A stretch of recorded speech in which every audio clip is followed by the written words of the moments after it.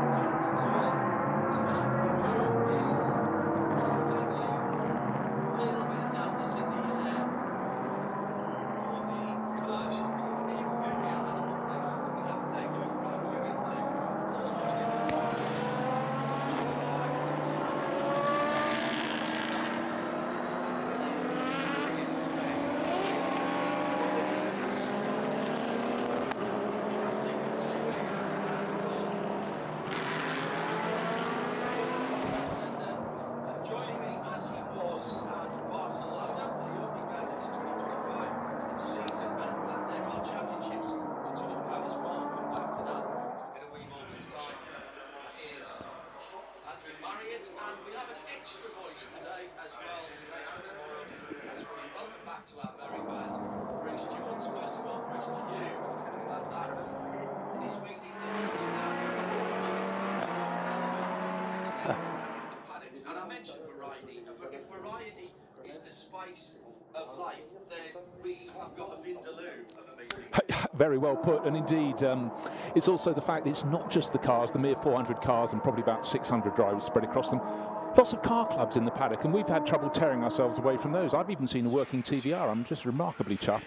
But, you know, I can indeed. It will be back. But, you know, yeah, we've got a little flurry of showers coming today. I think it's going to be light showers through the rest of today and possibly heavier ones tomorrow.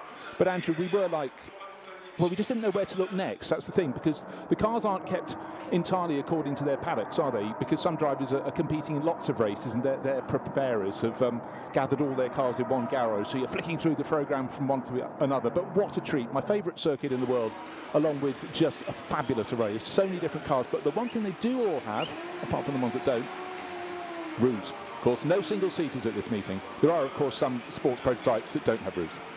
We do have spiders.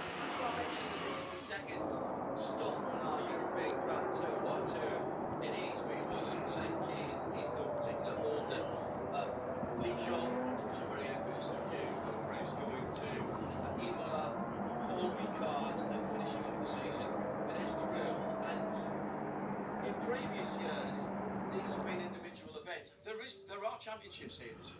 The championships, and indeed a bigger grid of cars than it's ever been in Peter Auto. Well, at the moment we've got real jeopardy, haven't we, with this rain? We have the most recent cars of all the ones racing this weekend coming up onto the grid for the Endurance Racing Legends, LMP and GT1 category. There's so many of these people that want to race Endurance Legends that they split it into two. There's a separate race for the GT2s.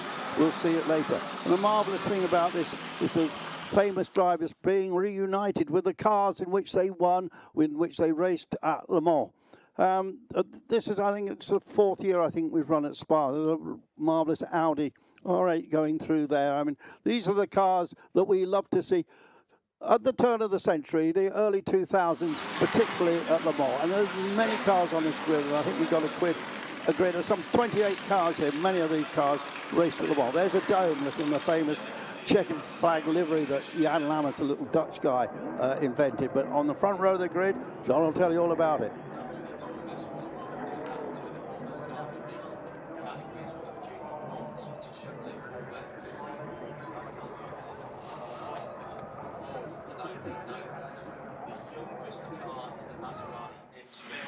There it is.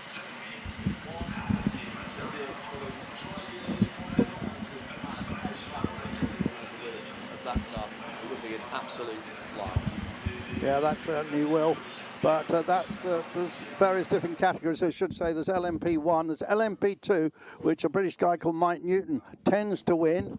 Then there's a GT1 and a GT2. So there's a GT1B. So there's 4 separate categories here. There is the dome, and still with all the little sponsors that Jan Lammers put together a whole group of people and made up a big enough budget.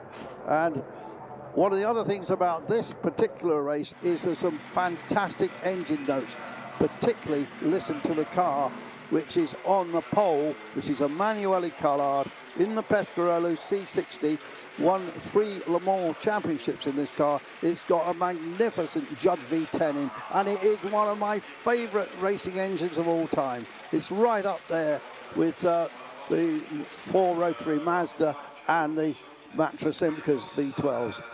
Celine S7R as well out there. Wellingborough's hypercar. Wellingborough's original hypercar, I should say. Product of Steve Celine, his imagination, and brought to life by Ray Mallock and RML on the edges of Wellingborough over towards Sidewell Airfield, where coincidentally last weekend their latest supercar broke cover for the first time, the P39 project. That's not what it's going to be called. P39 is its internal project number. If you haven't seen or heard anything about that, you will do. I'm popping in there on Friday next, and we'll be putting together a feature for Radio Le Mans coming up in June. Can't wait to see it in the flesh. It looks brilliant. Go and use your search engine for that. Really good crowd here this weekend.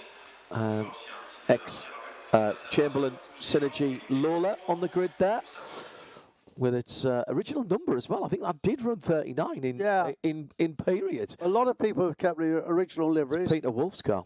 And also original numbers. So Mike Newton, another one. There's another RML connection as well there with the MG Lola. He's on pole in his class for 9th position. Check that up, make that 8th position overall. You can see who raced the car in period. Bob Berridge, Evans, and Gareth Evans. And Peter Owen, who was trying to own an airline at one stage and promised me a free flight to America, but I never got it. What was that? Oh, it's one of those all-executive flights to New York out of Gatwick. Yeah. Out of Stansted. Anyway. Yeah, we did that once. Yeah, there was a couple of them. Once. But it's interesting. So we've got most of the people who've won these races in the past. We'll watch out on the second row for David and Olivier Hart, the Dutch duo, father and son. I think the son's a little bit quicker than the father these days, who's won so many endurance races, got a wonderful collection of cars. By dint of hard work, by putting together storage spaces in Holland. John? Air temperature is temperate, if not to say slightly chilly, 13 Celsius. The track temperature has dropped down to 18 Celsius. We had a wee bit of watery sunshine this morning when we were up and about and coming into the track early on. There's been a myriad of track laps for track clubs and various of the spectators. Worth coming here, if you haven't thought about coming here before, shame on you. Worth coming here just to have a wander around the car parks, because it is a huge, huge car show. Absolutely incredible. Big Ford V8 in the midships of that Celine there. We've seen a lot of rare cars out, haven't we, as well, John? I mean, rare cars on the grid, but rare cars in the paddocks. Absolutely. People having a marvellous time. And, of course, the food always so good in Belgium. But interesting, the guy on the pole, a veteran of 25 Le Mans starts, Emanuele Collard, and, of course, raced for Toyota and Cadillac and Gams, and for many years for Pescarolo. And he's reunited with one of his old cars here, the C60 from 2005. Yeah, well, the C60 started as a Courage C60. It went on for 5 years, 6 years, that particular design by Paolo Canton, I think his name, Cantoni.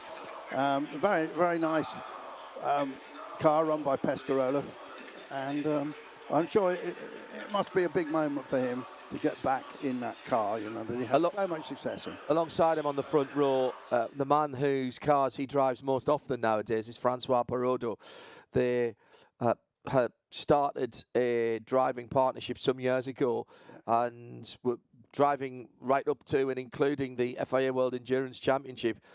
And I remember Francois, when he first came into that, he got the award for being the nicest bloke in the paddock. He is absolutely superb. He's in an R8 Audi LMP from 2002. Now, this is a car that doesn't have any race history in its era because it was assembled from quote-unquote spares at the end of the programme. Brad Kettler in his shop out in Indiana, absolutely under the auspices of Audi Sport. Yeah, in 2009, he sold it to a chap called Jim Rogers, who got Andy Wallace to race this car a lot. It won 2 or 3 years, the main race at the Daytona 24-hour Classic. Didn't it run it with the champion bodywork on it, this car? I think you're absolutely right. They 30-year champion winning car. It's the parts been special, but it's all original parts. It was all the spares. Yeah. So, you know, don't knock this. It's not a replica by any shape of imagination. Well, it'll go well. Its previous owner owns the champion car, which he did used to race for a while, and then he had Brad build this one up as a replica. Now, I don't think it's running in those colours today. No, it's running in the sort of original Audi team colours. Bit of a disappointment at Barcelona. We had a second place and a first place for young teenager Alfie Briggs, and Alfie very much a protege of Bob Berridge, and he was in a Zytek. He was second in the first race in Barcelona and then won the second one, if you remember, John. And Alfie was on the entry list, so maybe Mr. Berridge, you could send us a text, tell us why you haven't brought the car at the last minute. Another lad from the north of England. Good reason. And another chap who we've got to watch for that won the other race, the first race in Barcelona, Christian Albrecht. He has won this race here. He won both races in 22 and he won one of the races in 23, but under a different name. He is not racing, he's using a different family name. Okay. Maybe all sorts of reasons for that. It seems, Bruce, slightly odd probably for you and me and Andrew to be looking at these cars at their classic meeting, because to me, I was commentating on those 5 minutes ago. Of course, it's not 5 minutes ago, it's 20 years ago. But these cars seem particularly modern to me rather than classic. I know, it's just so hard to sort of pitch in and work it all out, but 25 years to us does go in the blink of an eye. We're just pushing into our early 50s now. But no, it's fantastic, but it is sometimes you do need to just reassess what you saw, and sometimes you forgot what was on the grid at the time. In years to come, we'll look back at the WEC at the moment to know those were all the hybrids at the front, those were all the GT3s. We forget how Le Mans 24 Hours had so many classes dicing as they were trying to find the right formula to keep it going. But there's one other basic thing, Bruce. Back then, some of the cars were still open top, and of course, none of them are anymore. And so you could, and there was a big debate. When Audi started their campaign, of course, there was a big debate about which would be quicker. And in the end, they built an open one and a closed one. And the closed one, in the end, finished faster. Well, there's a reason behind that, because the closed top car was put together in about 3 months, and it didn't have the by any means the development behind it. Ultimately, the closed car would have been the better way to go, but they had some issues. It had some issues with the doors and things like that. Yeah, but that was just time. I remember the door falling off, and Andy Wallace was desperately trying to get the car through pre-qualifying those years ago. Well, we got some lovely Vipers down here as well. Obviously, the V10 Vipers, rumbling great machines. Big, bright red Corvette C4. That's the 1995 car that I was talking about, Michael Gross-Fillier. Seems to be a lot of info on the rear wing there, probably its whole history. People tend to do that. I'm not sure about that. Are you, Bruce? I quite like it on a little board in front of their pit garage. Exactly. So the members, the public can have a look and have a see. But because quite often, as we get older, our eyesight gets worse if they're written it in very small italic script. But by the same token, we just saw a chap there with stickers on his crash helmet. And some people have loads of stickers on. I don't like that either. I think it put exactly a board, put it all on a board, great. But anyway, maybe we should start going through the grid, John. Well, we've done most of it. Yeah, in fairness, I should mention the dome Ivan Vicoutre. I mean, there is a lot of maybe 3 billionaires in this race. And I thought you were going to say in this Ivan is Comsberther. one, and Ivan's racing a Dome, which he sometimes shares with Alex Muller. And this is the car that won this race last year with Alex Muller driving. It's the same car that's now in third. He won it at a canter last year. I was here doing the PA commentary. So Ivan effectively runs the Luxembourg Sovereign Fund. Yeah.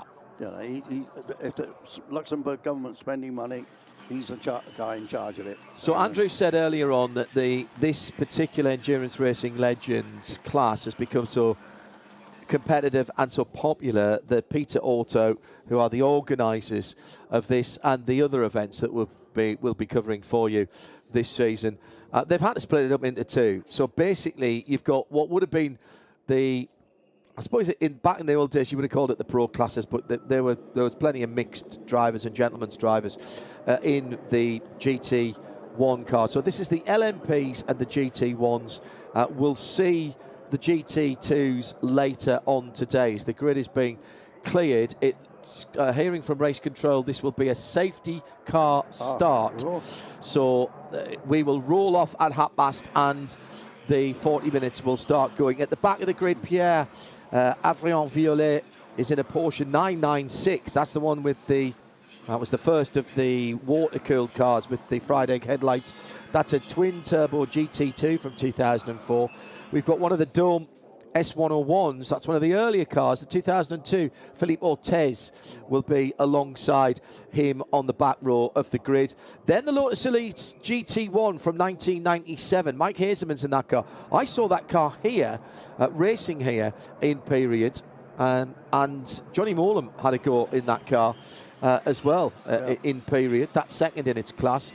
Top of the class for GT1A is that bright red number 300 Chevy Corvette C4 with Michael Grossvilliers behind the wheel. Lionel Stark has the Lola MG EX257, the RML built car, the 2002. That's one of the LMP2Bs. He's fifth in class and 24th. Then Marc Rostin in the Pilbeam MP93. Really good to see the Pilbeam here.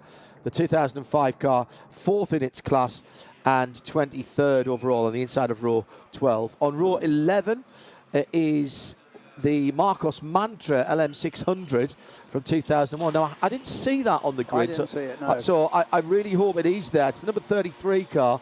Franz Wunderlich has the glorious DBR9 from 2006. That is the number 8 car. It's the white and blue car. The Chrysler Viper GTSR from 2003. That is Eric Mesdach, and he is on the inside of row 10. Ferrari 458 GTE from 2016. Oh my goodness, I missed that one. 2016. That's by far the newest car in the field. Then that is in fact running as an invitational class car, and he's got Marcus Paltala alongside him in another 996 Porsche twin turbo from 2003. That's one of the GT2R cars. The Lola BO540 from 2005 is third in its class and will start 17th. That's Peter Wolf behind the wheel of that, and he has got the other Viper, the GTSR from 2003 for Florent Moulin, the GT1B class car in 16th. Car raced by Alan Prost. His last ever race. Last ever race, yeah, with his son Nico. When he was 50 years old, yeah. Celebrating his 50th birthday. The Courage of Mark Drain is second on the LMP2B grid on the on the inside of row 8. That's the Courage from 2004, so that's a C65. The third of the Dodge Vipers of the 2003 vintage is Matthias Bacher, and he is on the outside of row 7 with Steve Brooks in the Celine S7R from 2009 alongside him. Then it's Christian Albrecht in the other MG EX257. He is in 8th in the LMP1B class. That car is on the outside of row 6. Crichton Lendudis in the Maserati, the beautiful Maserati MC12. Nick Damon would be frothing at the mouth over that one. He's next up as they roll off behind the safety car, and the time will have started. Yes, it has. So we are actually counting down race time, although behind the safety car.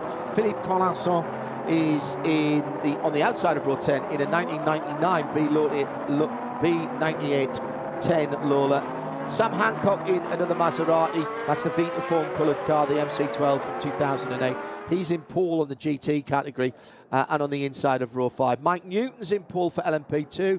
That's the EX264 MG Lola. Again, an RML built and developed car, and that is in 8th position on the outside of row 4. He's got Sean Lynn's Audi, run out of Brackley by Howden Haynes and Dave Ward at LMP 2002. Howden Haynes, of course, multiple Le Mans winner and star of Truth in 24 for Audi.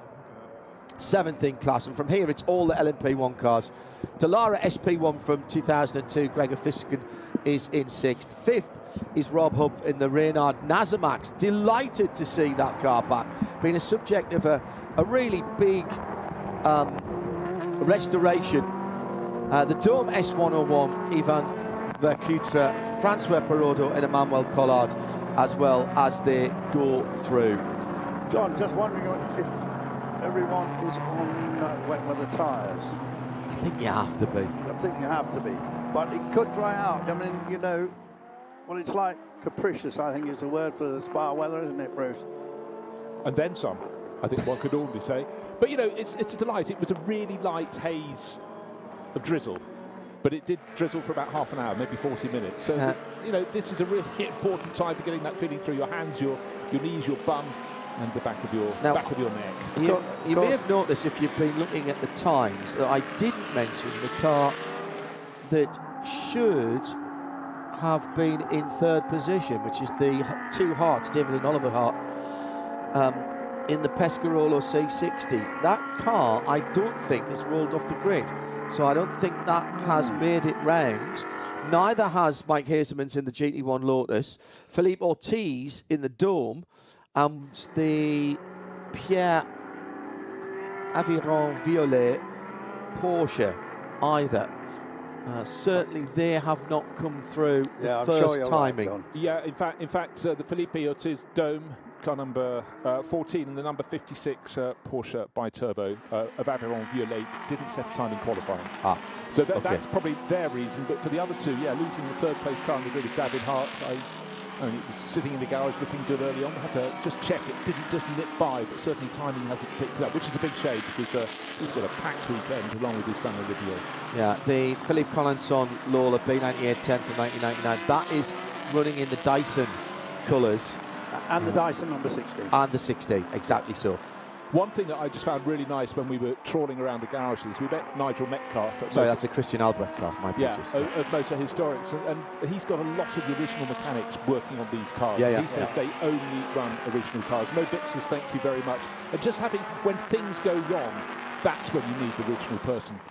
I was fortunate enough this time last year to be at Fiorano with Ferrari, talking to, well, amongst them, the pole sitter for the Indy 500 tomorrow. Congratulations to Piers Phillips, to Premier USA, and to Robert Schwartzman.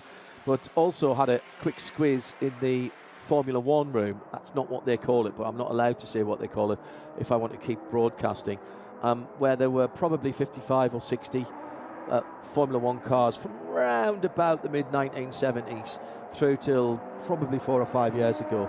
And where possible, they have, in the course of Clienti, they have the mechanics working on those customer cars that worked in period. It just makes sense, right? Just spotted at least one car diving into the pits, including Sean Lynn, his Audi. Maybe that was one that wasn't out on wet weather tyres. So the field goes down the hill, still behind the safety car, but Sean Lynn presumably ducking out for good reason in the Audi R8. That's car number 3. It's the Cupra safety car, which is the Porsche, which is the Spa safety car at the head of the field. And just remember, Spa is one of the very few circuits that's got 2 separate pit complexes. Yeah. Like Silverstone, of course. Yes, absolutely. Spots of rain on the lens. Here in I the think it's getting Forest. heavier. I think it's getting heavier. I really believe do. You're right. I think it's really raining hard now.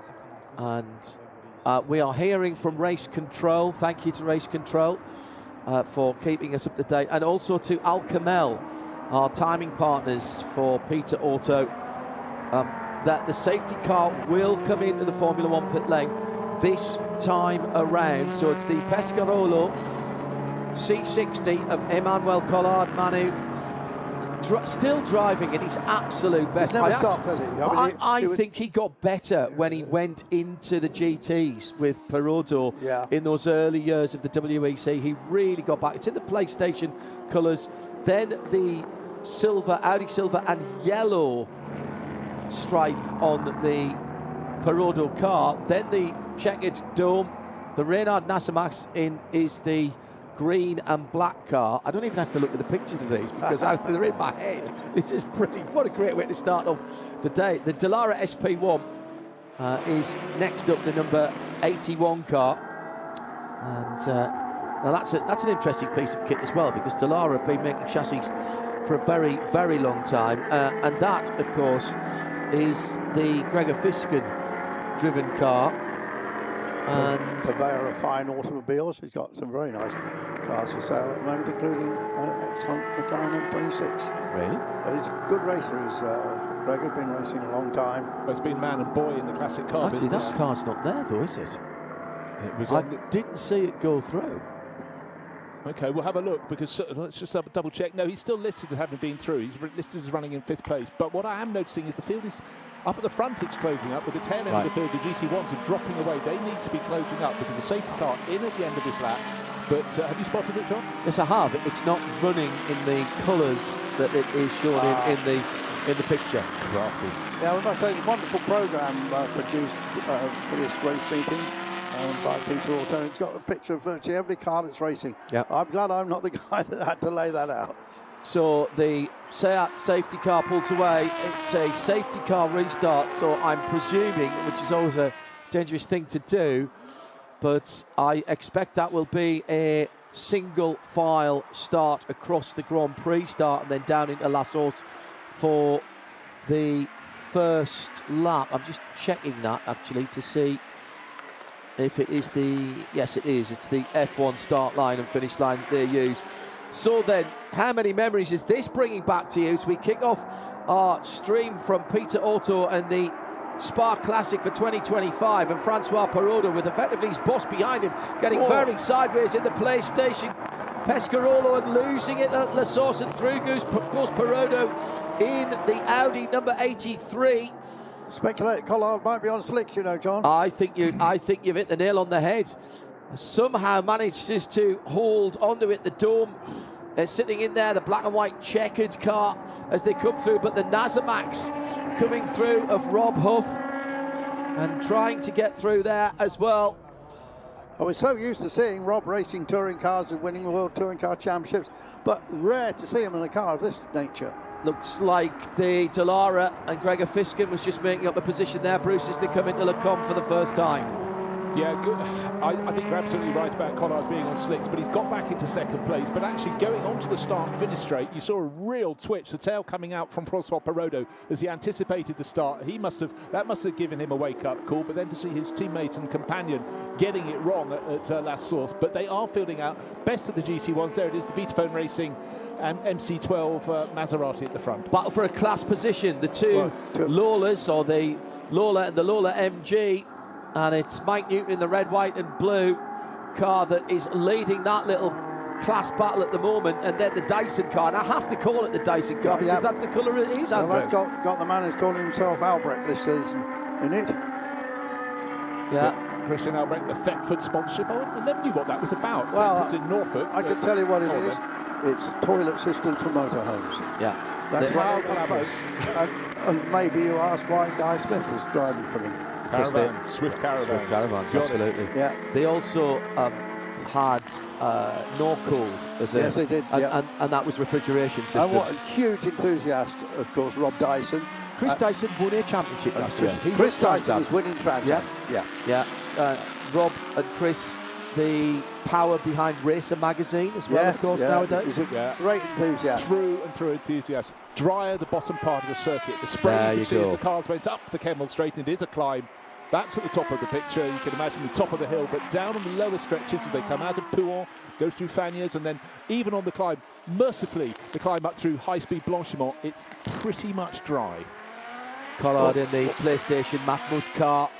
He's struggling in parts of the circuit, but he's keeping that Audi honest. Then, just looking to see where Collard's placing the car, try and find the driest spots. We're assuming that he was on the slicks.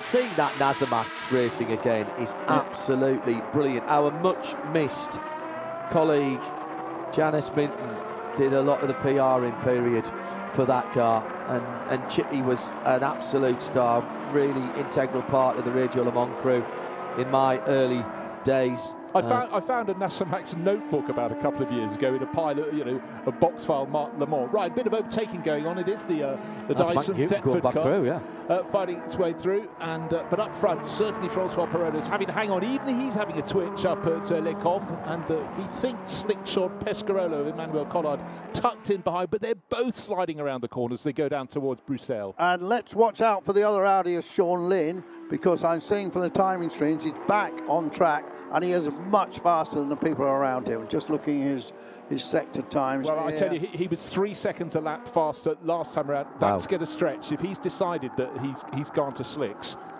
or the other way around. Yes. Yeah, that's a good point. Yeah, and that was coming out the pits. Look, this is the great thing. This is the battle we had at Le Mans. I mean, Pescarolo were the underdog, but they did keep Audi honest in period before all the manufacturers came back into. Collard going for the lead down the inside. And it's stuck.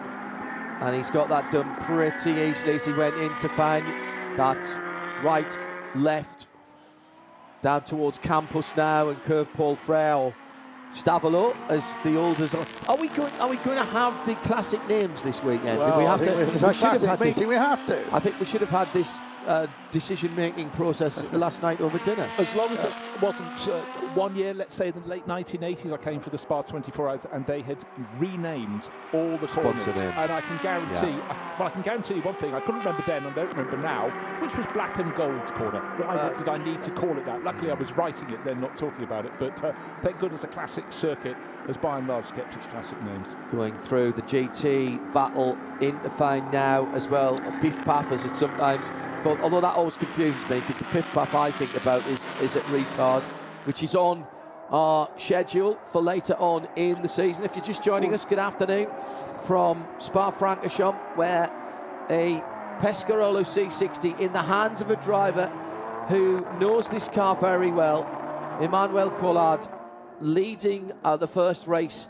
of the weekend from an Audi R8 of Francois Perrodo. These two long-time driving partners. And of course, very much the coach, Collard of Perrodo, and then Perrodo's family are in the oil industry in a very big way. He's got the most magnificent cars. Sam Hancock went round, look. That's very unusual. Was that Sam in that car? La Source. Class leader in GT1 he was. Has he hooked it up before the second of those MC12s come through? Yeah, he certainly has not, because the Vipers are coming into the picture. So he's got time to atone, but John, don't you think Perrodo's done a terrific job from being a very high-level businessman? He's become an excellent racing driver. He, like many of those that I don't like the term gentleman driver. I'll just checking a little bit of the action. Now, did Sam Hancock get some assistance here? He certainly did. He was pulling back out onto the racing line towards the number 16. Albrecht hadn't seen him, had he? Well, I think Sam hadn't seen him, really. I don't know. Sam was pulling back out onto a line that didn't exist for him. That's unusual for Sam.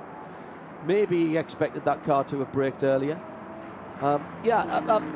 Stefan Ventel from AMG Customer Racing coined a phrase a couple of years ago when I interviewed him at the Nürburgring 24, late starting professionals. I thought that was excellent, because nowadays it's not like 20, 30 years ago when you could just turn up at a race meeting, do a full practice session and half the second practice session and then go and race with your professional driver and expect to be competitive. You can't do that. You have to commit to this now. These are difficult cars to drive with no ABS, and it's really raining very heavily now from the top of the hill down to Pouhon, or the Dubra Gauche for the first group of GT cars. You really have to commit to this. And there's something about high-flying businessmen, Bruce, that seem to have that analytic mind that they can sit down. I remember with Mike Newton years ago, when he was at Le Mans with Tommy Erdos, that Tommy would go out and do a couple of reference laps, then Mike would go out, do 5 or 6 laps, and then they would come in and people would think, why are you wasting the time? He was looking at the data. He was looking at the onboard cameras. His company did cameras, of course, flight view and things like that. You have to have that analytical mind nowadays, and for 20 years, I would think now, to be able to look at that data and go, I need to find time here, I need to find time there. Analysing is one thing, getting that to work That's is a very good entirely point. another Yeah. thing, Yeah. and also it's that ability. 2 MGs alongside each other.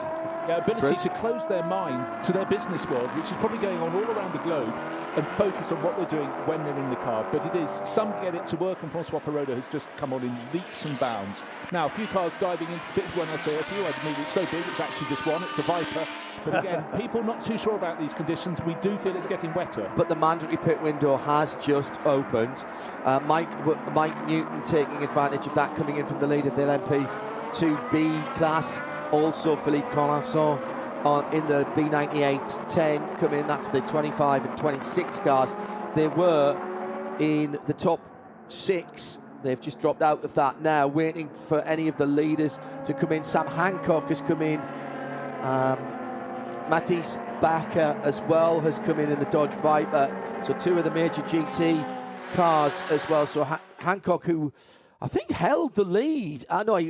Florent Moulin went through actually in the Viper, didn't he? Yeah, he shed the lead there. So the Festina livery, this is the second, that's Matthias Bakker car in. That's a standard. This is the top pit lane. This is the Formula 1 pit lane. Of course, we've got the endurance pits that go down the slope towards Eau Rouge. Nice matching race. So lifted the hood though.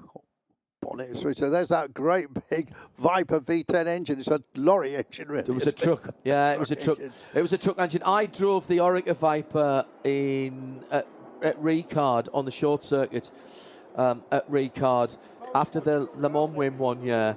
And at that stage, they still had an H-pattern gearbox. And the H-pattern gearbox was also out of the pickup truck as well. And it suffice to say that I was very shocked because it wasn't the most precise of things. And deciding whether you had gone from second to third or second to fifth was actually quite difficult. The engine helped you because it had so much torque, it actually really didn't matter until I actually found third one time and oh, that's what it's meant to feel like. Well, conditions are clearly getting worse. We've got another Viper looping round. That's car number 112. And I think conditions... Alex Mestach. Yeah, well, I tell you what, conditions certainly... It seems they were easing off, but they've become worse. And that's such a tricky corner, double gauche. But you know, Spa, it's different in different places. But the first few Spa races I covered, because it's a full 8-mile track. And that was even worse. It was completely raining in one place and completely dry elsewhere on the circuit. But these are definitely very, very tricky conditions for these guys. Well, they really are, because practice yesterday was run in fine, beautiful conditions, about 20 degrees air temperature, maybe slightly less. In fact, some of the drivers were saying, even when it's wet this time of year, it's normally a bit warmer. So, what did you say, John? It was 13 degrees air, 18 degrees track temperature at the start of this race. So, it's quite down. tricky. It's gone down to 11 in the air and 17 on the track. 40-minute race. We're halfway through, and the safety car has been deployed. Right, who's that going to benefit? Who pitted last anybody time around? Perrodo and those at the front of the field have got to get in. They've gone through. So Emmanuel Collard's pitted just before the safety car. The dome spun up the top of the hill, right in between Speaker's Corner on the grass there and the motorcycle chicane. The Nazamax is in as well for Rob Huff, who's sitting impassively. Various pit stop times here. We are not changing for this race. We are not changing drivers, and there will be a minimum pit stop time. So it's part of the, let's call it the balance of performance, for want of a better word. You don't have to change drivers. No. Well, I don't think there's any two drivers. We did see the one couple change. Was there? Yeah. Well, there's a lovely picture of pit coat. Is it a panther or a leopard? I think it's a leopard. Yeah, snow leopard, I doubt. Very rare these days. but I think it's the right thing to do, bring that safety car out. Quite a few of the drivers, there's not a great deal of hurry down in among the pit lane, but not wanting to risk their cars perhaps, but again it's just checking tyre pressures for some. Safety car comes around, just about to cross the start-finish line on the uphill straight, the run towards La Source, but quite a few drivers sitting, waiting, and any extra time they had, they'll just be guessing which tyres do we go for. It's funny actually seeing the names on the rollover hoop of the Nasamax there, because as it was coming down the Kemmel Straight for the first time and I saw it pull out, I nearly said Robbie Sterling in the Nasamax because it was the name that was stuck in my head. But you didn't dare. I just pulled the handbrake on in time. And John, and then you look at lots of these guys, whatever happened to him? I haven't seen him for years, you know. Yeah, we were talking about that yesterday. Roman Dumas did all right though, didn't he? He did. Rings a bell. Yes. So, umbrellas out in the pit lane over some of the lucky drivers in the open-top cars sitting there waiting. The safety car going around, and Francois Perraudot is in the pits, but he was leading the race under pressure from Emmanuel Collard, and Collard made the move and got through. But it's been a real scramble. We'd have to remember one driver who dropped out of the mix entirely was Sean Lynn, but he'd worked his way. He pulled in at the end of as the cars were released by the safety car at the start of the race, clearly unhappy with his tyre choice, and then went out. He was picking his way up the order, but I feel his gun might have been slightly sparked, and now the cars are starting to get going again down the pit lane, but they're making it look pretty busy down there, isn't it? With 3 wide in the pit lane. I don't understand why the Reynard Nasabach is sitting exactly where it is in the middle of the pit lane, or in fact was that one of the MGs? It was one of the MGs with the lime green middle. That was the MG Works car with the Hot Wheels sponsorship. There's Albrecht, that's the car that was running. It's shown in 3rd place still. You can see the rain coming down. Mike Newton, 25 car. I think that's his second stop, Mike. Or is it just that? They come. I see. Right. Okay. I realise they are. Are they using both of the pit lanes? I think they're only using the upper pit lane, and they haven't quite got to the start-finish point. Okay, I see. That makes perfect sense. So we've got a Chrysler Viper actually leading the race at the moment, I think. Florent Moulin behind the wheel. Temperatures being, I think that's air being bled out of the torque line Lola. 3 Dutch drivers in that originally. In period, yeah, absolutely. Yeah, run for racing for Holland by Franz Conrad's team, but not Conrad Blue. No, Conrad Blue and sort of turquoise and white. Duck egg blue, I call it. Duck egg. That's a very nice description. Now, what's going on here? Marshall's there's something on the track. There's some oil on the track, I think, on the outside. That's the right-handed part of Fagnes coming down the hill. Well, of course, we saw the dome rotate coming sort of through Speaker's Corner. So was that not on the exit of Bruxelles, perhaps? Yes, you might be corner. right. Could have been oil on the track there. If you haven't been in the pits, you must come in now because the pit lane window is about to close. So yes, my supposition was correct that the Viper is leading, and that car has stopped, so it has done its pit stop. So this is very much in period where we had all kinds of different cars. So Audi is just in front of the car. Presumably, he can speed up a bit. He'll come back around and get the lap back. Timing and scoring is not showing that Viper, though. It's not. I'm just scurrying up and down. There's Florent Moulin's car listed in 6th place, is in the pits at the moment. In the pits. I think the water might have got into our timing system. I think what happened was Francois Perraudot went past the pits just as the safety car was coming out, and everybody behind him dived in. Certainly Emmanuel Collard did, and I think that's thrown things out. Florent Moulin has just come into the pits in the number 60 car, right? So he's just got in time. So that would have been the car that was...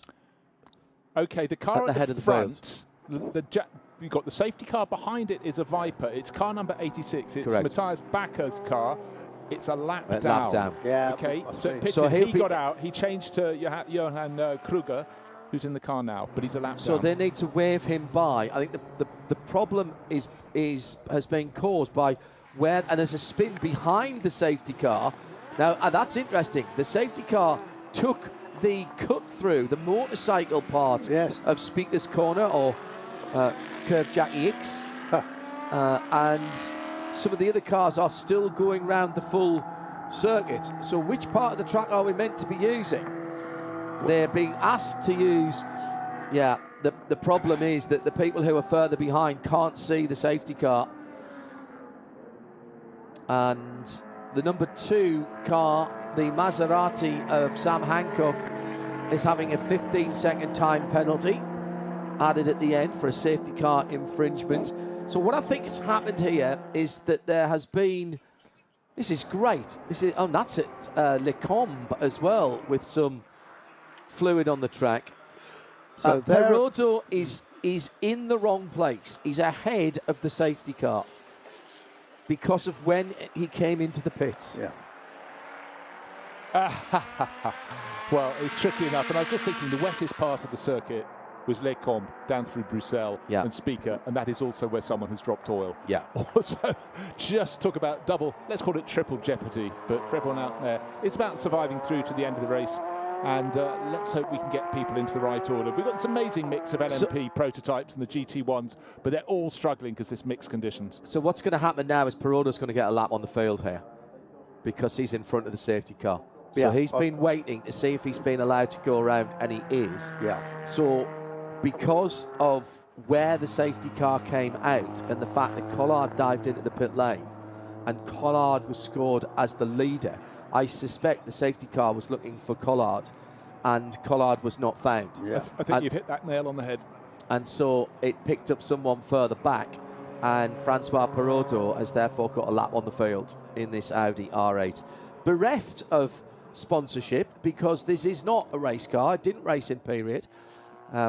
Brad Kettler, multiple Le Mans winning chief engineer, put this car together from a spare tub, a spare engine and a spare gearbox. When I talk to Brad, and I still see him periodically in the paddocks of IMSA races in the US, and actually I must try and go and see his workshop in Indiana next time I'm over there.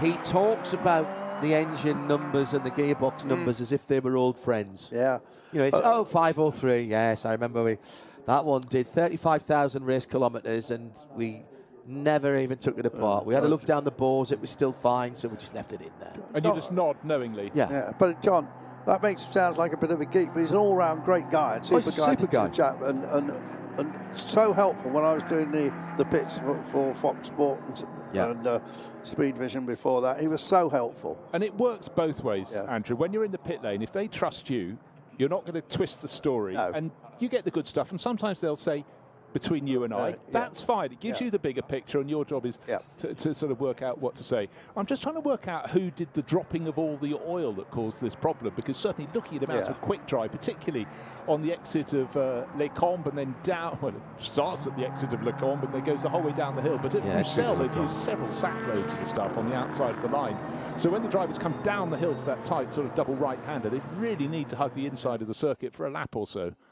Yeah, Gregor Fisken in the Dallara SP1 2002. That is also in the PlayStation colours, the PlayStation 2 colours. I was expecting to see that in the Deutsche Bank X colours.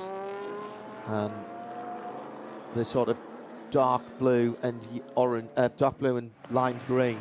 I think, John, what people forget is some years at Le Mans, you suddenly had a sponsor who had a bit more money, and they'd put it on other cars as well as their original car. You remember the days of Hawaiian Tropic, of course. They'd run around, who still needs something. They always did those deals at the last minute. Just going back to Gregor, he's got the most magnificent race suit with his tartan all down. The tartan runs up from ankle to shoulder. It looks great, and very professional, of course, the way he runs everything. A couple of cars that are going to get drive-throughs when we go back to green. Christian Albrecht in the MG EX257. That's the car scored in second position, and in fact the leading car behind the safety car, if you see what I mean. That's overtaking under safety car, and also the same penalty and the same offence bringing the same penalty for Crichton Lendudis in the better of the two Maserati MC12s at the moment. The earlier car, actually. We're going to see a lot of Crichton this weekend. He's a Greek shipping magnate. He's in several races. Yeah, Crichton, sure, owns a fleet of tankers.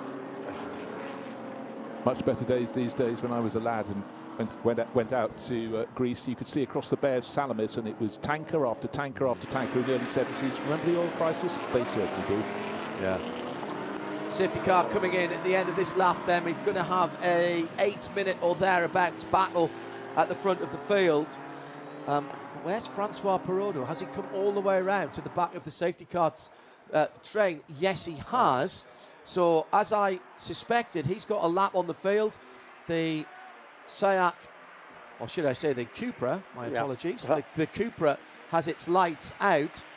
It will peel off right-handed into the pit lane now, and it does. Following it in, the lapped Chrysler Viper, although they've done their stop, and also coming in Christian Albrecht to do his drive-through. Now, I'm not sure he can do that until the next lap around. So this is the battle for second position now between the number 81, Gregor Fiskin, with the light blue and pinstripe front end and the red engine cowling for the Dallara, and Philippe Collinson in the number 25 Lola, with Mike Newton, another class leader, sitting in behind him. So there's a second place car and two class leaders battling at the front of the field as released from the safety car, but that's basically the battle for second on down, Bruce. It is, and for Collinson in the red and white Conrad run Lola, that's quite special. He started 10th. He's running in third place. Well. He's in the mix, but it's about just getting it right in these conditions. Of course, for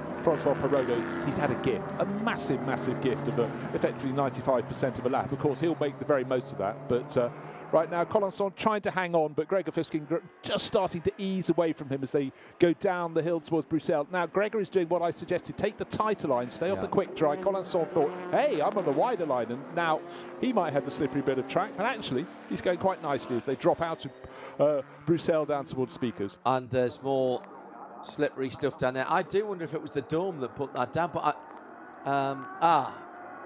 no, you see, that's still running. Warning flag, track limits, as this is the 86 car. Is that sorting up a penalty in the pit lane, or have they just pulled that in? This is Joshua Kruger.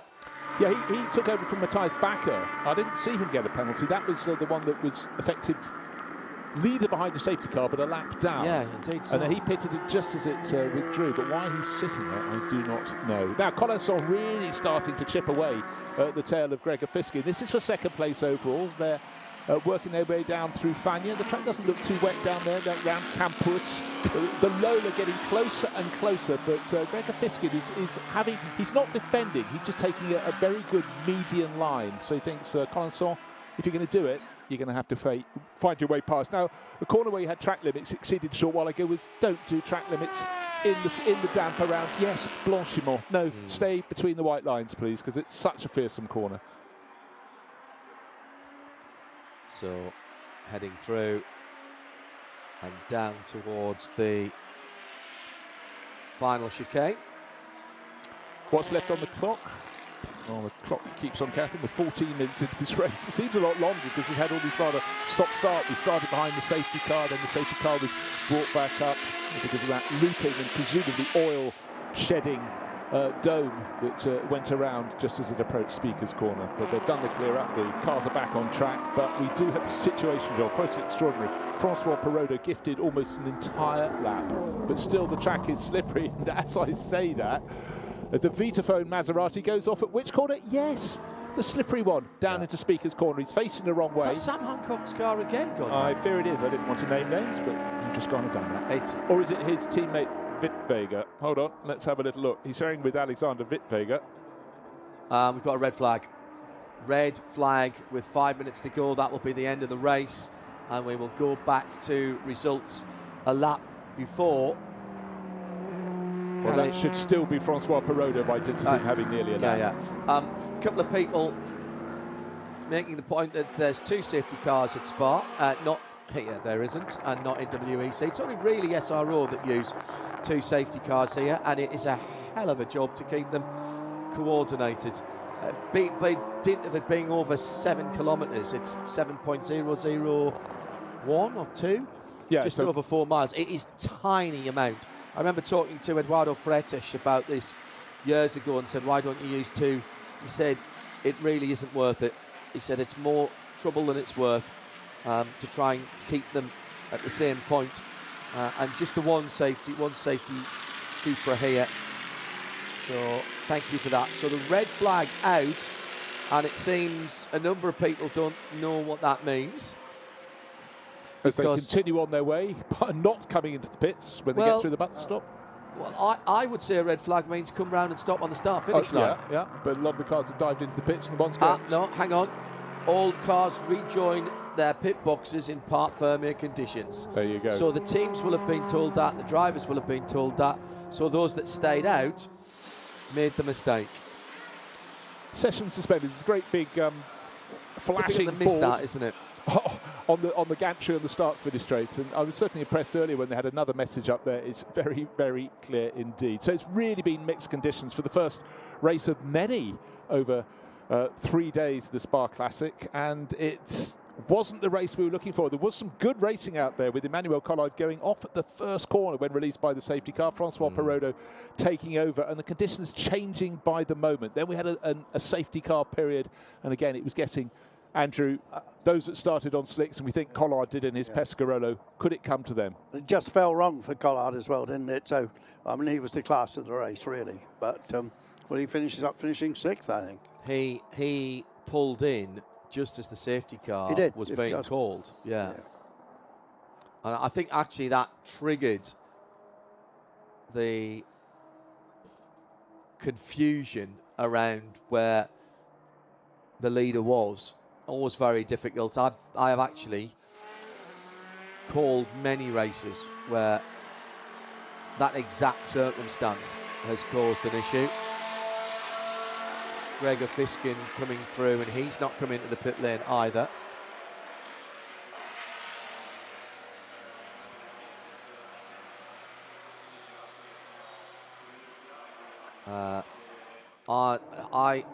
Now, last year, anybody who did what some of these cars have done...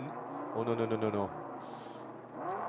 Gregor's thinking about going the wrong way. Gregor's not sure where to go, is he? And there's Sam Hancock's car. Johnny Morlam lost a win last year by not coming into the pit lane when he should have, and effectively, quote-unquote, taking the checkered flag twice.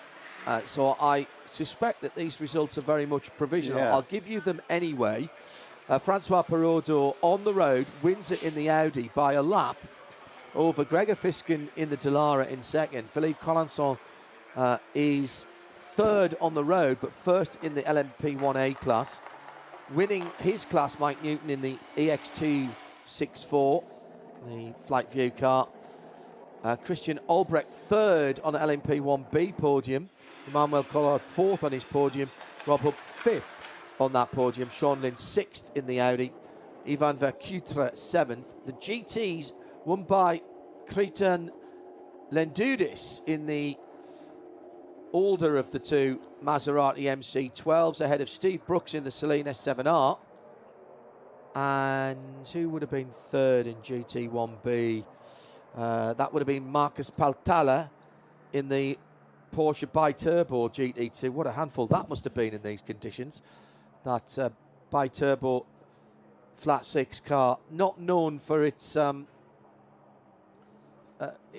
gentleness of throttle response, more like a light switch. Other class winners, Nicolas Joffre took over the Ferrari and won his class as well. LMP2B, second in class, Mark Drain in the Courage C65. And I think those will be all the people on the podium. Peter Wolf in the Lola BO540 was third in his class as well. So there will be podium presentations. Our French colleagues are looking after the Formula One pit lane, which is where they will be taking place. I think it's the 39. low. Oh, no, sorry, apologies. That's up in the top. That's the Dumari Oh, we're looking from into a it. Porsche. That's the car that Van Into a Sant Vos garage. will be driving, isn't it? Yeah. Vincent Vos driving that car later. The big surprise here is Collinsville, because he's not very well known. He's one of the lesser known drivers. He hasn't had much success as far as I know in this category. And so that would probably be his best ever result. So congratulations to him. Cool-headed drive, really. At RSL_studio, by the way, if you want to get in touch with us on the socials, I'll try and keep an eye on that. Hello to James O'Donnell. Time for 2 screens so I can be watching Spa and the 12 hours of Misano. Smart boy. Oh, but not watching Monaco as well on the 3rd screen. That's nothing to watch there. There'll be more overtaking here Well, that by about 2,000 times. that isn't, I think, at issue here this weekend. So the red flag with 5 minutes to go has brought this race to a somewhat premature end. Now, I've just seen some changes, I think, on the timing screen. Let me have a quick look and see if anything has changed in the major positions. I don't Not in the top think 6. No. No. No. No, I think it's remained as it was. So certainly there seems no debate about Francois Perrault at the top. This is still with 11 laps. Not. We want to know if it gets thrown back a lap, but when you've got nearly a lap advantage, I think you're probably okay. Yeah, I mean, he, as I say, he was just in front when we saw the Cupra safety car with that lap Viper behind it, which I expected that Viper to get waved by. And that didn't happen, of course. So he just came in when we went green to take his stop, or maybe just to get out the way. And that allowed Francois to disappear up the road. I suggest that Francois, he was puttering around in front of the safety car, I think asking if he had to drop back. And then he was given the go-ahead, and the mighty V8 of the Audi R8 fired him. TFSI. Wolfgang Ulrich, what a genius, and thank you. Audi managed to get the holy trinity of reliability, power and economy. And the other Normally genius, get 2 out of 3. The other genius was the other Ulrich, of course. Well, Ulrich Beretsky. Yes, who designed the engine. And when the they engine whisperer, as Tom Christensen called him. Yeah. I could offer you a change at the top of the charts. Our timing screen is now suggesting Christian Albrecht in the MG EX257 has taken victory. Right, well, let it settle that. I can tell you some of those. Time penalties for the Dyson number 16 and the number 11, that was the Crichton Lenduda, so that's going to cost him the victory there, because they couldn't serve their drive-through penalty. Now, what I haven't seen yet is why the other cars have been penalised. So where has the Audi gone down to? Francois Perrault has been put down to 2nd position at a 2-minute gap. So Christian Albrecht given a lap lead, and the result declared at lap 10 for the leader, and with a 2 minutes. So that's when people were in the pits. Yeah. I was slightly concerned that it was very close with Perrault once he was chasing around from the tail of the front of the queue just ahead of the safety car, and it must have been by a small whisker that he was just denied when they counted back 1 lap to the results after 10 laps, crucially, rather than 11. Yeah, absolutely crucial, wasn't that? So Albrecht, who's won this race before, was out 3 times before, under a different name, lucked into that a bit, I think. What other name was he using then? Probably wouldn't like me to say. Oh, okay. He was Christian, and you can look it up in the results. Okay. It was Albrecht here last year, though. No. Really? No. Okay. Because it's a very similar name to somebody else. Okay. Prost. So a little bit of a scratchy start because of the weather conditions just changing, and oil being dropped on a track that's already just become greasy. Not everybody's friend, but they've affected a very good clear up. And we've got such a packed agenda of coming up and chasing through today and tomorrow. We go until just 5 minutes after midnight tonight, the final race, the Heritage Touring Car Cup, 23.05 to 0.05, and that is packed with absolutely one of the biggest grids of the lot. Let's hope they got rather better headlights than they had in period, because it can get No, very not dark. allowed. No, not at all. You're not allowed to change the headlights or the bulbs There you go. from the homologation as Ah, original. lots of Morgans down there, and Oh, they're Jaguars, I'm sure. well, And a Mercedes. And an Aston there's Martin. all sorts of super. It's diverse, and a flurry of Alpine going around And the background. a Bullet Mustang on Yeah. the right-hand side, one of the Bullet special editions. Look, see the rain coming down hard now, and we're looking forward to race number 2, which is one of the most popular categories in Peter Auto. Has been going for many years.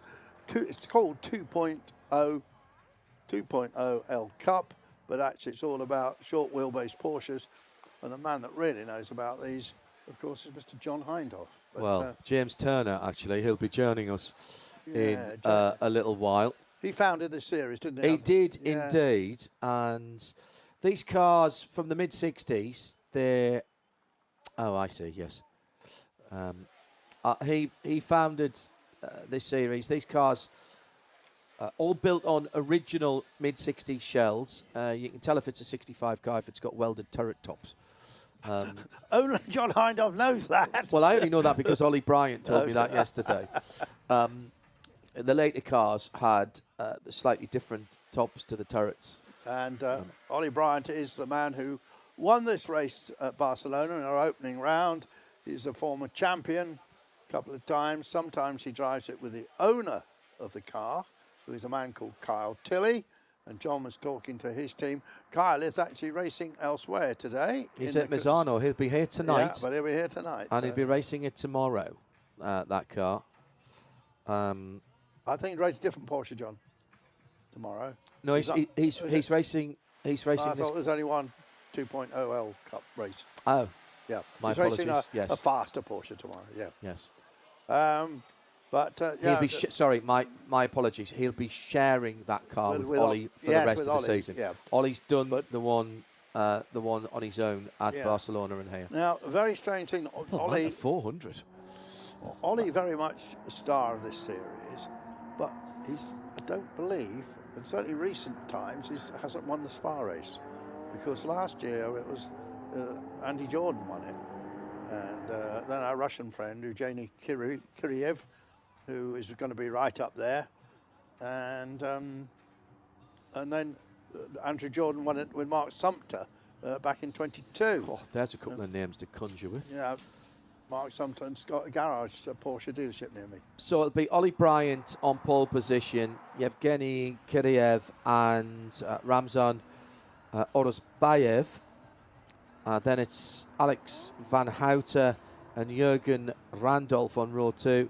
Juan Pablo Oriola and Nelson Calle on the inside of row 5, with David Danglard on position 6, Erwin van Leeshout on 7, 8th Xavier Dairu, 9th Patrick Pugin, 10th Frederick de Egidio, 11th Stefan Koenig is sharing with Mark de Siebenthal. Mark, well known in Porsche circles, he currently is building a nut and bolt replica of Porsche 935001, and for the man who owns that car. Then it's Stephen Edwards and Matt Neal, Jan Hunger and Christian Albrecht, so he's going to have to run across Jürgen Vespal and David Verzinglebregan, Antonio Simches and Manuel Dominguez, and that's only half the field. Well, James Turner has just joined us. So let's get him a headset. Hello, James. How you doing? Yeah, good, John. Nice to be here. Now, we're buried away in here, James. We don't know how wet it is out there, but from what we can see on the screen, it's very wet indeed. And how's it going to affect these 2.0 Cup English cars? people would call this a mild spring day. But Beautiful it's, spring day. This I would normally have shorts on, but We're just, as what I would say is kind of slightly heavy drizzle. So just slippery. James, you're the father of this series. I say that without fear or favour. Give us the raison d'etre and how this series came to pass. Well, probably a bit like you. I grew up watching 964 Cup on Motors TV, and when they all arrived 6 abreast at the chicane at Hockenheim, that was like in my memory. And so I just love these little cars. They're fantastic to drive. And about 8 years ago, I thought, well, we really should, when I started my business, I wanted different ways to kind of promote it and network, if you like. And I just thought it'd be a good thing to do. I knew Patrick very well from when I was at Aston Martin Racing, Patrick Peter. Yeah. And so I rang him up, and he said, it's a very good idea, come and see me. I met him at Paul Ricard 2017, and we did a deal then and there. When I saw this last year here, when I was doing the PA system, I described it as Porsche Carrera Cup had Porsche Carrera Cup been around in the 60s, because it didn't start in the 70s. Olaf Manthey was the first champion. First race was at Imola, actually. 30 odd which years we're going ago. to in 2 rounds' time. Yeah, that's beautiful. That's very cool. So these cars weren't racing cars. These cars didn't all start out as racing cars. So how did you arrive? And we're going to, I think, start. Are we starting behind the safety car? Not sure. Not had that yet. So we might still line up. How did you arrive at the specification and therefore the homologation, effectively, for this race series? I think when you're thinking about these cars are so usable. I've just done the Tour Auto one. There were cars racing at Donington in a 3-hour race, 2-hour race a couple of weeks ago. So there were already 80 built cars when we had the idea in 2017. Oh, really? I had a spreadsheet of 80 cars. I've now got a spreadsheet of about 125. That were competing just in various different events and roughly speaking to the same sort of specification. All built to FIA regs, which very closely we followed, because what you don't want to do, some people have said, why don't you take off these Solex carbs? They're so difficult to make work. Why don't you put Webers on them? But then the problem is you've got 2 different specs of engine. And if you like, one of the things about this series is it is the good value entry point to Peter Auto racing. We just watched a grid of amazing Le Mans cars, and now here are these cars, which are, let's say, more affordable to the man with a GT3 RS or something. And so, that's why we've built it, with a view to cost. James, you're still racing this series, aren't you? In Barcelona, I think. I didn't actually get out on the track in Barcelona, but I did on the Friday. But yeah, I love this series. But I'm lucky enough; I've raced in it every year since 18. And they're twitchy to drive. They're lovely to drive. If you're not sliding, you're not driving it properly, though. I've got so many photos in my boasting album of me going sideways in one and grinning from ear to ear. So we're coming round here with this fabulous 28-car grid coming round. So tell me a little bit more about the specification. Everybody gets, am I right in saying everybody gets 5 tyres before the start of qualifying, and you're not allowed to touch those tyres, so you can't shave them or do anything with them? What happened, as you know, with it's very difficult to do one-make series in historic racing, and so what happened was people were turning up with 10 tyres, and that was never the idea. So we thought the way to create a level playing field was 5 each, but it looks like we're very close, and you're probably the best man to cover this. Well, I'm going to wait for a moment, because I didn't see the time start when this came in. So this is an hour and 30-minute race.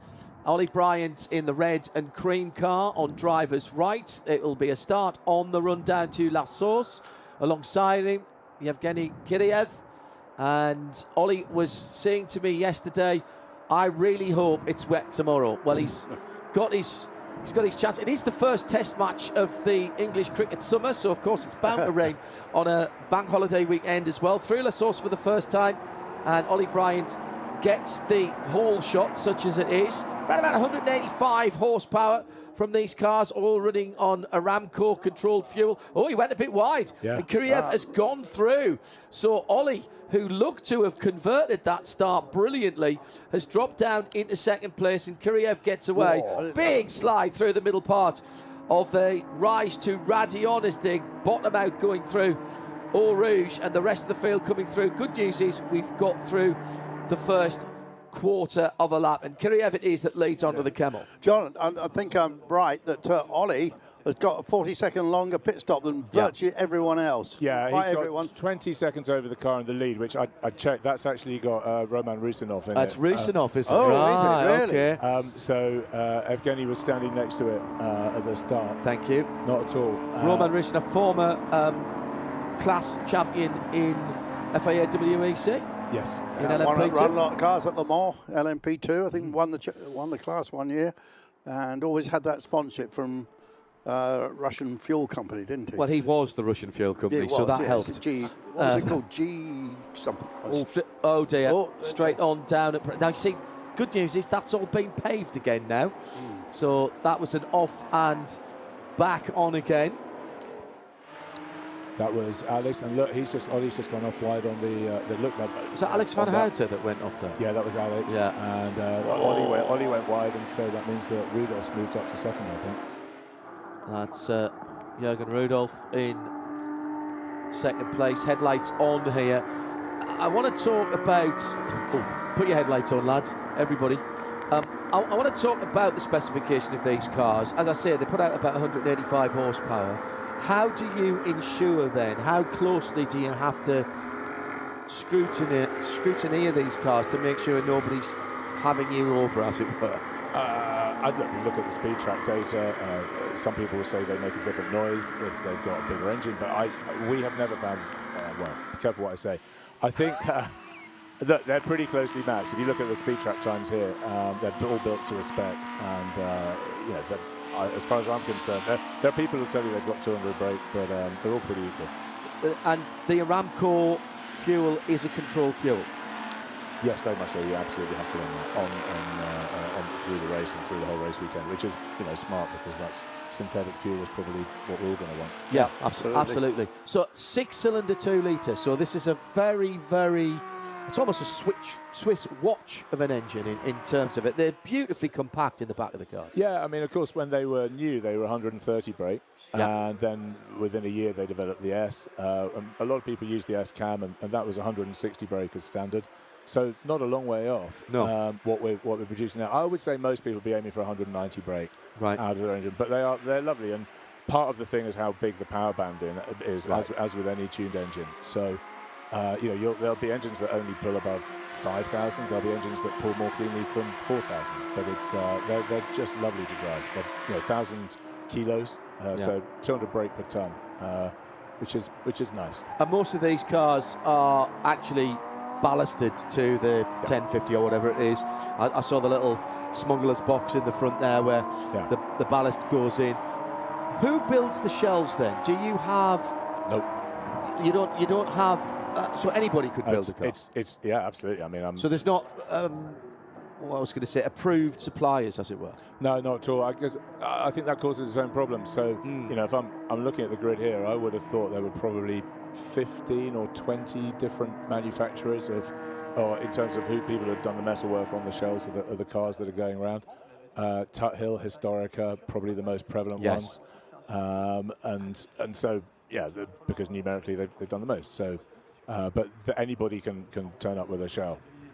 And where's the natural progression from this then? Because you've turned this into now one of the must-see events at all of the Peter Auto.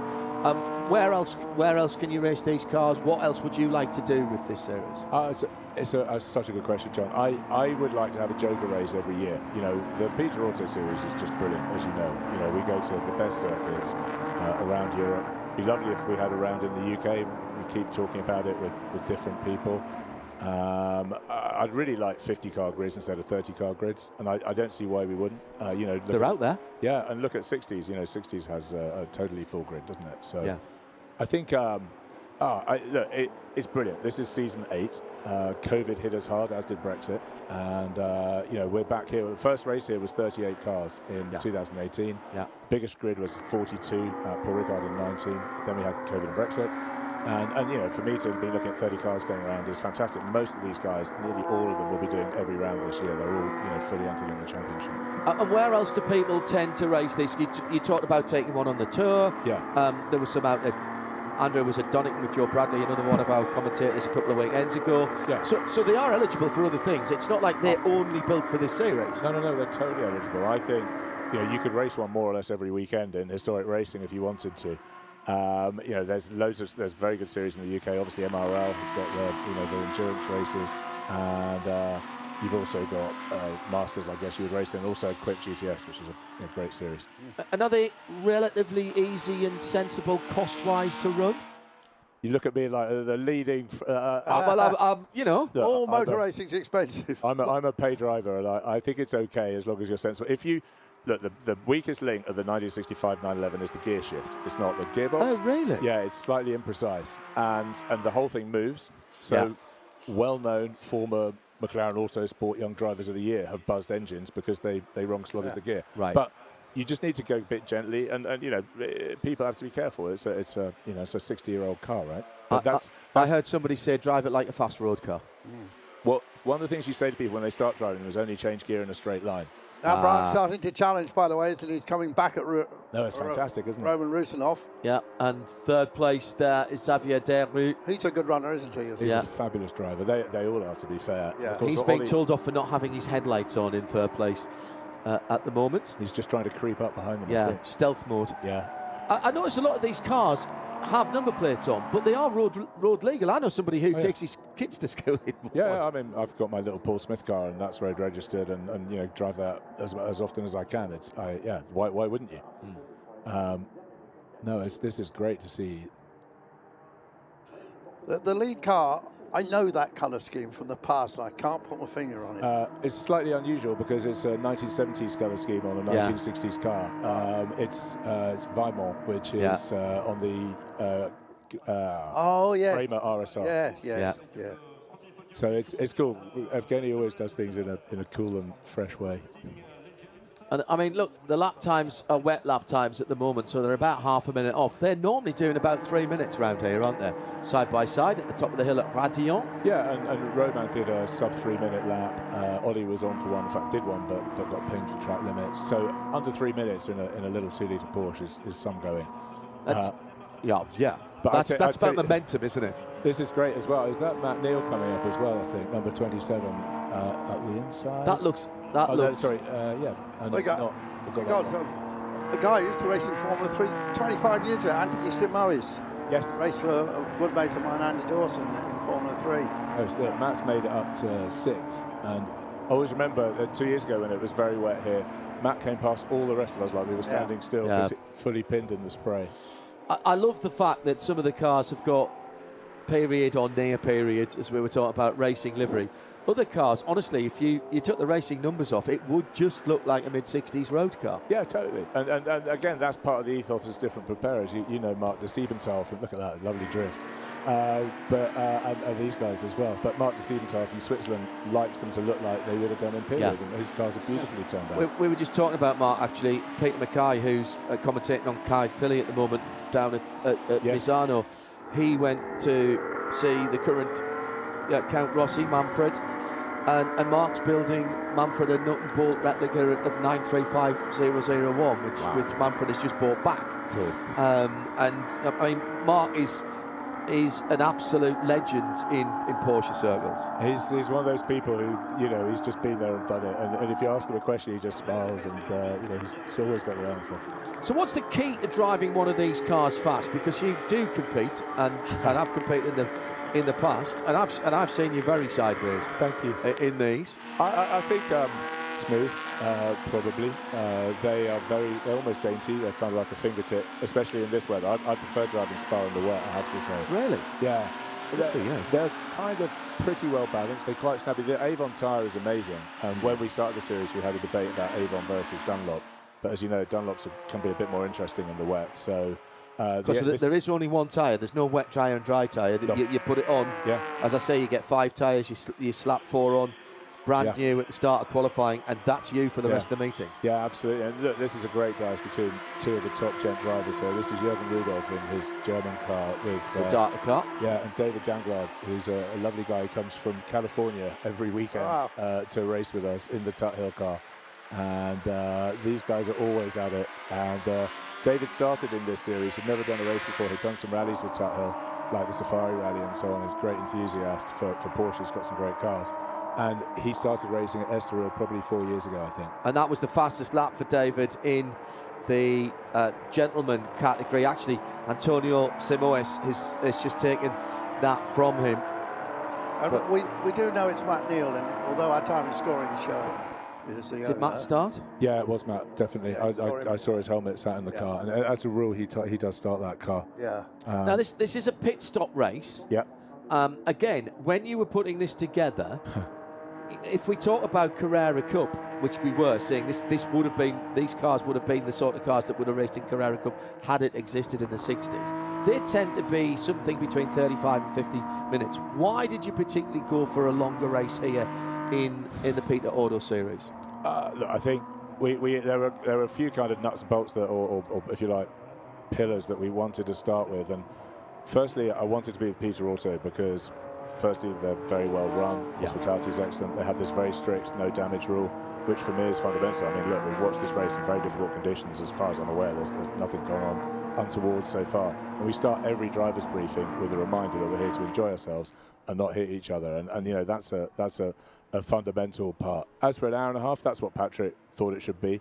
And I think one of the nice things about this series is it's very definitely a two-driver series. I mean, David's driving on his own, and so is Jürgen in the car in front. But the silver and yellow car behind is father and son team. And like Matt and Steve that are in that number 27 car. Steve, again, his first race was in 2-litre car at Mugello 3 years ago. And they won't mind me saying this, but they're like a happy married couple, those two. They just cruise around, drink tea together, do data for 5 minutes, go and talk stuff. And what level of race license do you need for this? This one you can do on a UK license with a dispensation from the MSA. So if you have a national A, you get what I think it's called an international D now, isn't it? Correct. You can get permission. So you could go and do 8 2CV races or whatever you want to do to get signatures or MX5s and then come here. And then, the cars are so usable. I mean, I think there is a limit to how many race weekends a year people want to do, so people tend to pick and choose. But as I say, nearly everybody on this grid is doing the full championship. And then, of course, you get to go to Le Mans every other year because we have Grid 4, which is a pre-66 grid, and there'll be half a dozen 911s in that. But you also have the classic Porsche support race. So there'll be 20, 25 of these guys going around in that, which if you know yourself, because you're the voice of Le Mans, John. One of them. I know, and trust well. But you know, it is our dream to go and drive that circuit. Oh, absolutely. And this is your ticket. And you know, everyone who wanted to get into that race has got into it from my point of view, from doing this series. And I know, as someone who's been that enthusiast, who had my stag night at Le Mans, who watches it, you know, all week long slavishly. Look at that. So 3 across the track, 4 position. That's a move, isn't it? And coming round the outside, Uwe Kolb in the silver car. Now he's got the line, but he's got to make sure that the 757 of Jürgen Rudolph sees him coming, and he does it. That is literally. Oh, and David's done him as well. Yeah, absolutely. That's literally the 2-for-1 special there. 2 places in one for that silver car. So that's the son. That's Patrick, I think. It was Patrick that started. Who's lion speed, isn't he? Yeah, Patrick. Just going back to the 2 drivers, because Ollie Bryant would normally Kyle Tilley won the championship together last year. Just cars racing elsewhere this weekend.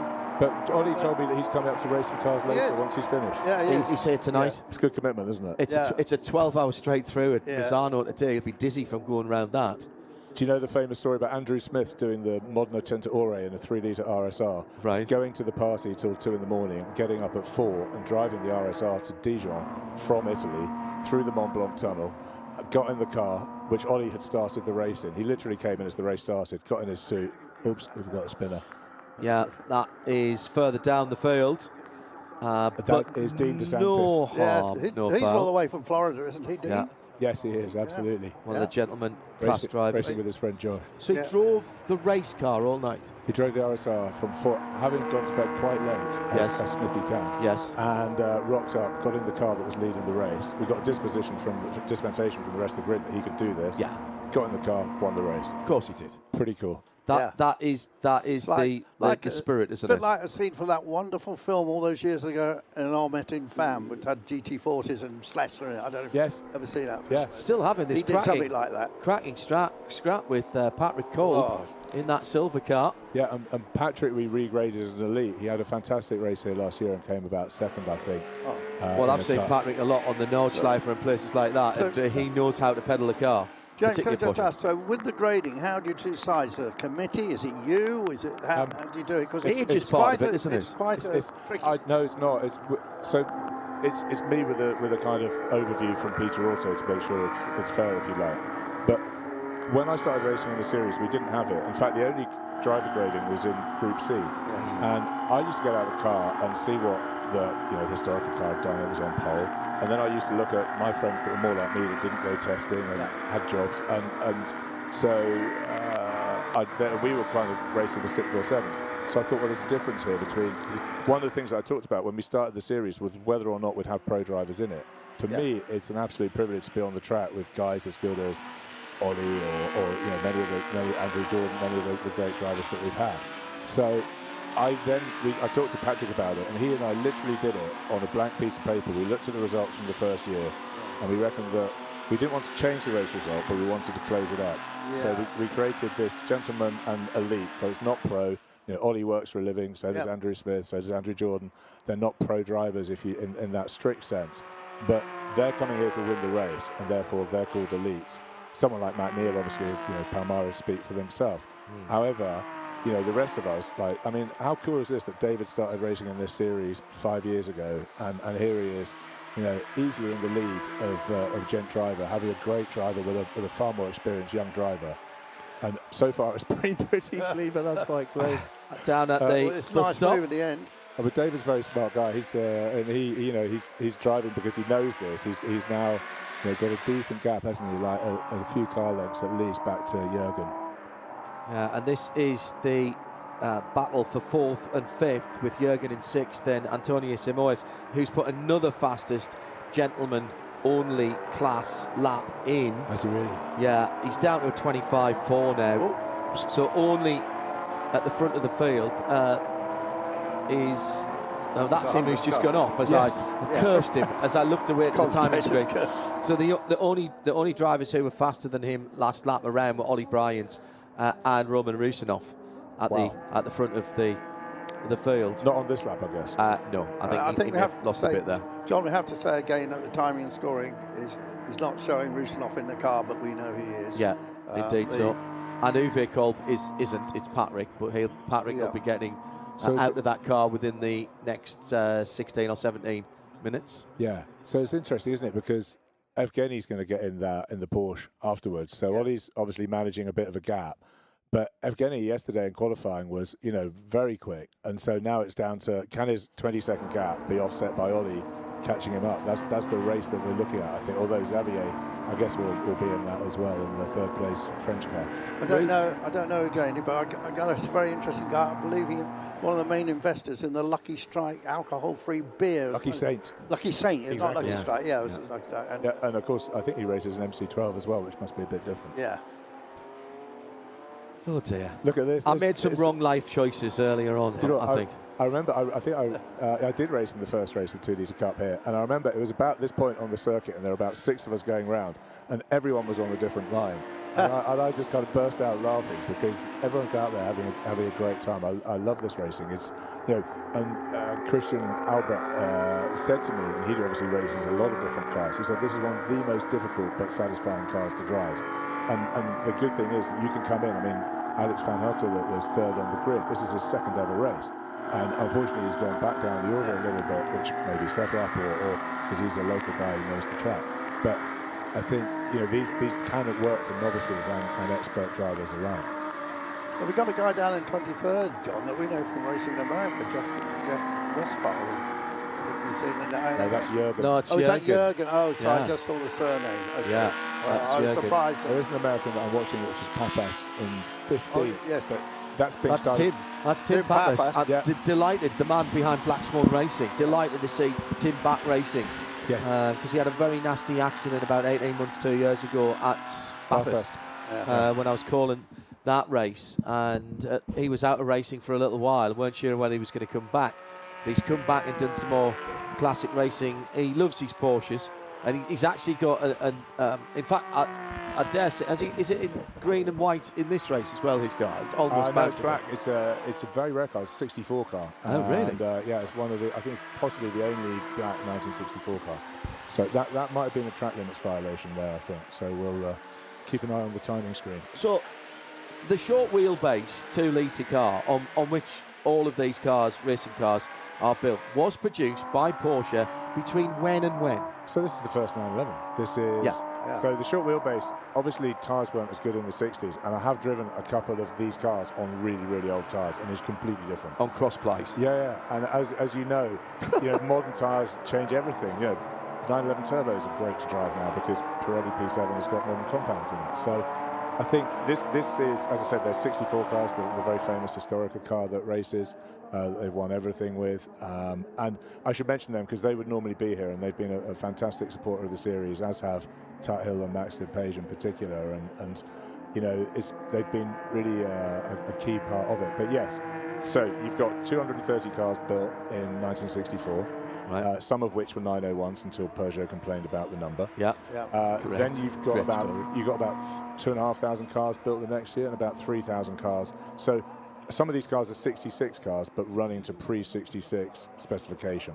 Right. So the cutoff is chassis number 305100. You know that off by heart. I'm quite boring, aren't I? Now, can I tell you that in about 1967, I came to this track in one of these cars, owned by the son of the proprietor of Motoring News, who I work for, a man called Michael T. Exactly. And his car was the same green that is the one we're seeing that I think is racing, but raced by Rudolph for 786. It's like an Irish green. Yes, it was the same colour, and he had that car. I did a lot of miles as a favourite colour of the Porsche family. And on that trip, on the way back, we hit some oil, and he went off on a corner into a car park of a hotel and didn't hit anything. But it was a real heart-thumping moment. I'll never forget it. Wow. Yeah, he blamed you for calling him the note wrong, though, Andrew. We weren't on. Well, I remember it was a wonderful. And what race was it? Was it the Spa-Francorchamps? No, I think it probably came to the Belgian Grand Prix. Oh, okay. No, I was reporting the Belgian Grand Prix. Because the funny thing about 911 is they weren't really race cars in the day. No. They were rally cars. Yeah, very much so. But Vic Elford, of course, rallied one successfully. GVB. And a guy called Terry Hunter was another sort of vaguely Porsche factory driver. There were cars raced in the 66, but quite often they're in America. Scandinavia was another place they used to do that. One year they let him into the British Tour.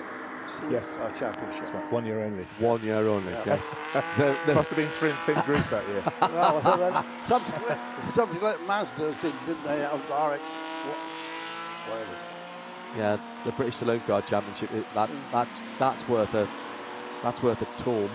But then of course 67 you get the 911R, 68 you get the 911TR, and then you're into basically an ST.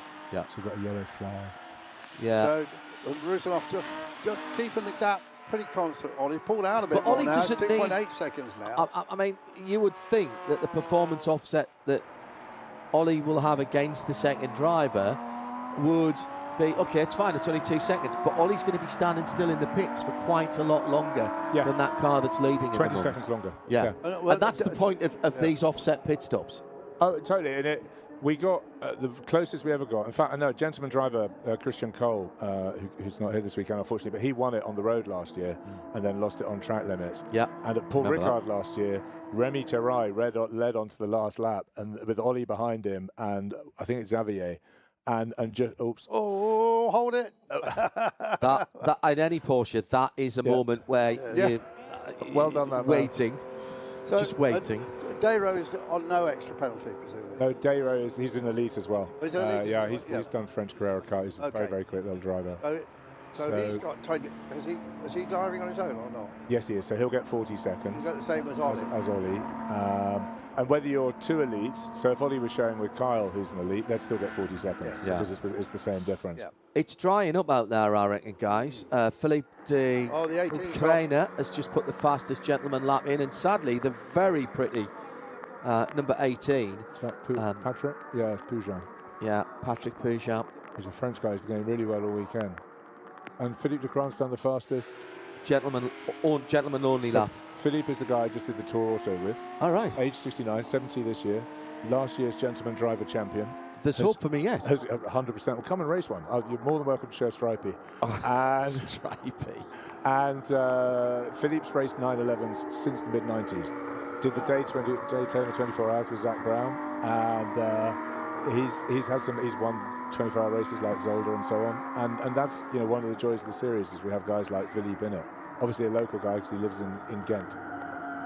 113 going through now. Christophe Flonga, 113. My dad's old collar number in Sunderland Borough Police. There you go. The grandfather was 118. Ollie working his way through the traffic, just held up a little bit. There, Yeah. lost an hour, probably second on. Still Moved eight up. and a half minutes before the pit window opens. For how long does the pit window open, James? It's Remind us? 20 minutes, but if you're a gentleman elite car, which is the orange colour on the timing screens, Yeah. so for example Steve Edwards and Matt Neal, and, Yeah. and also of course The lead car, yeah.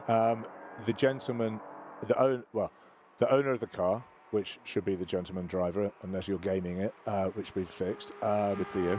But the owner has to do more than half the race. Yeah. Because I don't like it when the pro does everything that they can, and the owner is like the apology for 20 minutes. It shouldn't be like that. No. So elites can swap over whenever, and so can gents. Yeah. And you still get quite a big spread of time in gent. And for most of last year, Ollie was quicker than Kyle, and then they had that brilliant race at Estoril with the Franchitti brothers in the Historica car. So yeah, it's been good to see. What's the inspiration for the cream and reds? That is that's Queen of Hearts. So do you remember the Targa Florio liveries that they had? And Historica, I would say, much like the Siebenthal, they have such a nice eye for period details. Their cars are always turned out really well, and that was a Historica built car that Kyle's It's got. I looked at it. I had a good crawl over it yesterday. It's got carpets in it and everything. Oh yeah. Really? No. Yeah. Because they're all underweight. Yeah. They're all underweight anyway, so you ballast them up. There's a couple of places you can put ballast. I noticed very clever guy, Joan Orwela, who's sadly dropped down to 18th, but who's normally an absolute front runner in Gen. He's got a spare wheel under his bonnet, which is quite clever if you think of the weight distribution of the 911. That is brilliant. Absolutely. We're a bit surprised. We're a bit surprised Rusinov's in this car because we never saw him on any entry list. Has he been racing in this before? They've changed it now to Oruzbev, which is the name that he races under. So, see, we were talking about this earlier. Yeah. Okay. So that is effectively Roman Rusinov. Yeah. As you say, super experienced Le Mans driver. Yeah, he's been around here a few times. Oh my God, he's quick in one of these. He had big plans for the season when suddenly, because everything clamped down on Russians racing. That was G-Drive, wasn't it? Those cars that. And he had a big plan for that year, and it all collapsed. So interesting. This is Risto Virtanen in this red car, which these guys come all the way from Finland to do this race. Risto, do you remember what he did? He was. Oh, you do. Well, he is not the Risto Virtanen who is the co-driver. He is a he's a guy who raced in Formula 3. I researched this. As far as I in the noughties, the 90s, yeah. So there's a very top Risto Virtanen was a very top rally co-driver. I didn't know that. Yeah. Okay. But this is not him. No, this is he was a single-seater driver. Yeah, he was a Formula 3 driver, quite good as well. And as is David Voiselbergen, whose name you were enjoying pronouncing earlier. Yeah. Mainly because it was printed so small, actually. It's printed fine. My Voiselbergen. There you go. Thank you. So I think, isn't this great? Was it a week ago or 2 weeks ago we were watching the wet race here?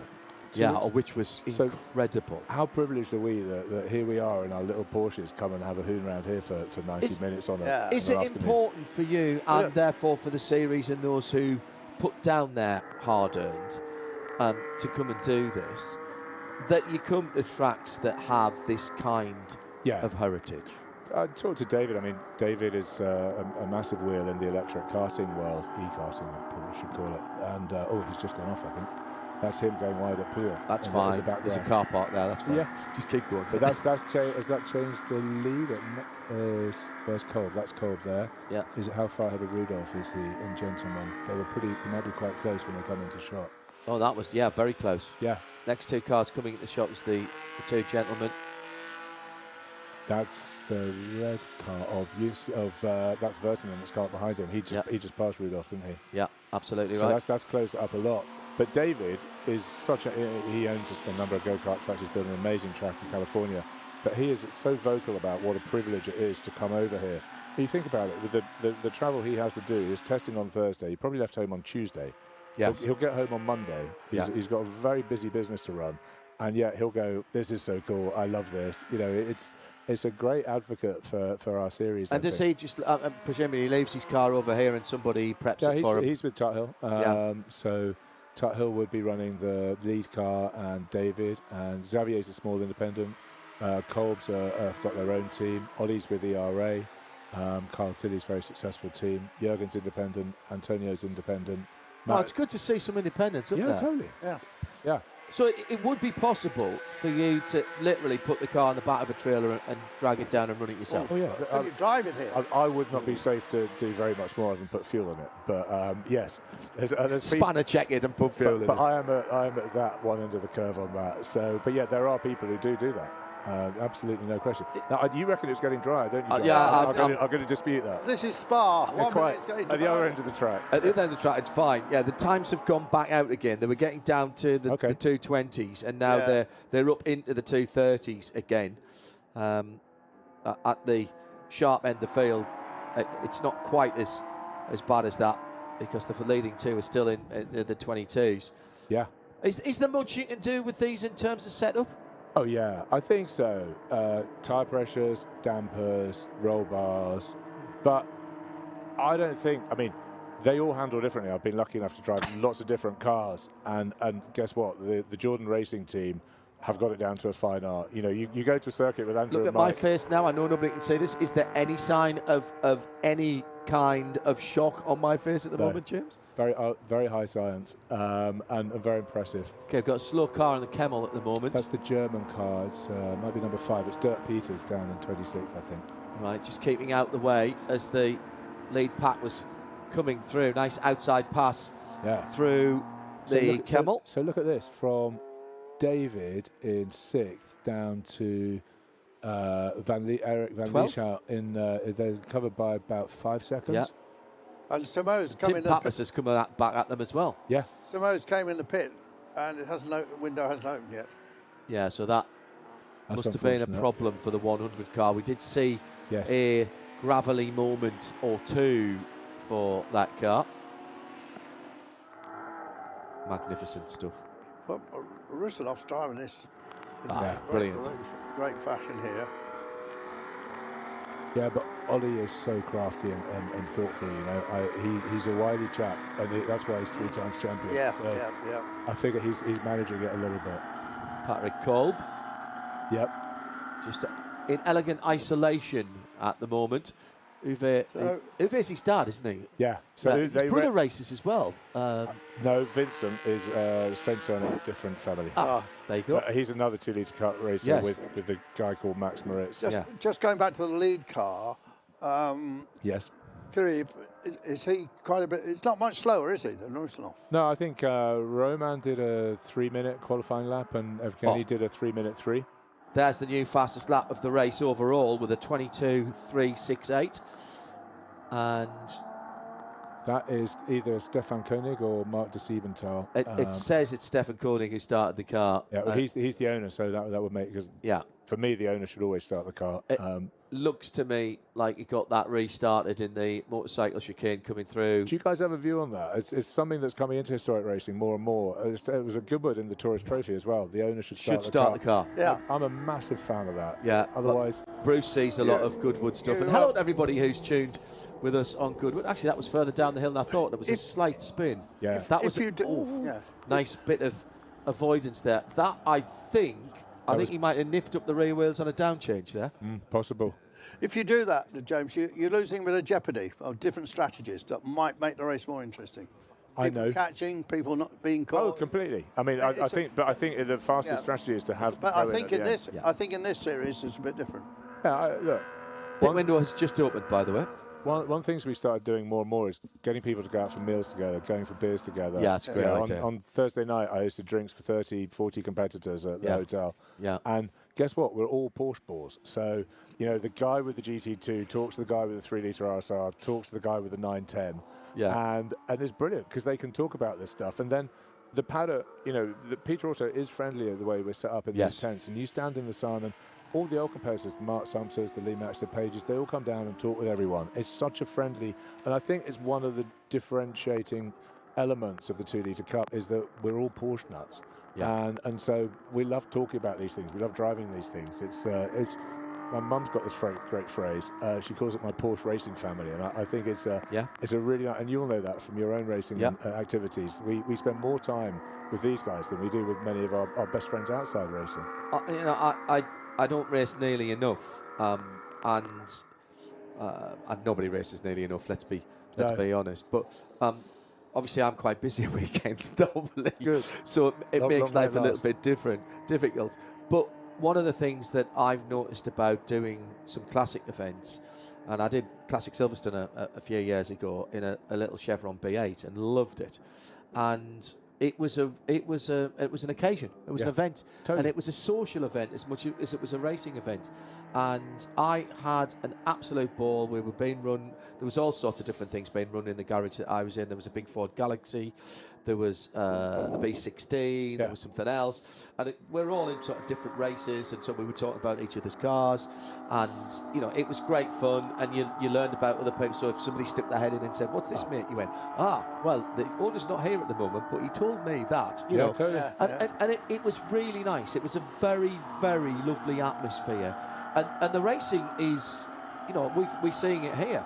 The racing is nip and tuck, but it's respectful because of the fact that on Thursday night you were having a snifter with them. So these two actually, Jürgen and David, they hadn't really talked very much about stuff, and Jürgen does own a 910. David does own an IROC RS. Does he? The pink one. Right. So it was really nice for those guys to talk about experiences. Yeah, just going back to Rusnov, or just going back to Mr. Google for this, but remember he won the WEC LMP2. Yeah, I said that earlier. Yeah, did he win second another year? And he had a win at Le Mans. Do you remember that was disqualified? Yeah, because of fuel flow something. Yeah. Yes, but I think he did 7 or 8 Le Mans. So he's got huge experience, and obviously that's great stuff. Obviously can still drive, can't he? This is. And so this is Robert Westerman in this red car, because I think maybe I either misidentified it or the Finnish one pitted. But Robert, yes, the Finnish one's pitted. Yeah. So this is a series debutant, his first weekend. Father was a great Porsche collector, Albert Westerman, and they love using their cars. That's Matt behind him. And Matt Neal is behind him. Meantime, the number 100, which was quick and has gone off a couple of times. It's going off again. Oh, that's a replay. No. Another good hold, wasn't it? It was the 24 that went there last time. The 42. It hadn't got upside down. Don't worry. So they're So they're working out of the endurance pits and going into the endurance pits straight out of La Source. You don't often see that actually in terms of where the pit entry is. I've got that one wrong many times. We're talking about number plates on the Porsche that just went in appeared to have a Californian plate on the back. Yeah, that's right. K1 speed. That's might be David's business. So still waiting for the leading cars to come into the pits. The highest car that has pitted and come back out is Antonio Simoes in the number 100. Is he driving on his own? Yes, he is, isn't he? I thought there was another Portuguese driver with him. It was listed anyway. I should know. Manuel Dominguez. You're right. Well, they haven't changed the name on the timing. Manuel Dominguez. Hang on, no, he came in. Did you not say he came in before? He did. The window. Yeah. So, John, do you think the times are getting quicker again now? I'm looking at the last 27s. So 3:23.6. As you both said, it just changes, Patrick. doesn't it? Where you can see the each end of the circuit is different. Yeah, the leader did a 21.6 last time around. That's the fastest lap of the race. That's what I thought. Yeah. And likewise, Ollie was did his quickest lap as well. I think last lap was at 22. Patrick did as well, and Robert Westerman has just brought the all gentleman lap, or the single gentleman lap, down to 3:24.2. In these conditions, that's pretty impressive. Irish plate on the number 10 car. I think that's Nelson Calle in the car. They were runners-up in Gentlemen last year. He shares with Juan Pablo Orrea. Exactly. Romanov will have to come in pretty soon, won't he? Because we're close to half distance. Yeah, absolutely. This lap. Yeah. But big shout out to Robert Westman, because this is actually his first 2 litre cup race. Well, that's terrific. Yeah. I mean, that's fantastic, He isn't it? told me he'd done a couple of tests, but I think that's decent. I think that's very decent indeed in these conditions. He's going to come in and hand over to his brother Bart shortly. But Well, he texted me his onboard of his lap last night, and the last 20 seconds were him shouting and yelling in the car because he was so happy. And then he sent me a text saying, "Thank you so much for starting this series. May it last forever." And we've done something there. Makes it worthwhile. So you said you prefer driving here in the wet. Is that because the cars talk to you more in the wet, or the less edgy? The grip to power ratio is better, isn't it? You can. But I'm a complete wimp, so I like a really strong car, which is one of the reasons why I like these, because they're very, very strong. Oh yeah. And in the wet, you can just dance them around. And I'm sure Spa is awesome in a LMP1 car. And they move around in the dry, right? You look at the laps that people were doing in qualifying; they were Here's the spectacular. lead car in. Yep. Roman Rusinov actually is already out of the car and bolting in his teammate. And so mandatory pit stop led, by the way, so we're not dashing here. It's 2 minutes stationary for a standard stop, and then 2 your minutes 20 20 seconds, for them. 40 seconds on top. Yeah, Exactly right. The point of that, and the people often who haven't watched classic racing before will send us a tweet or whatever at RSL_studio, by the way, and say, this looks a bit leisurely. That's exactly what it's meant to be. This is. Oh no, it's okay. Good. This is all about making sure the driver is seated, the belts are done up properly. Totally. This is not about a 2-second Formula 1 pit stop. No. It's there's no rushes there. There doesn't want to be. 2 minutes is about the right amount of time. And that's policed by the timing system, basically. Is it? It is. That's pit in to pit out. But the clever teams do, and I'm thinking of Andrew Jordan in particular when I say this. They measure the time into the time out. Yeah. Yes. And so it's actually. So that's the defining metric, as you say. It's measured by the timekeeper. So you may not have to stop for 2 minutes if you make it even more accurate than they did. Yes. I've run a Lotus Elite in similar, Lotus Elan in similar race to this, and at Brands Hatch last year we got it wrong by 0.1 of a second. That's frustrating. And they let us off. And the next race at Silverstone, we got it right by 0.1 of a second. So you gave them a back. We were on the limit a bit with it, but it was. It's interesting. Our penalty is 3 times the advantage that you've gained. So hopefully you've got 0.3 of a second penalty. The other thing is it depends where you are on the pits, because it's easier to do it. Yeah. Actually, if you're right near the end of the pits, it's easier to work calculate it out. Yeah. You always get a delta for going through pit lane. Yeah. So I think now, let me see who's back out. I think now the lead car that has stopped and is running, and bear in mind there are some cars in the pits at the moment which will have to cycle back out, is the Frederic de Egidio number 35 car sitting in 16th position. Now there are some cars in the pit, including Matt Neal's car and the former leading car. In fact, as Evgeny just come out so that now is the leading car that has pitted, which is right, because it came into the pits in the lead, as Ollie Bryant is pitting right now. Yeah, and I think those guys at the front have probably built, in these conditions, quite a substantial gap. Yeah. So their 20 or 40 second penalty isn't going to be too bad on them. Whereas a dry race, they might have only built 10 seconds. That's what happened at Barcelona. Yeah. Oh, that came back rather nicely, didn't it, Barcelona? I mean, Ollie was brilliant. Really enjoyed that. That was fantastic. Really good. So, Ollie was saying, and this is something I think it's worth pointing out while James is here. Ollie was saying, look, I'm an elite in here, and you might expect me to have a bit of a go about that, but it works. Yeah. And I'm quite happy to accept the challenge. Yeah. No, that's really nice to say. Ollie and Smithy, I always, they're so experienced. I always ask them what they think, because they're quite kind of equitable, I would say. Yes. So Patrick Kolb there, just having a go at Xavier Deroux, and that was nicely done. They're still side by side. Now, you will be able to get these two side by side through the bottom of the hill at Eau Rouge if you need to, but that's not required. Stay off the curb. Stay off the curb in the middle. Ah, yes, excellent. Xavier's driving his own car, and I think he's already sold it, so he possibly has that in mind.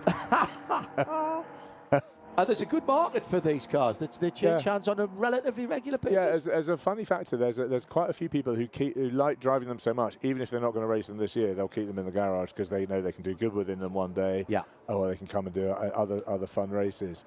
But yeah, right now there's 5 or 10 for sale, and at different price points. There's cars for 150,000. There's cars for closer to 300,000. Oh, really? Yeah. So I think that the mid market is that low 200s, which is a lot of money for a race car, but they're based on a rare car. A short wheelbase Porsche right. as a standard road car is not a car you're going to pick up for 10 grand, is it? No. We've got one for sale, and I won't promote my own business, but that's 175,000. Yes, exactly. For a very, very nice road car example. Yeah, absolutely. And I think that's the point that people forget when they look at these. Yeah. And they see 2 litre short wheelbase, and they think, but this is the 911. So it's not the 912 with the flatter side. So this is effectively the first car that took on the 911 number, and they are, as I say, very sought after road cars. And so for something around about the money you were talking about in the middle of that, that's actually not a bad investment. It is, given how you can do Spa 6 hours. There'll be a race. We've obviously had a race at Goodwood 2 years ago. Can you do Tour de France? I did Tour in one of these easily. We did it. I did it with Philippe, who did that lap earlier and is just pitted in 8th. But there were about 8 of us that ran together on the Tour. So there was some irregularity, but in competition, there was Johannes Stengel, Remy Tarai, us. And obviously on the road sections, you've got a certain amount of time to make it to lunch. And so, and the roads were beautiful. We were doing gorges, we were going across plateaus. It was, Philippe had never done it, and he said every 10 minutes, this is one of the best drives of my life. Yeah. And so, the Tour Auto is a great event. And you were in that on target times? Yeah. No, and we did 4 races, including, you go to all sorts of bonkers circuits like Charade and so on, and then 13 hill climbs, which are quite committed. Yeah, I bet. Yeah. So it was, and I'm actually trying to encourage more people to come and do it next year because we had such a laugh on it. James, thanks for joining us. Hopefully we'll see you later on in the season as well. We're going to sort of catch up with what's going on in the race now, as well as bring in another guest. Absolute pleasure. Long time since I've seen James. I'll give you the rundown as it stands at the moment. Bear in mind that Ollie Bryant has just pitted, so Patrick Colbazet is in the number 24 car, leads from Xavier Deroux and Robert Westerman. And then in 4th place, it's David Sarney, and they all owe us a pit stop. The first of the cars that have stopped is the number 11 car. That's the rainbow-coloured and green car, Yevgeny Kiriev, who's taken over from Roman Rusinov, and he is the leader of the stopped cars. But we need to see where Ollie Bryant runs out in the race, as 1 or 2 have had problems. That's Juan Pablo Aurelia in the Portuguese car, the number 10. The Irish registered car, as we welcome another guest who's fought his way through the storm to be with us. Lovely weather for ducks, Peter Dumbreck. Hello, how are you doing? Hi, mate, how are you? Oh, well, a wee bit cold, but, that's Spa. You're here to talk about these cars because you're effectively a driver coach for this. I am, yes. I've been involved with this series for, 3-4 years now. So I've done a little bit of driving, done a couple of races myself, and a bit of driver coaching, yeah. We're talking to James there about the origins of the series, just waiting for this pit stop period to play out. And Ollie's now back out and in the lead, despite the fact that he had to stop a little bit longer because of the way the regulations are. So, talk about the origins of the series and how it's grown and how it has grown. What can you do if you're a driver coach? What are you doing? What is the literal job that you're doing to help people drive these cars? And what advice can you give them? Well, it generally comes from we had a test day here, and so that was on what day are we on now? Saturday for Thursday. Yeah. So. I was able to drive a couple of the cars, and I basically set a benchmark for my drivers, So there on the data. We've got VBox in the car, so we've got the cameras looking at the driver and looking at the steering, and then we've got the camera out the car as well. We've got a speed trace, which is the most important one, and then a time loss or gain. So it's fairly basic data, but we're able to compare driving styles, the speed I might take into the corner, the line I might take into a corner. And so as you would do with any driver that you were coaching or partnered up with in contemporary machinery or anything else, it's exactly the same process.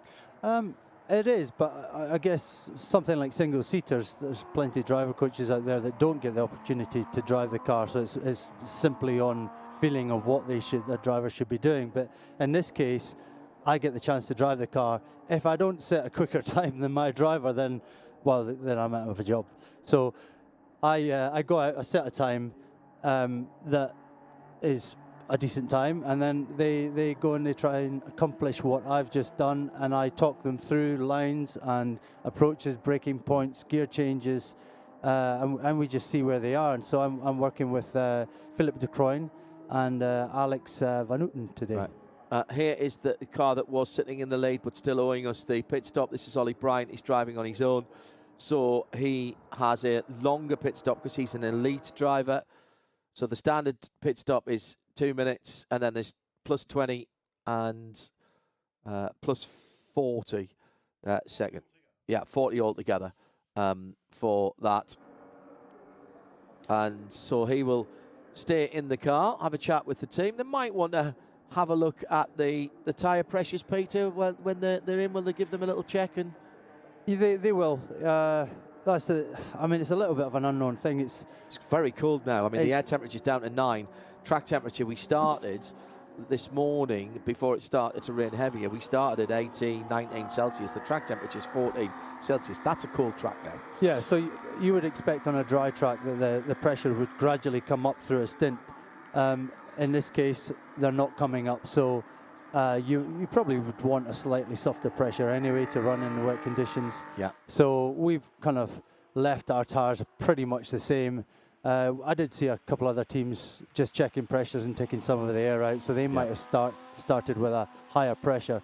But yeah, it's a bit of an unknown, and you just never really know. And this is a new surface on this circuit as well since last year. Correct. So the car coming out of Stavelot now and towards Blanchimont is the car that was battling for the lead with Ollie Bryant, who is stationary in the pits at the moment. Patrick Kolber's coming out a second in the number 24 car, the silver car, and passes over to his dad, Uwe. So here's the presumptive leader here, and should go back through into the lead. And then in the final 36 minutes as it stands at the moment, it is whether Ollie Bryant can close down Evgeny Kireev. Here he comes then to retake the lead, which was lost on the pit lane cycle in that Bayonne coloured car. Looks fantastic in those colours, the teal blue and the rainbow stripes. A little bit out of kilter in terms of the timeline for this car, a little bit later colour scheme on the mid-60s car. So there is the lead going back. Ollie Bryant, nothing he can do. There he is, rolling now down the pit lane in the Queen of Hearts car. So just to his left-hand side, the new leader will come through. It's going to be closer than I thought, actually. Ollie has to keep to the pit lane speed limit till about now, and now he'll be released from that and get back up to speed on the slight uphill climb as it is all the way up to Le Combe. Well, I think that Ollie's got a fine chance here. I didn't expect him to be that close behind the Russian car. So, and you remember James said, well, Ollie's, we questioning whether he was too far behind. Yeah. And Ollie said, remember, he's a very canny guy, is Ollie Bryant. Yeah. I just got one question for Peter, and then I'm going to go off mic because I'm going to go down to the podium. But with your coaching, I know some coaches do ride in the car with a.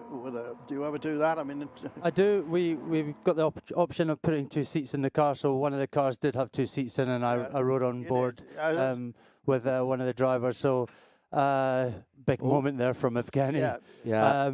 So yeah, it's that again. It's another option. You only really need to do that when there's a lot of time to find. Yes, yes. Yeah, so there's the answer to the question. Evgeny, whilst Ollie Bryant was stopped in the pit lane, was off the track for a moment, and he has lost a wee bit of time. So now he's going to have to hustle because he knows Ollie is right there. Bruce Jones joining us as Andrew's going to go into the podium. 3 classes to do here, but still 33 minutes to go. What are the tools in the car then, Peter, in terms of setup, and do you basically, for the guys that you are coaching, do you help them with setup? Are you taking feedback from them to pass on to the engineers? I do. In the driving that I might do as well, I'll, you know, for instance with Philip de Croyne, I was able to back to back with him. He'd drive the car, I'd drive the car, would make a setup change again, drive it again, and each time I'm able to get up to speed a bit more as well, because obviously it takes me a little while to get used to these cars. Are very different than what I'm used to driving in my pro life back in the day. So there's so much movement in them in the dry condition. Even in the wet you can see them moving all over the place. Fantastic cars to drive. I was going to say, that's the fun of them, isn't it? It's a real technique, and it takes a little while to get your head around it. But once you've got it, and it's good. And so yeah, we're changing things like dampers and roll bars, springs. So proper old-fashioned bump and rebound and ride height and stuff like that. That's it. Once we get into the race situation, there's certain things that shouldn't be changed. It should be unchangeable because to be for period. But certainly in the test day, you've got a bit more leeway. So there's quite a few things you can do, and the cars generally run quite soft anyway. But there's a lot of movement in that tyre as well. You know, it's quite a thick sidewall, isn't it? Quite that's right. A high sidewall. So a lot of balancing in these cars. So it's a feel car, is it? Is it fingertips and what you feel through your backside? Yeah, I mean the biggest difference to a modern day car is that it's a lot more proactive in the car. So there's at times you think, oh, I'm definitely slower there. I've been absolutely sideways. Yeah. And I'm definitely slower. And then you look at your data and you're like, no, I was faster, because you're not, there's that fine line between not driving it hard enough and driving it over the line. And there's certain drivers that are able to hold it to that line. Seb Perez being one of them, champion from last year or a year before. And I'm presuming as well, in terms of these cars, it's a momentum car. You haven't got 600-700 horsepower to pull you out of trouble. You've got a little bit under 200 horsepower, so minimum corner speeds and stuff. It's quite a fast track anyway, but it will be getting through those corners as smoothly and as quickly as possible. Yeah, without an absolute full lock moment. It's a half lock moment, and then you're quick. Yeah. So you're basically, certainly a fast corner like double left.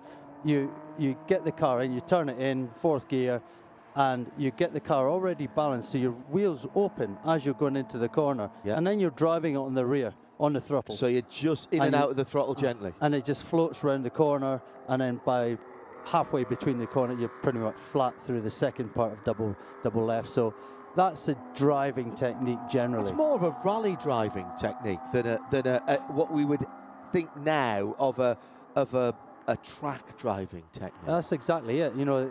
Rally drivers who come and drive, even Richard Tuthill himself, he's very, very fast in these cars, and he's quite an accomplished rally driver. Yeah. So, that is that sort of sliding technique and getting to know the balance. There's the pass for the lead. Ollie has caught and passed Evgeny. So that, Bruce Jones, has happened rather quicker than we were expecting, with still half an hour to go. So Ollie Bryant knows these cars, won the race at Barcelona earlier on in the season, and he has played an absolute blinder in that Queen of Hearts car. Yeah, it really has. I mean, Evgeny Kiriev, since he took over from Rusinov, has been going really well. And as Peter Dumbrett there was describing with all the gesticulations you expect from a driver, and it was wonderful because, believe you me, it was you could see the thumb and finger demonstrating exactly how to hold the wheel. But I mean, Ollie, I was just keeping an eye on it. He was relentless, but he's far less dramatic because he's not making any errors. He's got exactly what you described, Peter. He's got it little balanced and pitched as he goes through the long corners. But I just adore this circuit because, as you pointed out, John, it's a fast circuit, but it's still about maintaining your momentum. Yeah. And you know, Ollie can do that standing on his head. I've only driven here in a road car, and only a few laps, a couple of 3 years, a bit longer ago than that. I did a couple of the lapping sessions in my 968, which was a perfect car for around here because it's a momentum car and it's very nicely balanced. And what it really gave me a new respect for what you and your contemporaries were doing in your professional life and the kind of commitment some of these corners need in not necessarily the cars we're watching now, but in any kind of car with downforce. Huge commitment around here. Yeah, I mean, it's one of the top 5 circuits in the world, isn't it? You know, depending on who you speak to, but this, Nürburgring, Nordschleife, Le Mans, you know, it is one of those circuits. Sorry, I'm giggling there. Ollie and Evgeny going up through Eau Rouge and across the top of Radion. I don't think the front wheels were straight at all. Little movement, Peter. Yeah, exactly. And you know what, Evgeny's not letting him go, is he? He's not, no. He's latched onto him. Hopefully he can stay there. Kurt Lima right ahead in the beautiful dark blue number 7 car. So we're into lap traffic now with the 60, the red and white Queen of Hearts Porsche.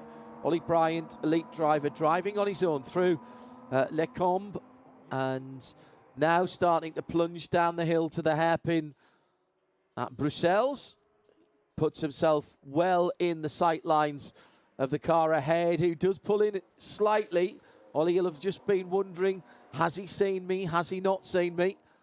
And as they come down the hill through curve Jackie X, which of those cars are still hasn't got by him, you see, so he had to just ease through, and he got onto the dirty part of the circuit where we saw the prototypes putting down all kinds of muck and rubbish earlier on. And the thing is, you're not going to drive away here, even from back markers, are you? Because it's not as if you can squirt away and use a load of power because you get on the power a little bit earlier. You'll creep away, and that might end up being a second or a couple of seconds a lap, but that's over a 3-minute lap. Yeah, I mean, it's these cars are so closely matched, as you say, and they're all slipping and sliding around, and there's no big power advantage of anyone. So it's you've got to have a good exit from the previous corner to slingshot by. And you really, really can't afford to be compromised, can you? Because as we saw, going down the hill into Bruxelles, diving to the right-hand side, the inside of the corner, was Ollie Bryant. Has he seen me? Has he not? There's a bit of spray coming up from the tail of the number 7 with the Kurt Lima car he was chasing, and he obviously had to back it off. He'd have been cursing it, but it wasn't at a point where it really compromised his momentum. Of course, it's one of the slowest corners, but you know, good drivers, and particularly you think about what Ollie Bryant does. He races so many different sorts of historic cars. He is accustomed to, in a lot of them, being sideways. He's also accustomed in some of them not having much power. And you know, there's no point being a hero, Peter, is there, for the sake of gaining half a second? Well, that's it. I think he's got the momentum. He's been on track since the very beginning, whereas Evgeny's trying to bed himself back in again. So I think, yes, definitely Ollie's got the advantage. He can just stroke it round now, keep it on the track, don't get any penalties. That's the thing here. You know, if you put 2 wheels over the line, they'll come down on you like a ton of bricks. You get 2 chances and then you're penalised on the third. Which of the corners? I've noticed they've been pinging quite a few people for Blanchiment, which they call turn 17, but in real money it's Blanchiment. But anyone who doesn't know the Spa-Francorchamps circuit, that's quite a commitment corner. Yeah. You're going as hard as you can uphill. And I mean, in Formula 1 cars, you might be hitting 190 miles an hour up on the approach to that corner. But in these, obviously rather less, but you're still... It's certainly not flat, that's for sure. No, certainly not flat. Not in this, but is it flat in the drive? No. Really? No, it's a little dab. The best way is just to dab the brake to get the weight back on the front, get the car in, and then drive it through the corner. Mind, there's a lot more runoff at Blanchiment than there was in even relatively recent history. You sort of forget, you come to this circuit, and because the very nature of Spa-Francorchamps doesn't change enormously, you forget that I mean, every 3 years they change the shape of the bus stop combination or something. But really, That's it's still statute. phenomenal. It is uphill all the way though to Blanchimont. Blanchimont, people don't realise that either. That you come out of Stavelot, and it's all only in road car terms. I never got into sixth gear. There, the car was still pulling, and I just left it in fifth and went round. It's one of those. We always talk about how circuits with gradient it gets flattened by TV, but I can't think of many more circuits that are more rewarding to go and walk around as much to the outside as you can. And you can here. There are really good footpaths, but your calf muscles will tell the story over the years as well. We have a new fastest lap of the race, a 3:21.1. Is it Jerome? It is Jerome Blakemorland. Well done. Just jumped into the 54 car. Everybody's done their pit stops now, so let me give you the tail of the tape. It's a second and a half between Ollie Bryan and Yevgeny Kiryev. Then Frederic de Gidio is in third place. He's another 45 seconds back. Those two are the class of the field and have been since the start of the race. That's the 60 car and the number 11 that are at the sharp end of the field. Then behind Frederic is Bart Vesterman in the 87 car. He's about a second, 3/4 of a second back. He's got 3 seconds on Jürgen Rudolph. Xavier Dairu is next, another 6 seconds further back. And 1.6 seconds is Erwin van der Lieshout. What are your drivers? No, my one is Alex, 9th place. Excellent. 20, Alex van Houten. Alex van Houten. Right, and he's 6th in the gentleman class at the moment, and Jerome Blakemorland is ahead of him in 8th. Rounding at the top 10, Philippe de Krainer in 10th position in the number 55. I'm just checking that we've given you all the classes. So elite on his own is Ollie Bryan. Gentleman with an elite is the 2nd place car. Gentlemen on their own is Frederic Gidio in 3rd place in 35. So that's how it stands with. We have 22 minutes remaining, and yellow flags are out coming down the hill towards Piff Paff or Fagnes, and that's because we've got a car in the gravel, I think, if the witness marks are anything to go by. But they must have come back out again because we've now got green flags on the exit. So, yeah, there was a bit of a twitch from the driver in 3rd place, Frederic Diagidio. He probably saw what we couldn't see. Oh, there's a car in the gravel at the sort of all towards the exit of Double Gauche, Pouhon in Old Money, and of course it's a corner that keeps turning left, slightly downhill. The loss of gravel now on the outside. Kurt Leimer has been seen by race controller, spun and rejoined, but that was very much a car that was still in the gravel that Peter Dunbreck, who's joining Bruce Jones and me in the booth. Yeah, I think the car that would turn 12 where the car was pinged as going off is the next corner. That's the start of Fagnes. So that was what we saw Diagidio reacting to, and I guess the one that went off in Pouhon happened afterwards. I wish we were out there right now. I kind of do. Yeah, because I thought so. I had a few laps in the car, and I'm like, okay, I can this tell is you, taking a ladies while. and gentlemen, and everyone who's listening, Peter Dunbreck is smiling at the moment. Yeah, and I was like, actually, this is quite fun, and it would be quite cool to be out there. But, it is what it is. I'm happy my drivers, so 8th and 9th now, they've moved up a place, And I guess. and how much experience have those guys got, Peter? So, Alex is his 2nd ever race. Yeah, his 2nd ever race. And he qualified 3rd. And he qualified 3rd. 2nd ever car race? Yeah. So you've not driven anything before this? No. Well, he's driven this car in a previous race. Yeah. And that was it? That was it, last year. So, Hell's flames. Yeah. What sort of age is he, to give us hope? He's early 20s. Yeah. Okay. Interesting. Early to mid 20s. Interesting choice to come into classic racing. Well, it's his father, really. It's his father's car. They're big Porsche fans. They're car collectors. And, it's something they can do together, and they are. So his father, Bernard, decided, okay, this weekend you drive, and then next one, Dijon, I'll drive, rather than share it, so they can just get plenty of seat time. Dijon. Are you going down to Dijon? I'm not sure yet. Yeah, let's see. It's a great track. I love Dijon. I've put my nose over the fence when I was on the way elsewhere. I was on my way down to Barcelona. I decided to drive up. We spin at the Double Gauche, and that's the white and blue 113 classic Porsche colours, and that is Christophe Florin, 17th in the gentleman class. He's lost the engine there for a moment, but I think he's refired the 2-litre 6-cylinder. Gets the lock back on and gently pulls it on. Nicely done. Don't make it any worse by trying to dump the clutch and do something clever and then breaking something. cars still kicking up a fair degree of spray. Yes. The rain seems to have eased off, but I noticed actually on some of the curbs there was a fair bit of puddling as well. I couldn't pick it out, the cameras picked it out, but still the car stuck in the gravel out at the exit of the second part of Pouhon. Car number 757. Jürgen Rudolph, who was running right up the sharp end of the field in that tartan green, sort of Irish green colour, very dark. So full course yellow has come out. And he started 4th on the grid, just behind Alex van Houten. So again, you're quite right, John. Full course yellow, but also, well, rear end of the car quite deeply buried.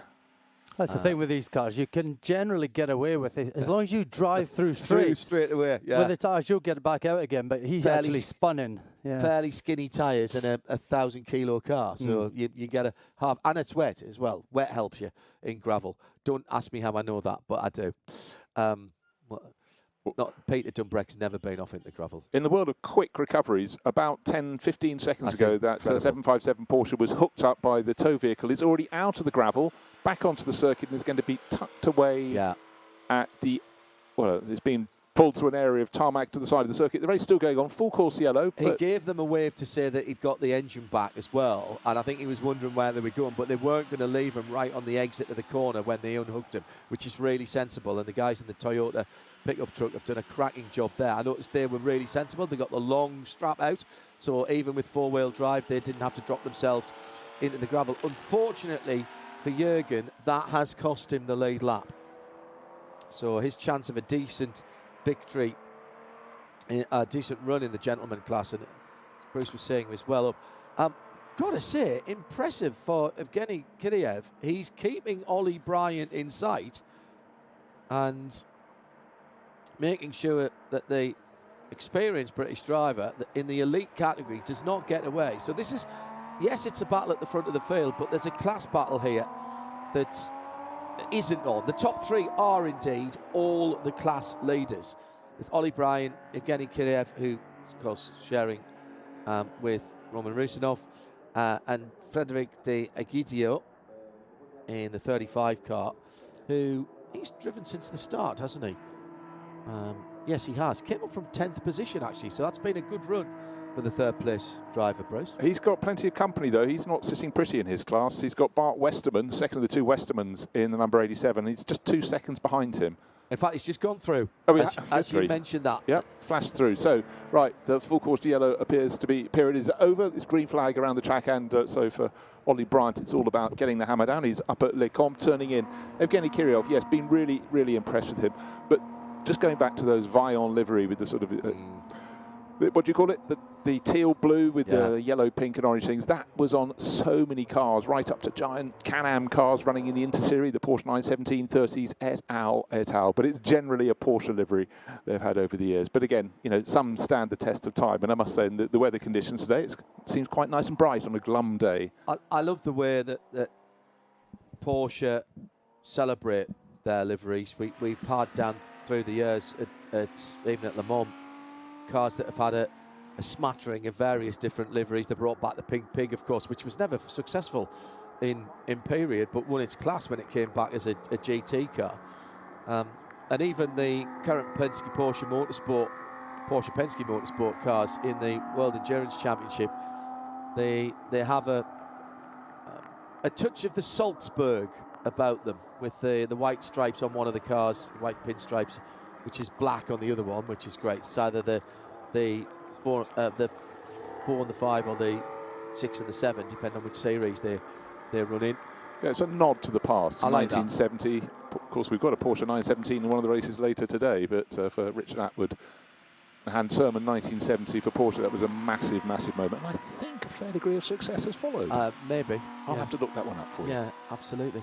Peter Dunbreck is with Bruce Jones and me, John Hindhaugh, in the Global Broadcast Centre here for Peter Auto at the Spa Classic, our second race of the weekend, and what will be a very busy and long day today as we go through till midnight with the Heritage Touring Car Cup going into the darkness tonight, and that's going to be one worth staying around for. In addition to your coaching duties, Peter, and you're doing a bit of talking about motor racing as well, are you doing any driving at the minute, any competitive driving? Not competitive, no. Why not? Well, I don't know. It's just, if I'm honest, I'm not looking for it. Okay. No, I understand that. But if the right opportunity came along, I would do it. One of the biggest issues is I at 51 years old, I'm still a gold. Right. That is the biggest issue. And on the year of my birthday, the FIA changed the rules to 55. So no way. It's the same with the age for getting a pension in the UK. They keep moving it away, I'm moving never it going to forward. be able to retire. No one wants to retire. What I love, though, I was just going to say that here we are. You talk about how the racing is going to go on until just after midnight tonight, but it's the fact that these days you can watch. Someone in Australia could be watching that, so it's the middle of their day, and I just love the messages that come in from people who really get racing. We just talked about Jeroen Bleekemolen setting the fastest lap of the race, and compatriot Allard Kalf immediately gets in contact. Go, go, go! See you at Le Mans. And what I love is knowing how people who are just imbued with motor racing and love for it will watch everything. But I think this weekend, looking at the Peter Auto show, it's fantastic, the diversity of cars and machinery. And I think, as you say, Peter, a lot of people really fall into, taking this 2-litre cup for Porsches. They see this, they'd have seen it at Goodwood, they'd have seen it racing around on great circuits. That's one of the keys. And you can see why it's desirable. And if someone thinks it's attainable, they might be later looking at the RSRs and things, and they go, I'd love to race one of those, but that's probably not going to happen. But something like this, it's attainable. They can do it. Yeah. A great little, and it's so simple, these cars as well. I mean, they're obviously not quite like Imperial because they've got more power nowadays and they're a bit different inside, but essentially it's the same car and it's just so good to drive. So coming into the last quarter of an hour now, just under that, we're getting a bit of lappery going on. Ollie Bryant has eked out his lead. He's not stretched away, Bruce. It's 3 seconds now, and then another 48 back between Evgeny and Bart Westerman. Frederic de Egidio sitting about a second behind that, and that's the battle at the moment. That's first and second in the gentleman, and third actually is Erwin van Lieshout. Is only another 6.5, 7 seconds behind. Jeroen Bleekemolen is charging up to the back of them and picking off. In fact, he's just picked up Erwin there. He could get through to third place overall. Yeah. I'm reckoning his target is Bart Westerman, who's running third. Philip de Kraan is doing a cracking job as well, because he started 25th or something on the grid. Well, I looked a moment ago. He was 10th. He's now up to 8th. So he's coming up through the field. What sort of experience has he got? He has got a lot of experience. I think he's done even Le Mans back in the 90s at some stage. And James Turner was saying how he's been racing for decades, but Porsche man through and through. 70 years old this year, so he's up there fighting with the younger for guys. Me yet, then. Only a modicum, John. Only a modicum. Yeah, unfortunately, don't have the amount of racing miles under me wheels that he has. Yeah, but he's just been picking up the pace. So I've just been looking at his lap time, definitely improving all along. But yeah, Bleekemolen was 8th, he's 7th, he's 6th, and he's bigger numbers before that. But his next target is Xavier Dayro, and earlier we were seeing Xavier when it was at its very wettest as a contemporary Porsche racer was, looking really handy. So that's not an easy one to crack. He's got to find 6 or 7 seconds to catch him. But then ahead of you got Frederic de Egidio, and then just a few seconds ahead of him is Bart Westerman, third overall. So I think that is possible. What's left on the clock? 11 minutes. Well, it's going to be tight, but I think Jeroen will make Tim Pappas very happy indeed. I mean, how many decades have they been racing as teammates? That's great. 15 years. 15, is it? Yeah. Someone's counting. Well done. No, I speaking to him because, of course, we used to be teammates. So, yeah, absolutely. We had a good old chat yesterday, and we were talking about the whole situation and how they're doing this now, and 15 years together. Mind you, that's nothing next to Nick Johnson racing with Tracy Krone. I did notice one of the Krone Aviation cars up in the pit lane. I mean, that has just gone on forever. And still racing. In fact, I think they're at Misano this weekend. Yeah. Racing in the Creventic series, and talked to the tall Texan here a few weeks ago in the 12 hours. I've even done a race with them. I did Daytona 24 with them in the Ferrari. Yeah, absolutely. So coming down to the last 10 minutes of racing, and Ollie Bryant now has just started to move away.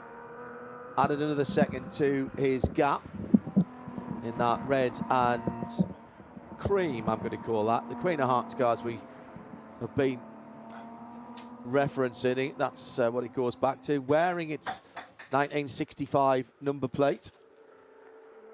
And UK number plate on a C-Reg. Evgeny's doing a great job, though. Absolute cracking job. Keeping in sight. They're both going to be class winners as it stands at the moment.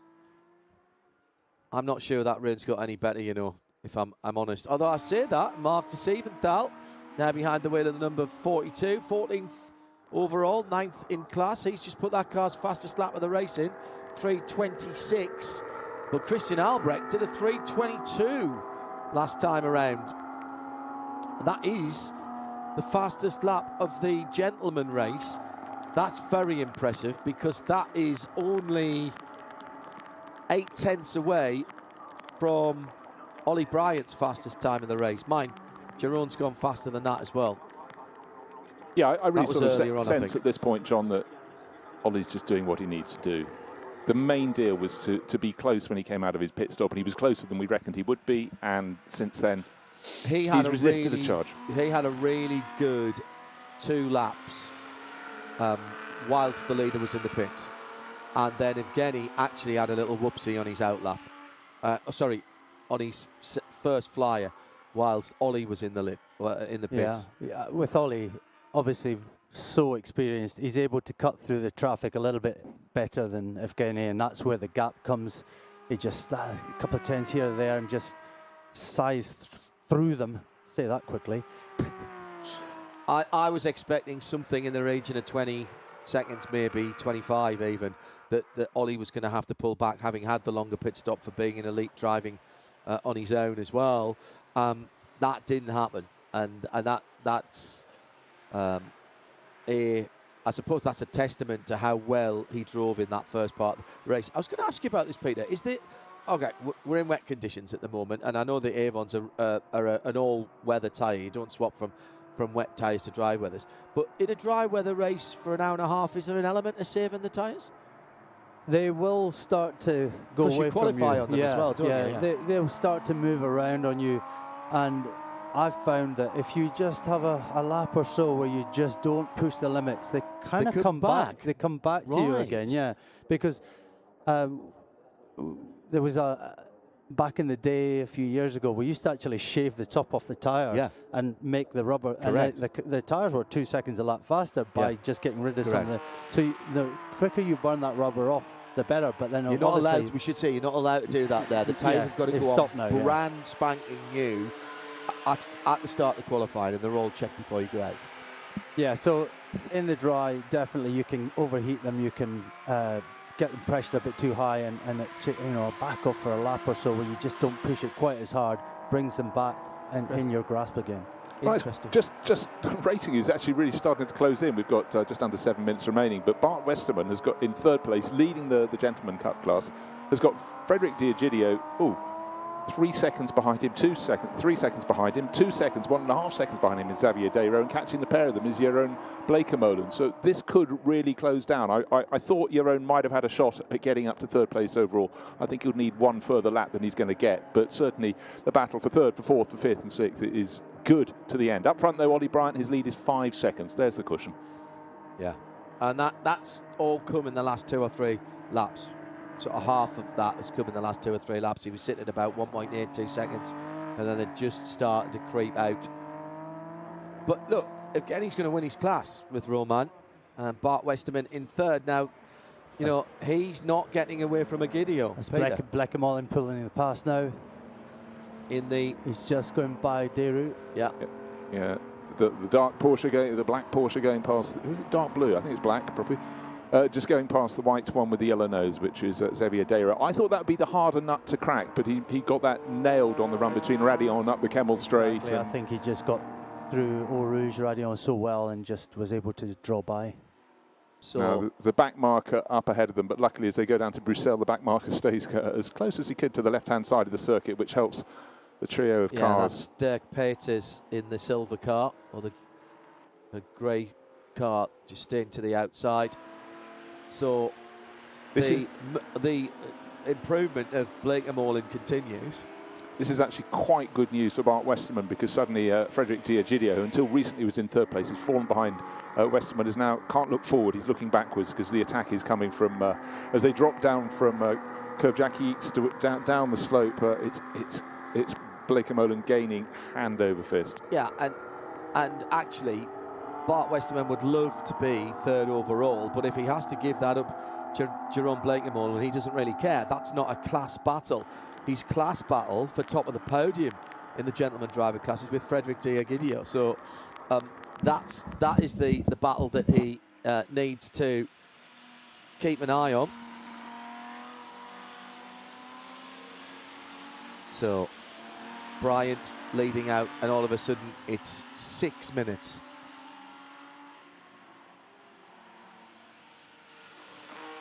Six minutes, 6 seconds is what I should say. Hardly any rain, actually, at the moment. Fastest lap of the race to Ollie Bryant as well. That's good news for him. Rest of the season in 2 Litre Cup, he'll be driving with Kyle Tilley. Kyle at the moment in a GT3 Ferrari. Oh, big moment for the bright red number 87 on the curb. Yeah, third place Westerman. He's pushing hard. He is. He doesn't want his mate and countryman Blake Molan catching him. Daru still with the wipers going. This is not easing up at all. My boyish enthusiasm, my little hopeful heart earlier thought that it might dry out and we might get a drying track. It's wet everywhere now, Bruce. Yeah, fully shiny. And it's going to be on tiptoes now. 3 minutes and 10 seconds remain. So this lap and one more thereafter, because of course it's all based on where Ollie Bryant is around the circuit. He's already got through the first timing sector. So that's what is left for Jeroen Blake Molan, but he's right on the tail of Federico Diagidio, down the hill past the endurance pits into the dip at Eau Rouge, and it is really slippery, and Egidio goes sideways, which won't let his run to Radial being as good as it could be, but actually he's recovered remarkably well from that. But you have to think it's going to be advantage for the chasing Blake Molan. Yes, as they crest the first part of the hill before it carries on more gently up to Les Combes, the Dutch charger is really on the move. And again, that is obvious to say that it's uphill from Eau Rouge to Radion, but again, Peter, that run all the way up to Les Combes is just a gentle little uphill run. Yeah, you don't notice it so much in the car itself. It's when you actually walk the circuit or ride the circuit really, oh boy, yeah, that is properly uphill. But you're right, it's the fastest part of the circuit into Les Combes, but it's also, as you say, uphill. So if you lose half a mile an hour, even tiny bits of speed at Radion, that can translate into a major issue by the time you get to the braking point. Certainly think the rain is coming harder now. The track's looking a lot wetter. Yeah, agree, Peter. Speakers corner negotiated on the descent. There's a back marker about to be passed, and this is the battle for fourth place. Egidio just in front of Jeroen Blake Molan. Looking up the inside into the first part of Pouhon, may be able to pull it off before the edge of the corner. Diagidio much deeper into the corner, the more classical line there. Ollie Bryant, no problem. He's through Fagnes on his own. He's continuing on his way. 1 minute, 20 seconds on the clock. Windscreen wipers blazing away now, but I think the last 2 laps is when the rain has really ramped up. I just want to make a very nerdy point about how Porsche think about engineering things, even going back to this first ever 911. For very many years in the UK, we were plagued with windscreen wipers that effectively wiped the wrong way. And if you were long of body, like Bruce and I are, you were looking through part of the windscreen that didn't get swept.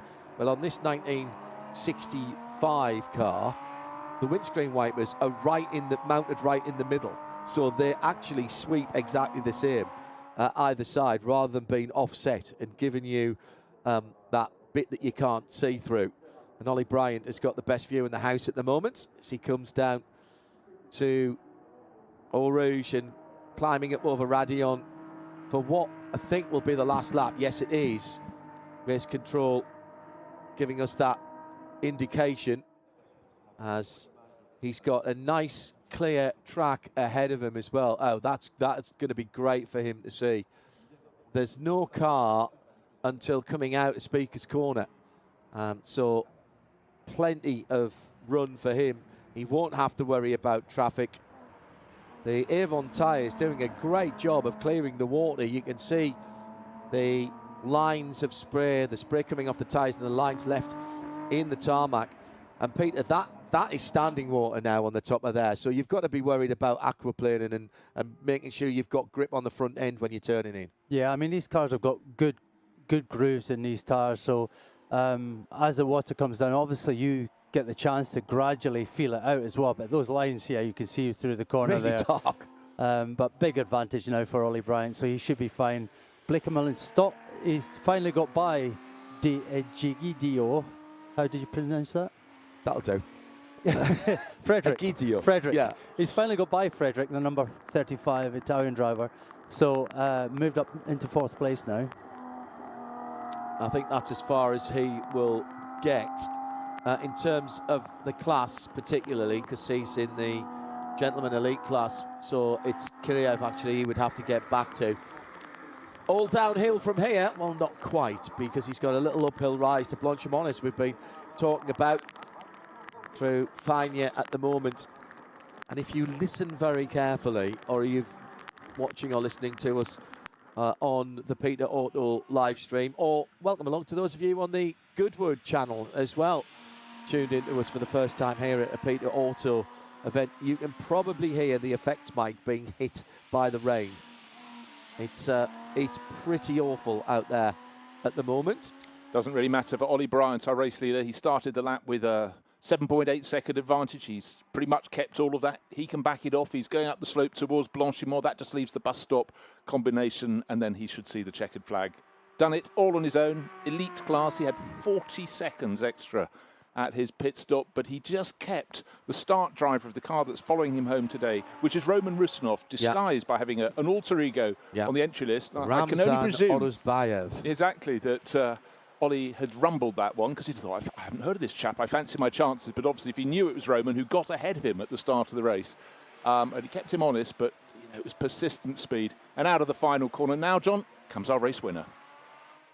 Driving solo for the first 2 rounds of the season, Barcelona in dry conditions. It's been proper Spa challenging wet conditions for Ollie Bryant, who brings the era run machine home in some style, and the Queen of Hearts number 60 takes the overall and the elite from the Kiriev and Orisbayev driven second place car, and that is the gentleman elite class winner. And in third, we'll wait to see across the line the Bart Westerman car at some distance, but he'll hang on to third overall and win his class. But utterly dreich conditions here at Spa for the second half of that race. We hoped it would get better. It didn't. It's got worse, and that is going to affect the rest of the afternoon. We'll have it all for you here on our live stream. Peter, thank you very much indeed. Great to be here. Is your work done now for the weekend, or have you got other people in other races? No, that's it. I'm going to head home tonight. Yeah, have the bank holiday weekend at home. Of course, for the UK. Yeah. Good call. Good to see you, mate. Been too long. Thank you. Family all Good okay? to see you. Yeah. Kids are growing up quick. Both got their driving license. Oh, now. you're kidding me. Both got their driving license. They cannot have that. Passed first time. It's all in the driver coaching, you see. So, Neither of them has shown any interest in racing, though. Thankfully not. So that's fine. So you don't have to go back to work. And you'll be at Le Mans, of course. I will be at Le Mans with our friends Martin Haven and Graham Goodwin, et al, and Anthony Davidson. Yeah. So I'll see you there for perhaps a beverage in the evening. I only if they've got still water.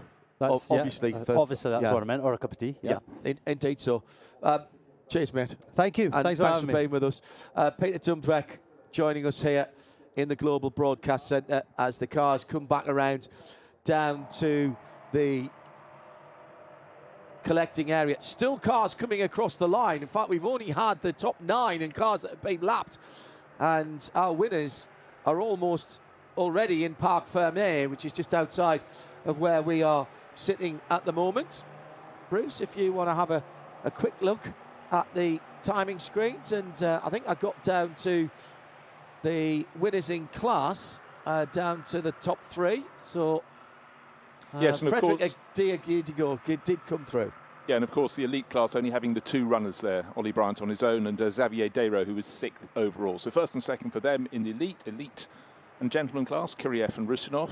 Blake Amola and Papa second in that class, and Matt Neal, car number 27, coming home third in the GT elite class with his co-driver Stephen Edwards. And so plenty to play for within all of that, but it was a tricky race. It was easier to get it wrong than to get it right, and it wasn't just the fact it was wet or not so wet, it was changing. And the very point of the matter is it got wetter and wetter, but it was a 90-minute race. We had thrills and spills, but actually, job really well done all round. I'll pick up on something that James Turner said in the first part of the race. I don't think we saw any contact.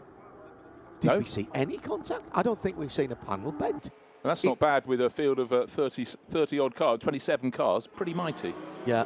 In fact, in terms of retirements, I think we lost only one. We saw pulled to the side of the track, which was number 18 running in gentleman class, which was Pougin, which was Patrick Pougin. Early on, we saw him pull off, I think, around the exit. Had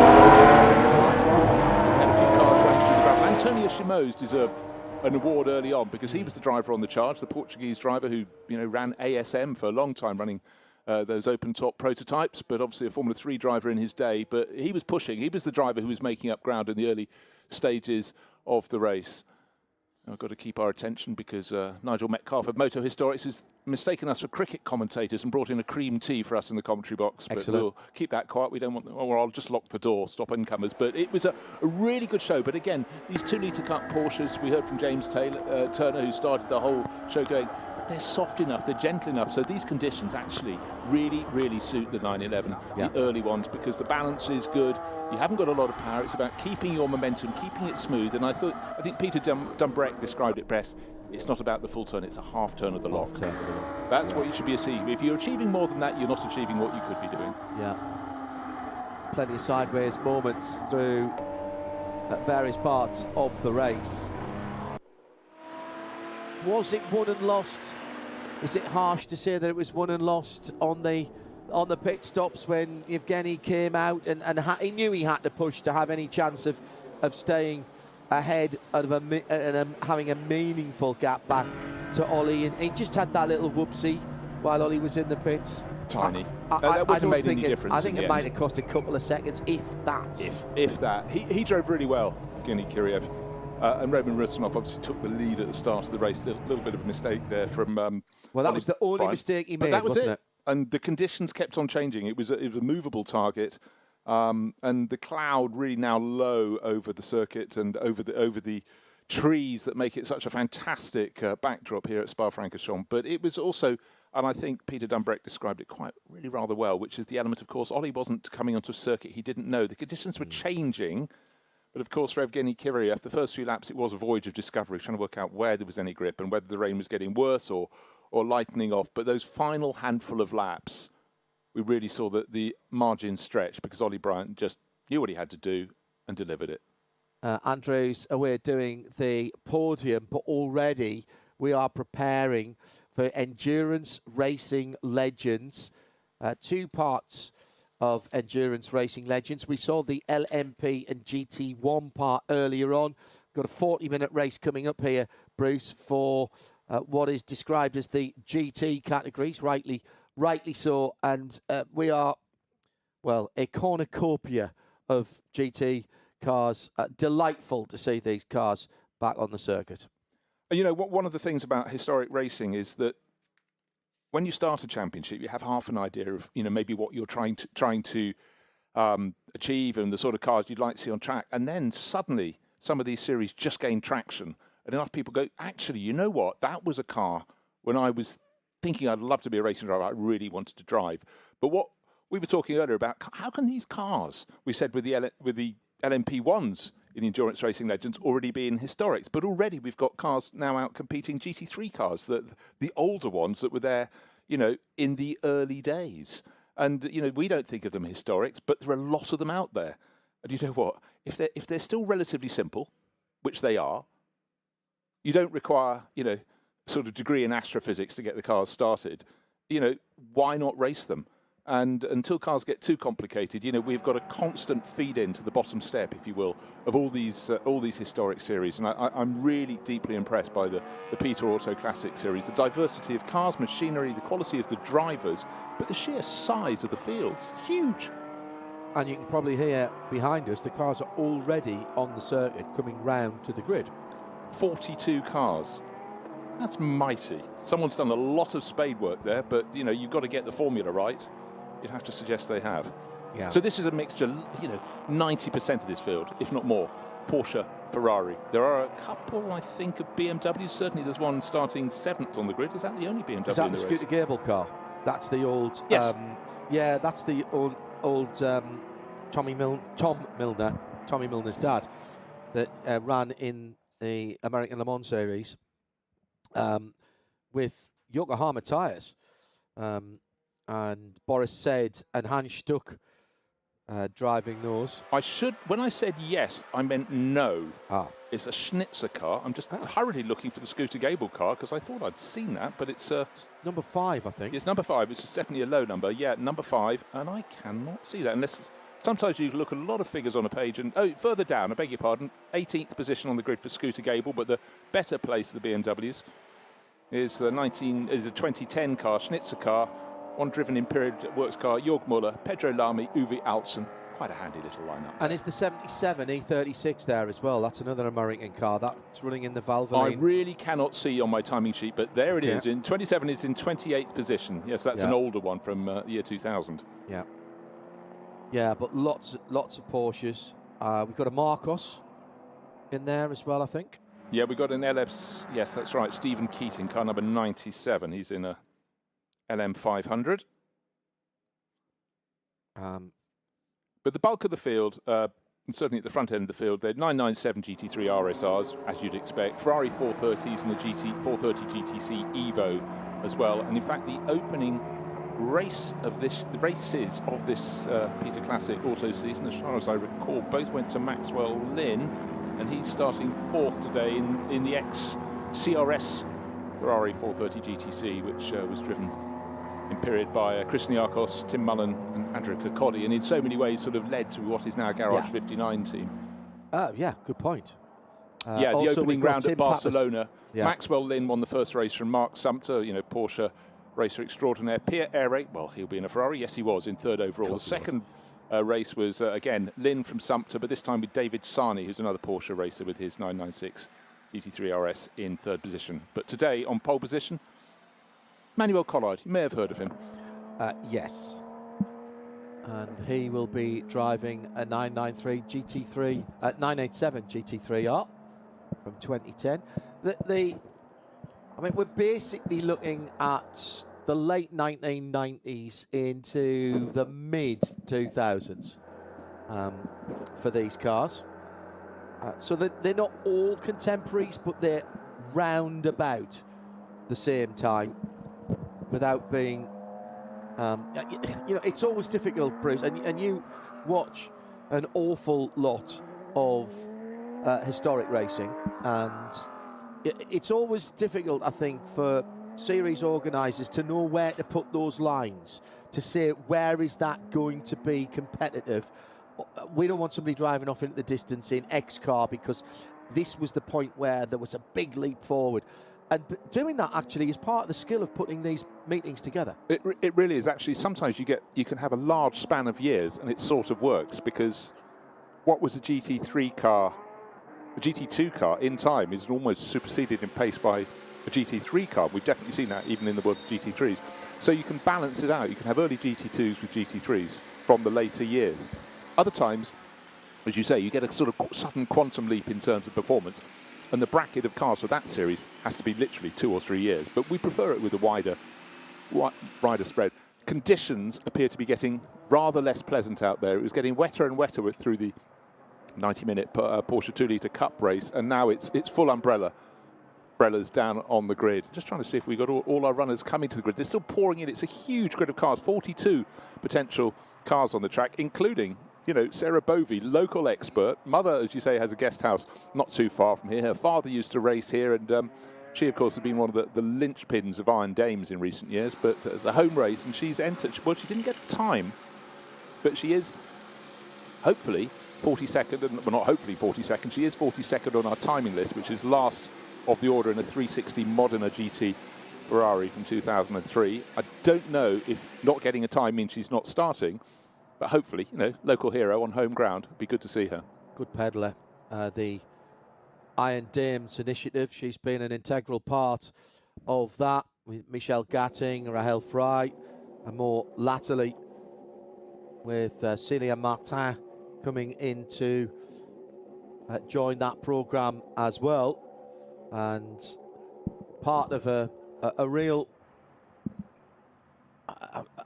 proper initiative for encouraging not actually encouraging, because Sarah was racing already, and so was Rahel. Rahel's been around for a very long time, drove in all sorts of things, drove one of those Maytech GT40s in international GT racing. Yeah, lots of stuff in Germany. Give female drivers a focal point. And totally. And have won races legitimately in open competition.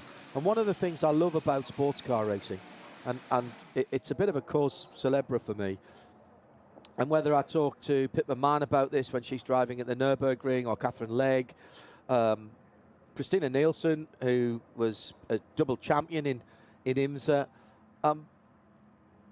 the car, the track, and most importantly the stopwatch actually does not care about what's under the helmet, about what's in the race suit. And whether it's colour, creed, religion, gender, it's of no matter whatsoever. And in sports car racing, it was ever thus. There were females in the very first race at Le Mans in 1923, all female teams from MG through the 1950s, and it's something that I'm very proud of about sports car racing. And Deborah Mayer, who is the driving force behind the Iron Dames, who has financed that, a big Ferrari fan and racer in her day, race Ferrari Challenge, moved on to Porsches, been part of the FIA, took over from Michelle Mouton on the FIA Women's Commission, and that'll tell you, how committed she is to that. And rallying the same, there was Michelle Mouton, very easily could have won a world championship. I think she was 5 points away from winning a world championship, her and Fabrizia Pons in the Audi Quattro in the mid-90s. But that was the point. I mean, those are almost the ultimate rally cars, the ultimate beasts, those Group B rally cars, just right, they were mad. Right on it. And I must say, though, having seen when you're off track at race meetings or at Goodwood events or something, and the Iron Dames are there, it's a rallying point. And I remember waiting to speak to Sarah Bovey and I think Rahel in the paddock, and this little girl came up and said, "Can girls become racing drivers?" And she was so excited. Job done. But also, they achieve it out on the track. And all the time when Sarah was having to qualify because she was the bronze driver, she was banging in World Endurance Championship GT poles by the bagful. Good full marks to her. Her and Ben Keating had a cracking battle for pole positions. And, Ben, flag bearer in terms of bronze drivers of a certain age. And there again, right up to World Championship level, you've got the opportunity. If you, what is it that I can't remember which famous driver said this, but if you're fast enough, you're good enough, and and that is absolutely true.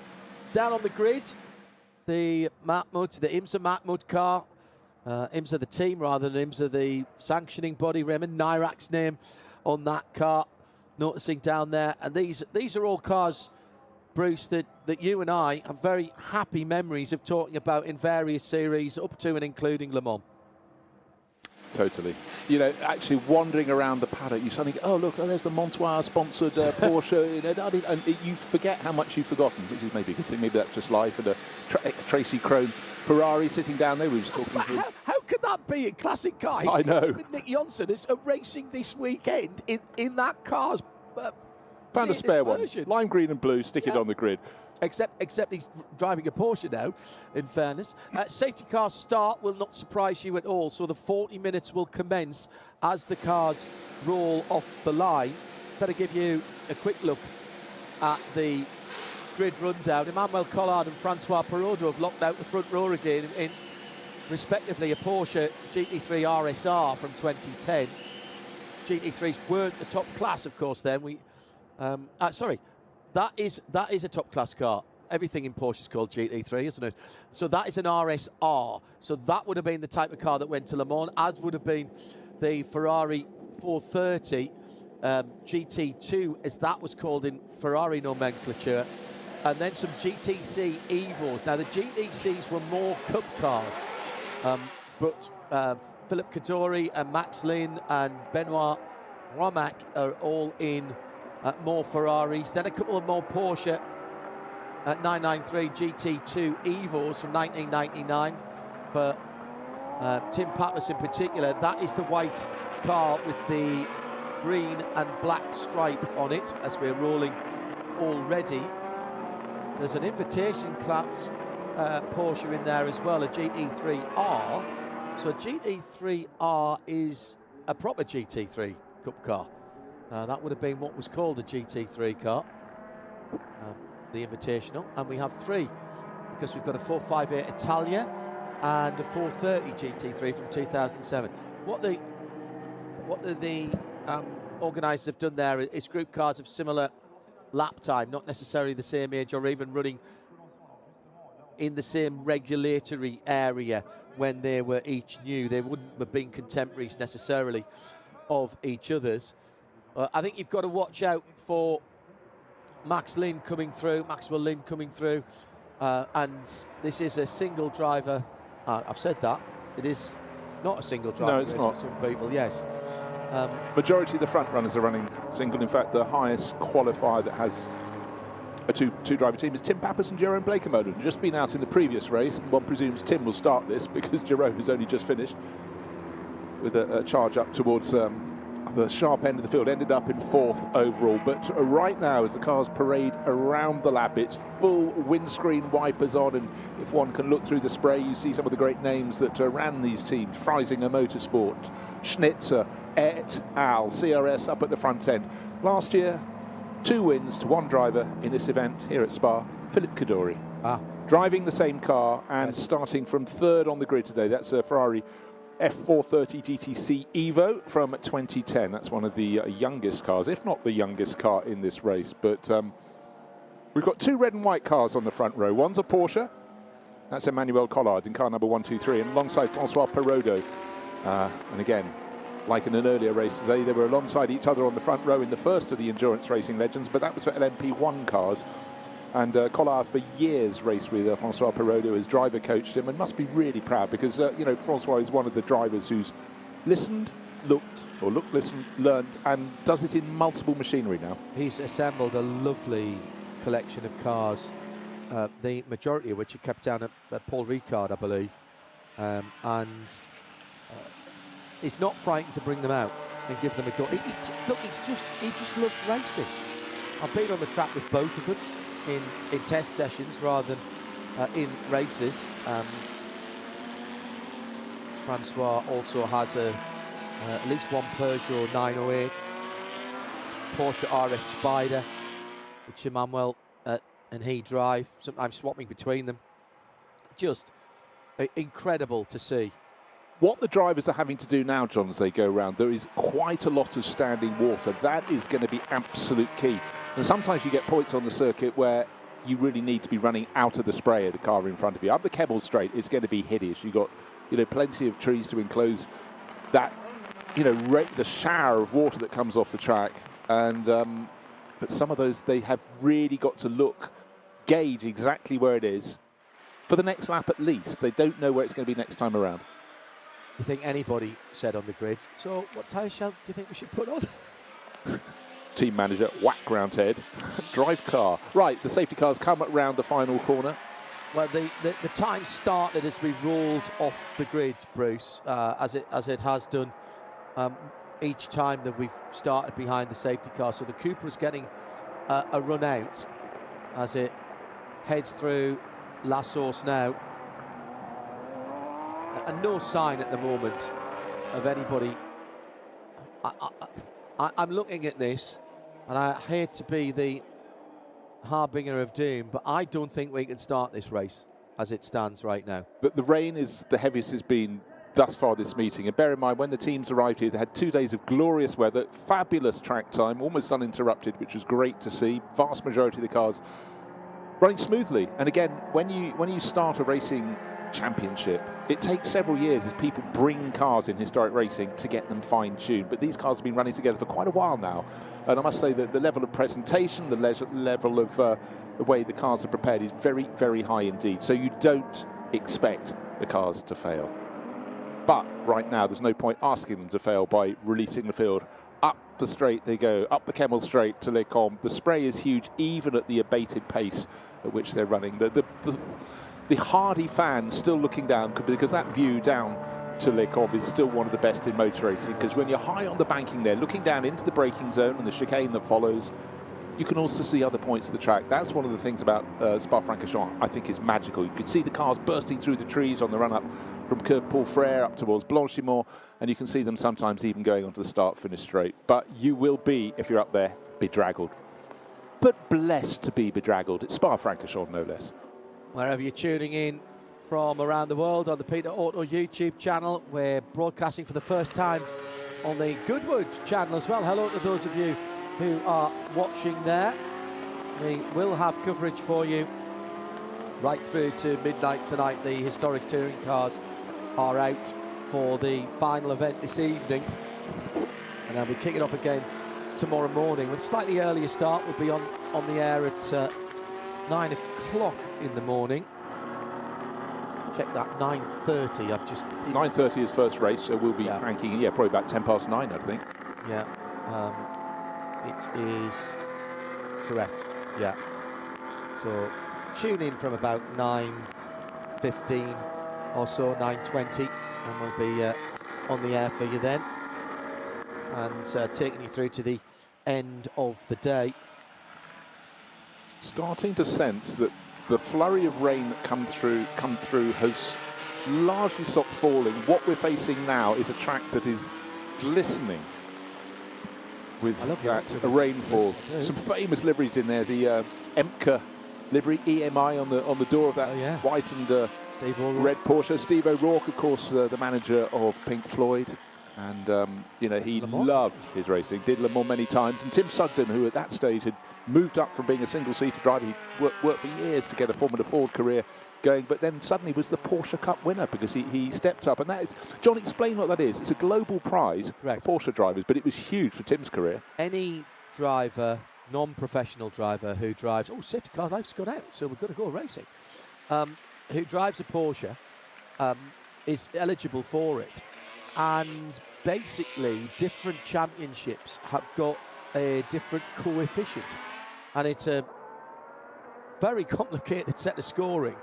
But basically, if you drive a Porsche, whether you're driving in British GT, IMSA, World Endurance Championship, in a Carrera Cup, whatever, around the world, you gain points in that. And depending on the standing of the championship and the amount of competition, whether it's a one-make series or multiple classes, etc., you get a multiplier on your points. And it's always been a big thing. And as you say, Tim Sugden, and that catapulted him into endurance racing, really. Yeah, and full international racing, not just trying to do British Championships and things. Anyhow, the race is underway, and the first 4 positions nice and neat and tidy up into La Source. Yeah, there's no point risking it. Oh. Up the hill they go now, through Radillon, on up the straight, and it's a very tidy lead for Emmanuel Collard, as you'd expect. He started on pole position. He'll be less circumspect than Francois Perrodo, but Francois in the number 95 Ferrari, the 430 GT2, is second, as he was on the grid as they turn into Les Combes. And in behind, Tim Pappas is going well. He started in 6th place, is up to 5th, so he's changed from his black 2-litre Porsche, something a little racier, which is his 993 GT2 Evo. So he's gained a position. He'll have certainly a second bullet in his gun, because he'll have Jeroen Blekemolen to take over later in this race. Now, this is a pit stop race, but the pits come the pit stop comes much more quickly and opens in under 6 minutes time. Under 6 minutes time for the pit stop. So right in the middle of the race, of course. Half an hour still to go. And Emmanuel Collard then pushing away in that red Porsche 997. Well, he's absolutely flying clear at the second time. This is Porsche weather, mind you. Porsche weather, it's Emmanuel Collard race. So just bear in mind, he's a tip-top racer as Callum Lockie comes to join us in the commentary box. Great to see Callum. Your sort of weather, Callum. This is stick that headset on, Callum, and sit yourself down, and we'll have a wee. We're talking about GT2 cars. Obviously, no Morgan SLRs in this race, Callum. But these conditions, it's fully wet. Is it actually raining now outside? It is. It's pouring down. Okay. Good save there. A little bit of bottom. This is Porsche 911 weather, though, isn't it? You'd want to be in a Porsche in this kind of weather. I think so, but you know what? All of these GT3 cars, they're just so good. Driven in the appropriate way, they're pretty good. But the Porsche has such all that weight at the back. I remember racing the 993 GT2 twin turbo, which I thought was a brilliant car. Yeah. Very unsophisticated compared to some of the more modern stuff. But it was absolutely ballistic in the wet because it had all that weight hanging out over the rear. And better than a mid-engine car. Then we've got a couple of Ferraris trying to chase them. Emmanuel Collard leads from Francois Perraudot, Phil Cadore and Max Lane are all in mid-engined Ferraris. Now these are pre-GT3 class car days, so these cars don't have any ABS, but would you rather have the mid-engine or the rear engine if you're out there right now in this? I think I'd probably go rear engine. Still, yeah. It demands a slightly different driving style, as each different marque generally does. The mid-engine does set up a kind of polar moment of inertia. Yeah. Wants to spin around the middle. Whereas the rear-engine Porsches, they have that extra weight over the rear, but then they're light on the front, so you do have to trail brake them, or you tend to understeer like crazy. But you should trail brake everything. I'm not going to disagree with that. Look, it's been a busy few years for you and Melindy. Again, I bump into you at odd times of the morning, flying out at airports. First of all, yes. Before we talk about your driving, let's talk about Gold Track and the track day business. That going gangbusters still for you? It's going absolutely fine. We've noticed a little change, which you would expect with the current economic climate, really? but not enough to affect us in any way. So that's great, but of course, time will tell. And you're driving? You seem to be driving more, if not more, now than ever before. Well, it's absolutely great. I'm very, very privileged. This weekend, I'm driving this superb Morgan SLR, the Le Mans-bodied Morgan, and for some reason, last night in quali, it was absolutely ballistic. It just wanted to go. It was absolutely fantastic. They've changed something, and I'm not going to say what. I think I know. And the same driver, mind. The previous quickest lap I've seen for one of those was a 3:01.171, and I got into the low 58s. So 2:58. So I mean, it's a step change. Yeah, wow. It was absolutely ballistic. Even on a longish lap like this, that's a bit of time to find. Yep. Peter Auto, wonderful. Spa Classic this weekend. Wonderful. New innovation in that we've been streaming. We're streaming the Barcelona event. We're streaming right through the season now. Another step up from Peter Auto, just retaining their places as the classic series that everybody else is aiming for. The Premier, yes, it's absolutely fantastic. Everything about Peter Auto is top notch. The racing, the cars, the people, the hospitality is superb, and the venues. So it's hard to imagine how they could improve on it. I can't think of a single thing right now. The weather, maybe? No, I love this weather. Well, listen, look, we're Spa and it's springtime in Spa. Yeah, so, exactly. What you're going to get, you're going to get what you're going to get. It really doesn't matter what time of year. It's Spa. Last weekend or 2 weekends ago for the WEC, the sun was cracking the flags, and we had no rain the weekend before that for Creventic either. So yeah, it is what it is. The weather has to break at some point. Yeah. So at the moment, still with 25 minutes to go. Well, I'll just tell you one thing. At the end of the opening lap, just as you started talking there, Callum, Manu Collard built an 8.6 second lead on the opening lap. He's backed it off. He's just pussyfooty. He just gained another 3.2 seconds. But really? That's all? It wasn't about breaking the toe. In fact, he was probably being quite kind to Francois. He was getting so far ahead, he wasn't putting spray in his face, because Francois actually he's coming out very nicely in a battle with Philippe Cadori in their 430 GT Ferraris. There's about 3 seconds between them, but you expect from Manu Collard, he's been, he was a top single-seater racer, didn't quite get to Formula 1, he was a star in Formula 3000, but he is one of those people that's not just been racing every year, but he's been racing a lot every year, then all the driver coaching. So it's not like, he's found his old skills. He's never left the room. Exactly that. I mean, once you've got to a certain level, you don't ever really lose it. It's a bit like riding a bicycle. Yeah. If you've been good at riding a bicycle, you take 10 years off, it will take you a few minutes to be back on a bicycle. It's sort of lodged in your psyche, as it were, then. And yes, top guy, absolutely top guy. And in a way, it's a big advantage being first, no spray, but also you're arriving on the conditions first. So you have to judge that very, very well, which of course he will. This is a competitive environment. I've heard people talking about how they want to win. Pro drivers like yourself getting into people's cars. The reason they have you is because they want their cars at the front of the field. But that said, how much, for example, is Emmanuel having to keep in reserve at the moment at the front of this field because of the conditions? Well, he will definitely be being cautious. What amount of time that takes off his lap or puts on his lap, I can't say, but someone as good as him being cautious is maybe knocking half a second off or a second. Really? That little? Yeah, probably, or maybe a little more in a lap this length, but not much, because the thing is, you can feel what the car's doing. And, if you turn into the corner, you're going a little bit quick, the front end just slightly wanders. Yeah. And you can tell straight away this is right on the limit or fractionally over. So you just stay out the power and it drops the speed down, and then you feel the grip coming back in, it rotates the car, and you're back into the gentle power, and then build it up.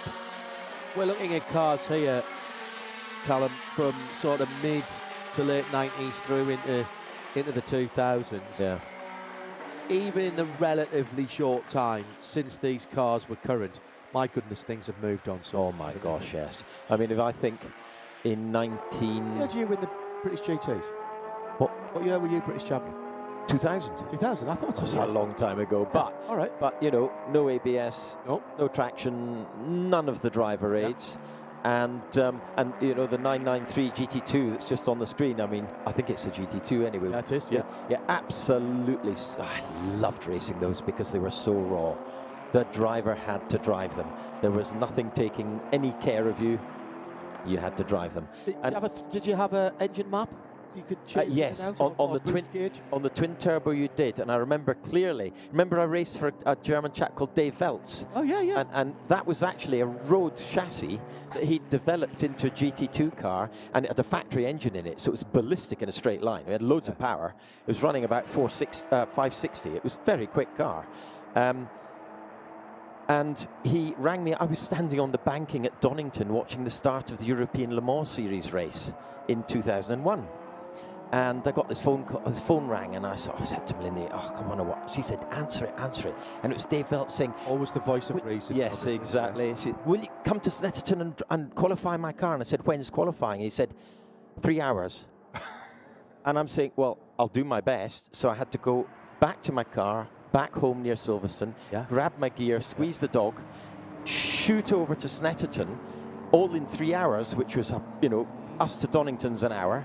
Yeah. And 2 hours to Snet. Yeah, so it was very squeaky. Touch and go, yeah. Anyway, they'd phoned ahead and arranged tickets at the gate, and we shot in up to signing on right down the pit lane. And just as I was running down the pit lane, pulling my gear on like helter-skelter, they were coming out from the collecting area into the pits to go out to qualify, and hadn't even seen this car. And then, of course, the TV crew said, "Oh, Callum, interview." And I'm going, I can't not do an interview. So I'm finishing pulling on my clothes. I said, "Right, yeah." And they said, "Right, off you go." And we qualified P3. The car was sweet. It was really nice. Great era for these cars. But what a beautiful car. I loved it. Anyway, yeah, the very sophisticated GT3s now. What's your feeling about GT3s going to Le Mans? Well, it's such a widespread formula now across the world that it doesn't really make sense not to have them at all. Yeah. I don't see why not. I think what they can do is amazing. I just feel a little too much aid. I prefer the driver to have more responsibility. But hey, I'm an old fuddy-duddy maybe. Yeah, but you know what? It's just become so popular. I think the next round in Europe's got 57 cars. I know. It's incredible. You know, getting 35 out in Asia. Brilliant. American Series struggling a little bit. Yeah. You're getting to SRO. The Australian one is growing. But, you know, overall, the sheer number. And then the seed we don't get to see, the Chinese GTC. Yeah. Yeah. Oh, yeah. I see a bit of that because I do the Asian Carrera Cup, and it's often on the same weekend. So when I'm up in the middle of the night, I see the other races. IMSA going gangbusters with GT3s. Amazing. As well. It makes sense to maybe not standardise, but roughly standardise across the globe, because then someone can go, oh, come on, let's go to America and do some, and let's go to Middle East or Far East and do some, and let's go here and do some, and it's the same car. It Exactly. makes sense. Yeah, yeah. Right, Paul Phillips in the... Paul Phillips used to do this. Geneva Porsche in the pits. Pit window closes. Actually, it's open. It's almost about to close. It's closing in 4.5 minutes, but we are getting the flurry, but it's still from... It's out of the lead, Emmanuel Collard. Right. Because he had been just going over into infinity and almost beyond. But he's in the pits at the moment. He dropped he was 4th on the start-finish line. So Francois Perroda, who'd been about 15 seconds down in 2nd place, is now leading the race. Philippe Cadore, who was 3rd, is now 2nd. So it's Ferrari from Ferrari. And Maxwell Lynn, who won both races here last year. Sorry, in Barcelona. It was Philippe Cadore who won here last year. Is now in 3rd place. So it's 3 Ferraris, and the best of the Porsches is Tim Pappas, and he'll be handing over to Jeroen Blekemolen. And Tim is leading the GT2A class.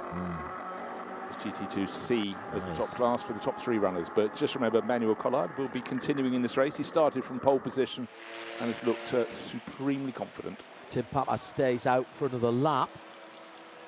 It'll be Jeroen Blekemolen who'll jump into that car. Dieter Questa's name on the side of It's great to see some of the names on these cars, isn't it? It's a lovely slice of history. I'm very much in favour of the fact that the old drivers' names stay on the car, and where allowed, and I know some of them wouldn't be allowed, but where allowed, they run in period livery as well. I'm very much because this is history on the hoof, Callum, isn't it? Cigarettes are a little difficult, but you know, and I understand that. Well, yeah, you know, I do understand that. But it's good to see some of these old cars. Bruce and I were saying earlier on, and Andrew, you know, I find it difficult to think I'm commentating on these cars. I remember these when. How could these be? How can I have these at a classic event? I've no idea. 5 minutes ago, I was commentating on it. Oh no, someone's got something wrong. I have no idea. Ago. Into the pit lane for the former Mount of Christiakos and the man who went on to lead the McLaren programme as well, Andrew Kirkcaldy. Into the pit lane. Talking briefly, going back to history, very sad to hear the death of Jochen Mass. He was an absolute stalwart. Very good point. I was massively honoured to drive a car he drove, the AEG-sponsored Sauber C9 up the hill at Goodwood a couple of years back. And he was there, and he was so friendly and pleasant and appreciative. What a proper chap he was. In fact, I noticed, I think one of Frederick Wakeman's car here, he'd raced, I presume, at Goodwood. I think it's Fred Wakeman's car at Goodwood with Jochen a few years ago, and he's got Jochen's name on the car. Yeah. It may not be Fred Wakeman's. I saw an awful lot of cars as I ran around yesterday, but yeah, you know, Jochen was someone who was a gentleman in life, but also a whole lot quicker than a lot of people thought. And his record, particularly when driving those Sauber Mercedes-Benz, was pretty C11s and the C9, phenomenal. And you know, and was kept on by a variety of manufacturers to bring through the next level of the next generation. He'd been a recipient of that because he went from not being a racing driver to being a Ford Works driver in Germany in the space of about 1 hill climb in 1 season. You know, and in those days, of course, you had people like Jochen being pushed by the Ford Junior squad. You had Hans Stuck started with Ford, then he went to BMW, but there was, and BMW, of course, over the decades have had that long history of BMW junior drivers. And you think now you've got Dan Harper, Max Hesse, And you know, they put them wherever they can around the world, but they really make them work hard out of the car as well as in. Hard. And I always remember when Roland Ratzenberger, who was quite a good mate of mine, thought he had half a chance of getting a BMW Junior drive. He said, "I'm going over and they're going to test me. Could you just run me through which knife and fork I use at the table?" Yeah, I love the attention to detail, though. You know, it all makes difference. That's something, you know, I've always. You want to talk about this? Yeah, in the gravel. I'm afraid he's not getting out of that. I'm afraid. No, not even with wet not gravel. A chance, we were talking about it's one of them. It's the Marcus, the number 97, the white and blue car. Stephen Keating, and that's not where he wants to be. No, deep in the gravel, but going nowhere. Yeah, unfortunately not. Talking of Marcus, I see Cors here with the Mantara that we won the 2000 championship with, or at least one of the cars I drove in that year, because I drove about 4 different cars. So it's really nice to see that again. Wonderful car that was. Now, a safety car now to get that car out would really scramble things with. Wouldn't it? I'm just checking one little thing. Pit window is now closed. Yep. And they may be in the pits, but not marked as so. Mark Sumpton, listed as in the lead of this race, has theoretically not made a pit stop, but it might just be the vagary of where his car is in relation to the start-finish line in the pits. Yes. I think yes, yeah. Might be at pit in, and therefore just before the. No, I think you're right, Bruce, because he's. You mean he hasn't got across the start-finish line? Yeah, within the pit lane. That's my guess, or he's really blundered. The second place car, the Albert Weinzel car, that's in the first sector. Or in the second sector, rather. So he has missed the pit window. Actually, I fear they may well both have done, because they've just completed the second sector. Oops.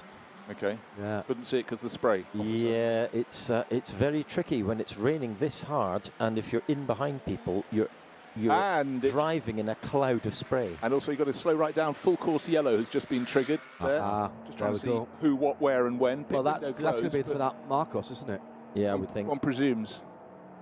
So this particular grid is using the endurance pits, and. Blimey. So the downhill pits, if you will, from La Source. And the interesting thing there is that certainly for the Porsches that we're using it, and I've not seen this done for a very long time, Callum, and I've been around a very long time. Haven't we all?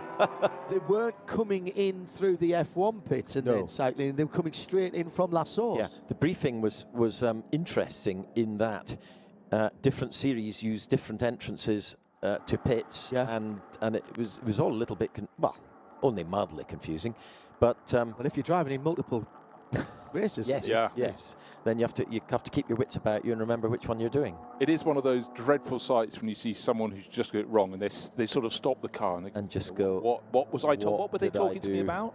Yeah. In the driver's briefing. Yeah. Right, I think we're still full course yellow. The Krone Aviation car we were talking about, car number 57, Charles Scardina, American racer coming to play, and that racing livery for Krone Aviation. I mean, that's been on so many cars across 25 years now or so? Oh yeah. That'll be phenomenal. It is. I think it is acknowledged that Nick Johnson and Tracy Krone is the longest standing driving partnership. Really? In professional racing? In professional racing. Fantastic. And they're still going. Yeah. They are still going. We've gone green?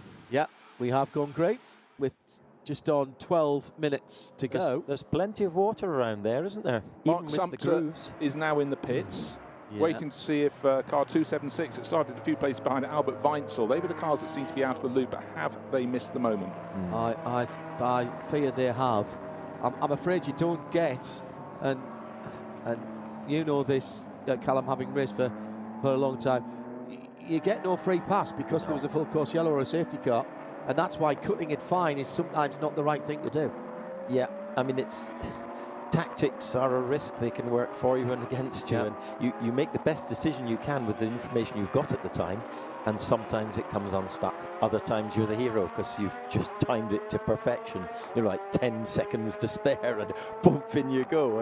And and there are other times when someone just didn't hear a message or misheard something, and you just see that pit lane closed, and they go on past, including race leaders at Goodwood over the years. Yep. And as you know, cutting those tactics fine. If something like that happens, as you said, Bruce, you've blown it.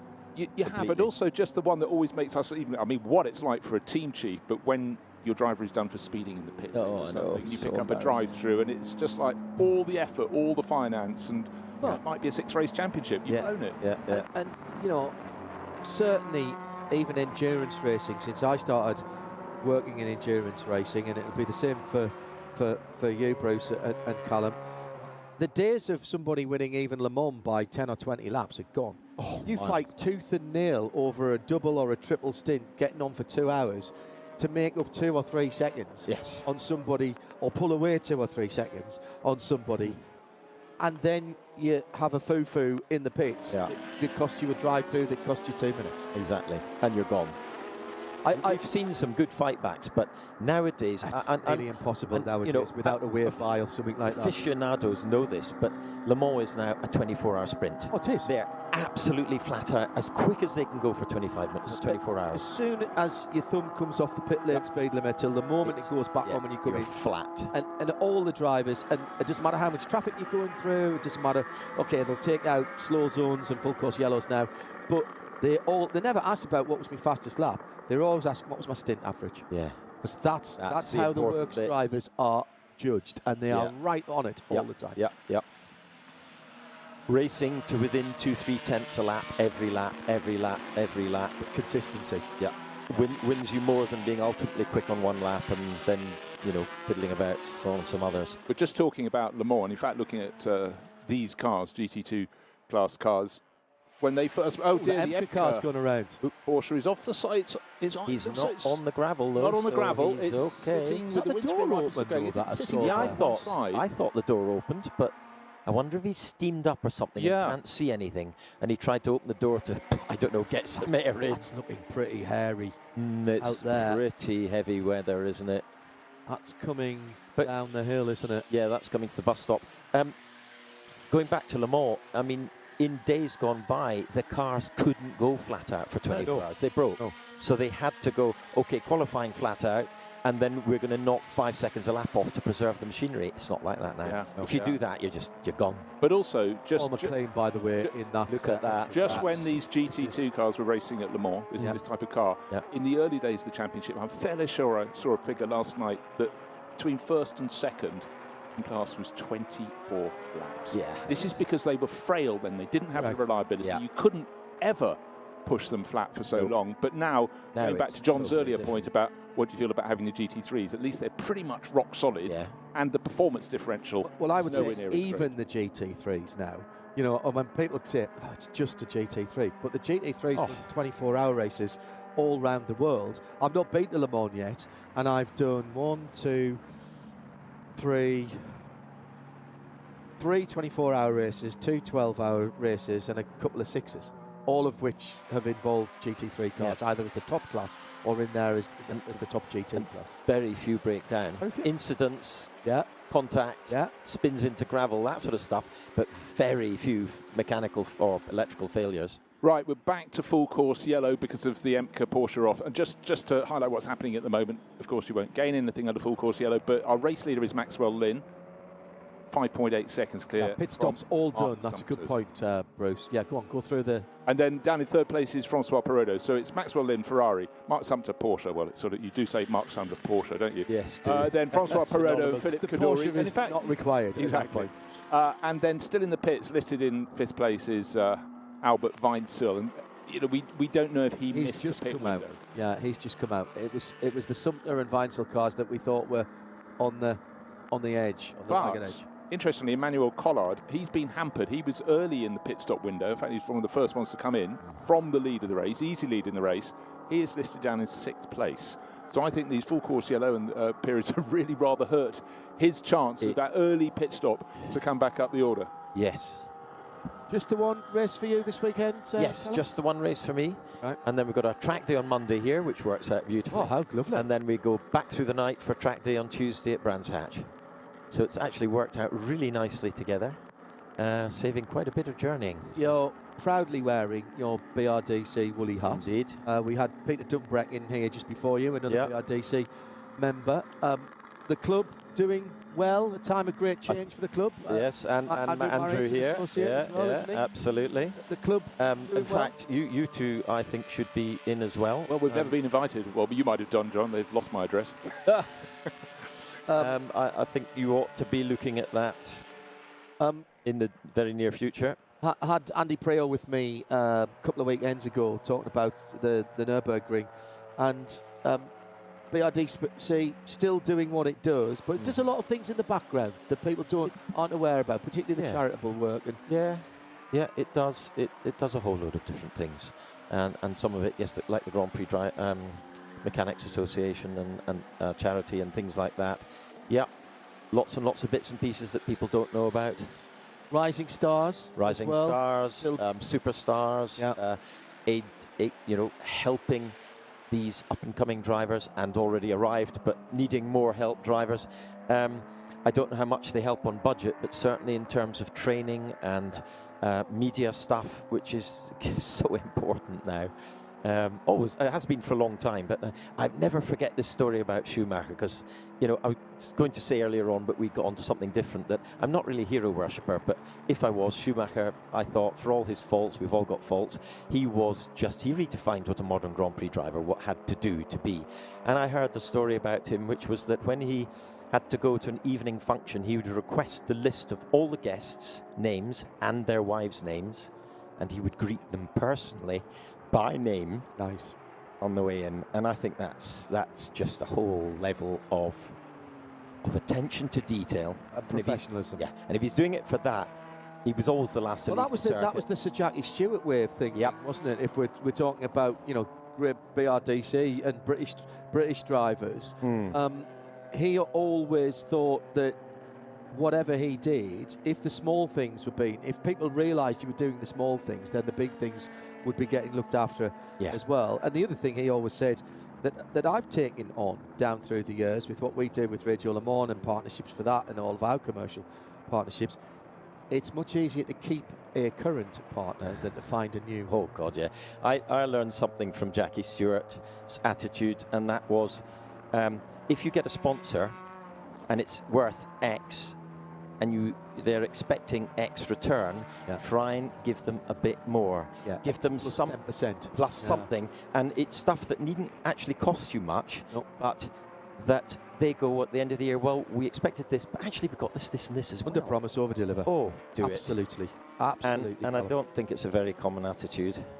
Unfortunately. Right, we've gone back to green flag racing, and then in amongst the spray, Maxwell Lynn is just easing clear, 4.6 seconds clear. Francois Perrodo now into second place, and Philip Kaddouri into third. Mark Sumter's fallen back down. I think that was just resettling in the order, but no, in fact, they've picked up the pace a bit more. So Ferrari seem to be the ones to have in these closing stages. But I think right now, with just under 3 minutes remaining, Maxwell Lynn just got to keep clean. He's not going to come across back markers because, of course, under full course, they've cleared off in front of us. A tiny bit of a margin. And that's quite. It's a lovely position to be with that margin, but it's also a lot of pressure. But I mustn't make a mistake, and they have less pressure because they've got to chase. There's no choice if they want to try and win it. So it's a nice balance, and well, he's got the experience to carry that off, I'm quite sure. Right, those three Ferrari 430s in the first three positions are all in the same class. They're GT2C. The car in fourth place is leading GT2A. That's Mark Sumter. He's got a tidy margin in that because the first four cars are covered by about 11 seconds. Then there's a bit of a gap back to a driver who could or should have. I mean, he got affected in his previous race, Emmanuel Collard, and now, he's leading a chase back, but he's got, well, it's just come through. It's gone through he's another 30. He's more than half a minute down in fifth place. So it's gone from him, but we know on a level stage he ought to have got this race. But the people like Maxwell Lynn, Francois Perrodo, Philip Kaddouri getting ever handier in these cars. And has Collard got a chance of third, or is he just too far back? He's too far. He's 35 seconds down on fourth place, which is Mark Sumter. All right, well, Mark's just under 2 seconds down on Perrodo and Kaddouri. Collard's about to put the fastest lap of the race. And it's only a minute. Is that a minute and a half to go? Yeah, this is the last lap now. All right, so this is the last lap now. So there's not a huge amount of change going to happen, I don't think. We were talking earlier on, whilst our leader's now on the last lap, with Callum Lockie here, about the changes that he's seen since he won the British GT Championship in 2000. But changes in classic racing as well. First of all, it's exploded. But secondly, it's become, I mean, it's big business, but it's become far more professional in every way, shape or form. Well, they're importing the professionalism from modern motorsport into classic motorsport now, and it's really showing. Plus, if you think about the development in tyre technology, brakes, dampers, everything, and professionalism, these cars are probably going a chunk quicker than they were in period, because they've got more power, they've got better tyres, they've got better brakes, you know, a whole bunch of stuff. So they're probably going a bit quicker than period. But also another element, we had very nice cream tea and sandwiches brought to us by Motor Historics. Note, please. Lovely. Nigel Metcalf brought it down. Well he done, said Nigel. He employs, where possible, the mechanics who worked on the cars in period, and that is a massive helping hand. And also, it's a nice. Some of those people are probably at the age they might otherwise not be coming back, and it keeps the right people involved and people who were doing racing in a different age. And I think the ethos of that period still remains in historic racing. It's really important. I really like that, because the enthusiasm and spirit and passion for motorsport is something very dear to me. I find in the modern stuff, I mean, I'm not really involved in it now, but it's a little bit, no doubt someone's going to bite my head off, but it's a little bit too much about business and not quite enough about the passion. Oh, there's a lot of passionate people, don't get me wrong, but this is really people living dreams, isn't it, this stuff? Yeah. Modern too, but a little bit less. The passion in this paddock is just fantastic. Everyone you speak to is passionate about their car and their motorsport and their racing. They want to tell the story. Wonderful. Yeah. Tell the story of the car. That's what I love about this. You go up to somebody, and, you know, I'm fortunate. I've worked in paddocks all over the world, but over quite a long period of time, I've got to know a lot of people, so I know a lot of people. So if I'm going to a new paddock that I haven't been in before, there'll be somebody I know that used to work in the American Le Mans series, or used to work in somebody. Oh, you used to work for United, or you know. Yeah. You come into the classic paddocks, and quite a lot of the drivers are not pro drivers, so you don't know them. So you walk up, introduce yourself, and you know, what's your name? My name's Dave. All right, Dave, tell us about your car. As here we have the checkered Maxwell flag. Lynn, double glory at Barcelona. Well, first part of this one here at Spa-Francorchamps under his belt. He can get back into the pit garage, squeeze his overalls out, and ride out. But that was. You know, he really kept on his toes at the end. He won by 6.5 seconds from Francois Perrodo. It was about negotiating the last lap of the voyage, if you would. Keep it safe, keep it on the track, don't push too hard, don't take any risks. All these things he's done very well. And he won the 2 races at Barcelona as well that Andrew and I were talking about at the start of the season, so that gives him a handy lead in the championship. And I should just remind you, if you are joining us, that these events, which used to be one-offs, are now championships. So we go through to Estoril. Callum, thanks for joining us. Thank you very much. It's been a pleasure as ever. I will indeed. And to Eve. Yes, she is. Yeah, okay. Do pass on all the best. I will, and to Eve. Enjoy, and I hope everybody enjoys the day on Monday. I'm sure they will. Yeah, I'm sure they will. Thank you very much, guys. Good to see you. Callum Lockey joining us here in the Global Broadcast Centre. Great. So the still cars are finishing here at Spa-Francorchamps. In fact, the rain has suddenly, as Andrew Marriott rejoins, become a little bit heavier. But you were just outside not so long ago. It's pretty foul here, isn't it? But the racing's still good. It's absolutely foul. I managed to steal a jacket because on the podium it's raining on me, and I borrowed some fireman's jacket. It's bright red and got sort of silver reflective stripes on it. I look like I don't know what it looked like, but anyway. Interestingly, Maxwell Lynn, who I don't know if he mentioned, obviously his brother Alex is a factory Cadillac driver. Yeah. But he has got much crew. He's only 24 years old. And in the last year, he has really found a lot of speed. Donington 2 or 3 weeks ago. And Callum is just showing, didn't you mention this? Callum is just showing me a picture of a motorcycle. And nice Norton. He is racing motorcycles as well now. And I saw a little bit of video of you going up some hill climbing on it. 1928 Norton. Anyway. Oh, my goodness. Yeah. Not many people have gone from modern racing to classic car racing to classic bike racing. He's probably a one-off, is Callum. Well, he's always been a one-off. We've known that for a very long time. But, John, I was just singing the praises of Max Lynn. Yeah. Because, you know, when he started, Obviously, he was very much the younger brother of Alex, the Cadillac driver, and obviously his dad been in racing for years and years. And obviously he went to university, and he's come out of that, and is running the new GT3 series, the older GT3 cars that we mentioned earlier, that is now part of another package. He has improved massively as a driver. Obviously, here he is winning this. 2 weeks ago at Donington, he's winning in a Lotus Cortina with his dad, you know, which is lovely. I'm trying to work out whether Alex and Max drove together. I don't think they ever have. I don't think Alex has ever driven any of the father's cars, to my knowledge, certainly in public. And they look quite different as well, actually. They're one. Max, and you won't mind me saying this, but when he first started racing, he was carrying a bit of weight that you wouldn't really want in a race car. As just seen the Scottish sedan roof breaking the flag and replayed highlight form there. But now he's slimmed down a lot, and he's a very engaging guy, actually. And you know, it's sort of guy, if you send him an email asking a question about the rules, and he comes back to you straight away, and I like that. So that appalling conditions. Guy 4 won the Invitational class ahead of the Max de Page and Pierre-Alain France, excuse me, in third position in that category. I think everybody did pretty well to stay on the track there, Bruce, if I'm honest. They did, because the taps were fully on. And that Porsche we saw go off, the EMI car, the ex Steve O'Rourke. Steve O'Rourke and Tim Sugden is what I'm trying to think of. That came back on a tow rope, I noticed. So. Yeah, it went, yeah. It probably broke the drive shaft or something like that. Or engine had died. Right, here are the penalties as well, by the way, which has affected. I don't think it's affected anything on the major positions. No, the gap. Actually, the lead advantage has been almost halved, because a 3-second penalty for Max Rollin, but that still left him 3.5 seconds. That was a minimum pit stop infringement as well for that. But there's some.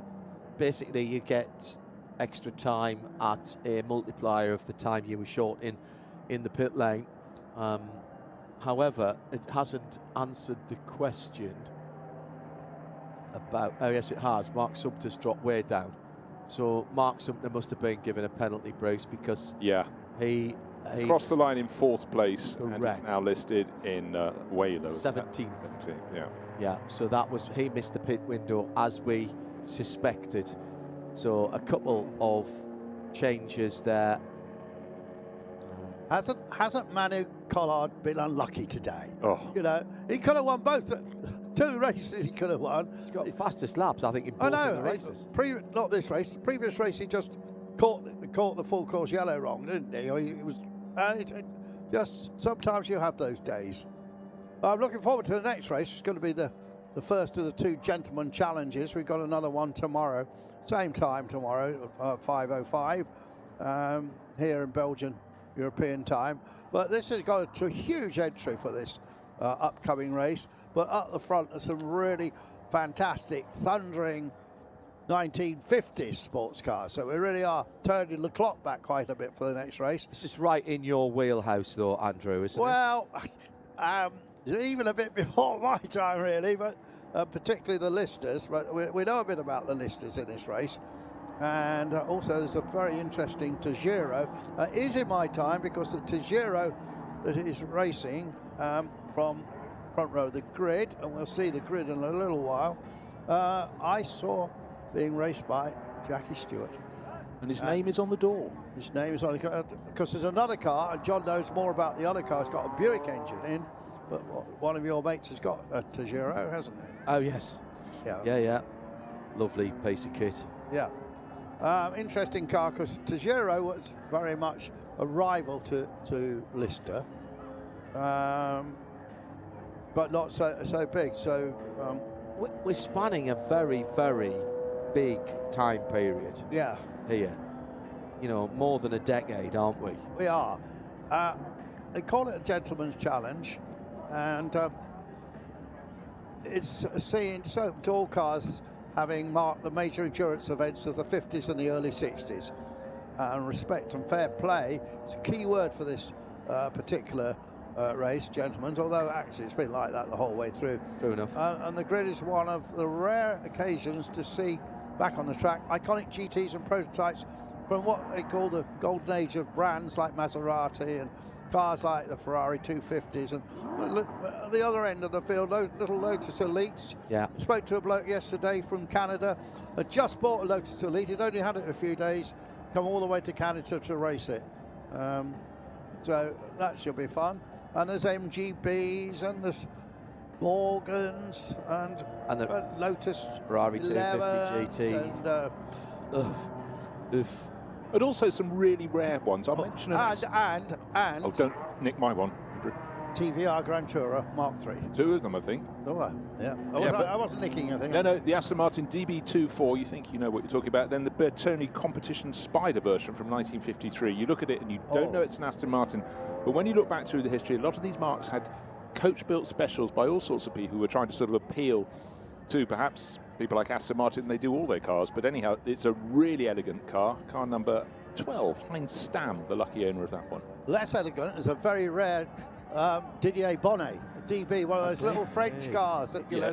Slightly lumpy in appearance at the back end. And if you go and look at it in the Paddock, it's a little bit, I don't like to use the word scruffy, but well worn.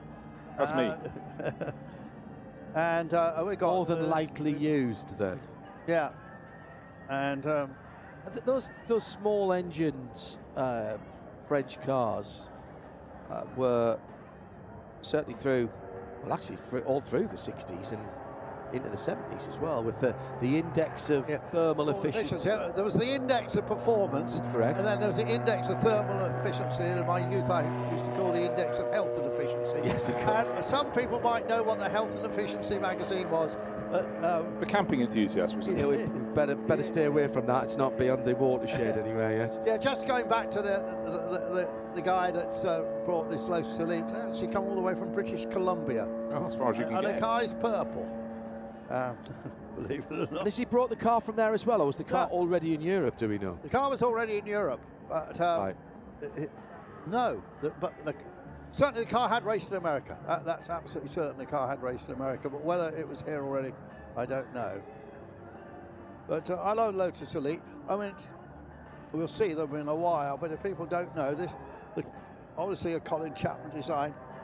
It was a monocoque built in fiberglass. Now, obviously, we have these days totally composite cars, some of the real supercars. But this was so way ahead of its time. I have driven a Lotus Elite. They're really nice on the road, actually.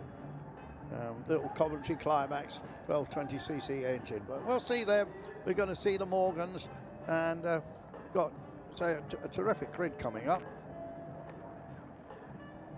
And the grid is now showing on our screen and showing that the Lister of John Spires and Nigel Greensall will start on the pole. Yeah, that's the Lister costing. Now, there's an interesting thing, John.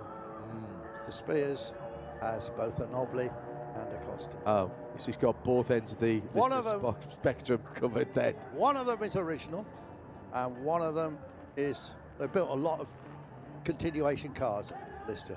One of them too. And at one race at Silverstone last year, he and Nigel Greensall started both of them. So Rick Greensall was in one. Yeah. Don was in the other. Yeah.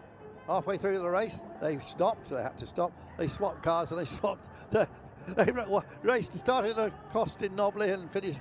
Started a Costin, finished in a Nobly, and Greensall the other way round. Unbelievable. I mean, John's been a hugely successful investor with the Best Invest company. John is in his 70s, and he is still mega quick. He is so quick, John Spears. He's probably got 20 race cars.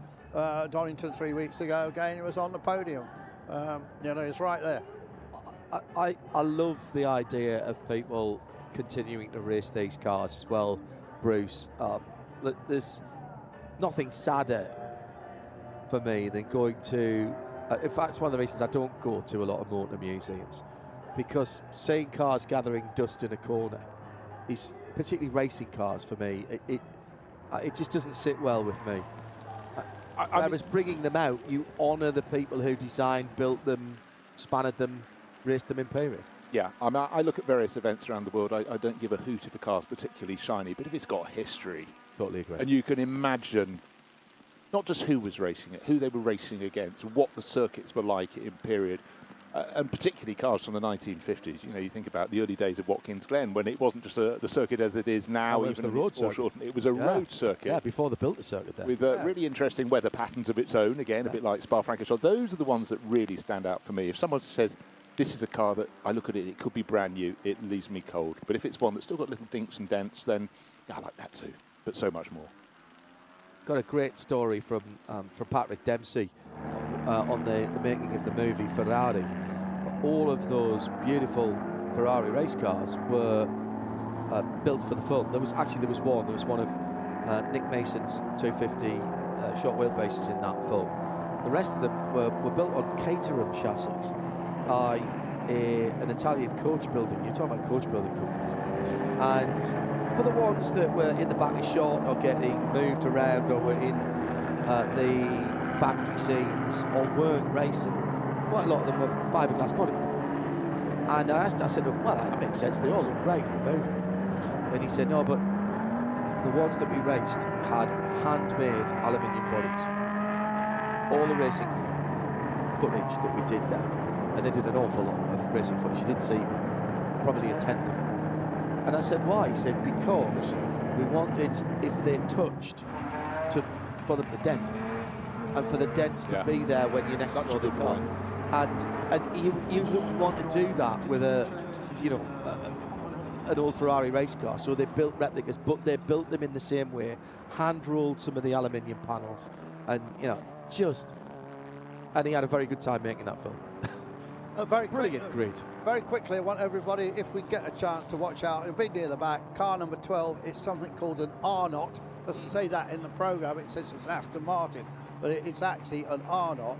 An R-Not was a company in Harleston in North London, and the person who ran it was Miss Daphne Arnott. Wasn't a man. How many car companies you know that's been started by a woman? Not many. No, indeed. Okay, car number 12, Heinz Stam. Yes. So no, it's not. We mentioned the Tajero, and that is being driven by Dr. Afsham Fatemi, who's a very successful Dusseldorf plastic surgeon. But the name is Persian, so one presumes he has Persian heritage. And he goes well in that car. So and then also right up there we can see some friends of ours from America, John, which is Carlos de Quesada from Tampa, and he's got his old friend Catesby Jones, who first saw. I mean, Catesby's come up from driving in historic club racing in Florida to being an all-round good driver at much more professional level. And then in fourth place, and another lister, another guy to watch out for is Anthony Schramer. Yeah, he is in a great. He's in a lister. So a lot of these listers are replicas and copies. He is in a genuine Nobly. The last one they built, it's got a famous race number on VPP9. You'll see it now. VPP9 was on 3 different cars at different stages. That race number, but this is the genuine car that was driven by Walt Hangston and Bruce Halford, a genuine works car in the colours, famous lister colours of green stripe in the middle. And the green, so he'll go well in that with the German Anthony Schrauen.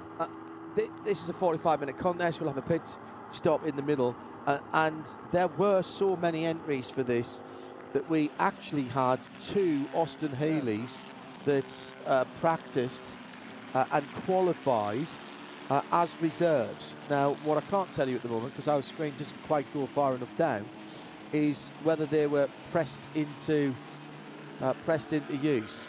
Well, we've got 48 cars on the timing screen. Right. So they wouldn't have listed, if they're only starting 46, they wouldn't list 48, one presumes. Right, 134 and 161 were taking part in the practice and qualifying sessions and were listed as reserve cars. So 134 qualified actually rather well. 161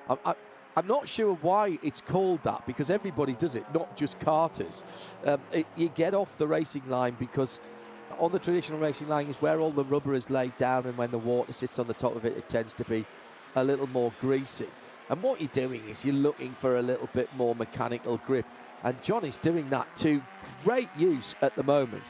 Not sure whether, Bruce, it's because it's a maybe more road-based car that he's getting more feeling out of that, whether it's just the general handling characteristics of the E-Type that makes it easier to drive in the wet. He hasn't even got his triple windscreen wipers on, because I was going to talk about the triple windscreen wipers. He hasn't got them on at the moment. Your time will come. Your time will come.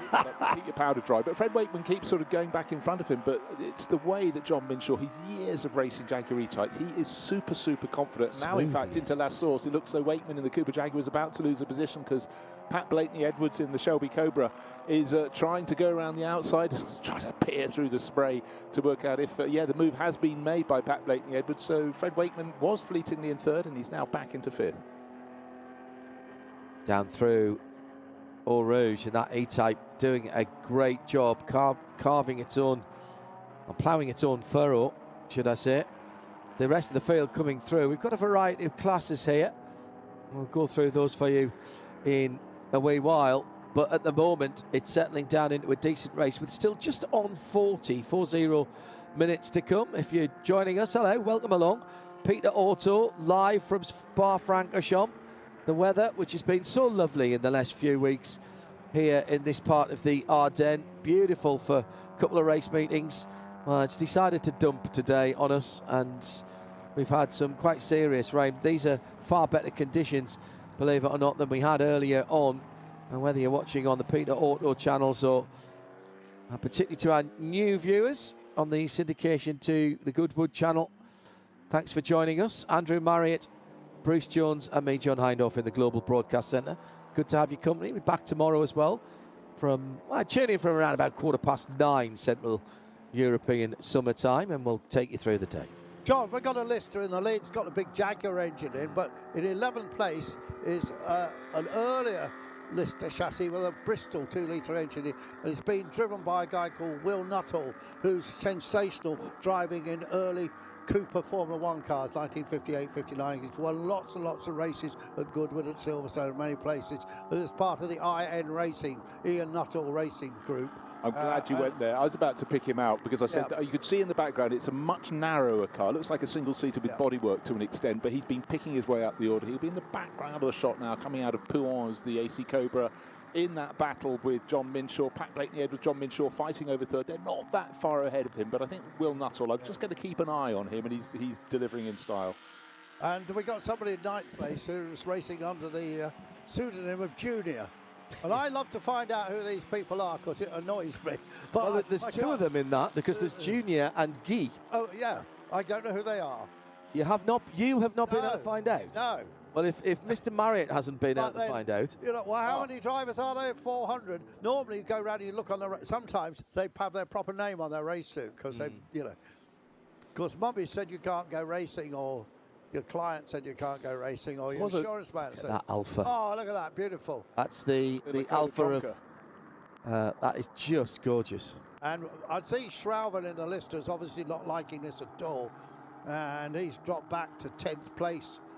Having qualified, and Dr. Fatemi as well, as we have an MGB parked at the side of the track.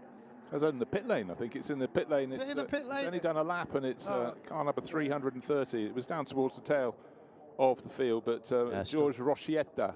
Struggling with vision in that car. He's wiping the inside. The Alpha that we saw briefly was the Alfa Romeo Giulietta SZ Coda Tronca, 1965, Roberto Giuliani. Yeah, that little chop tail on it. Ham tail. Beautiful, isn't it? There's also, I think there's two of those, isn't there? Yeah, I'm fairly sure there's two. There's a 65, and I'm sure there's an earlier one as well, isn't there? There it is. Yeah, the 54 car.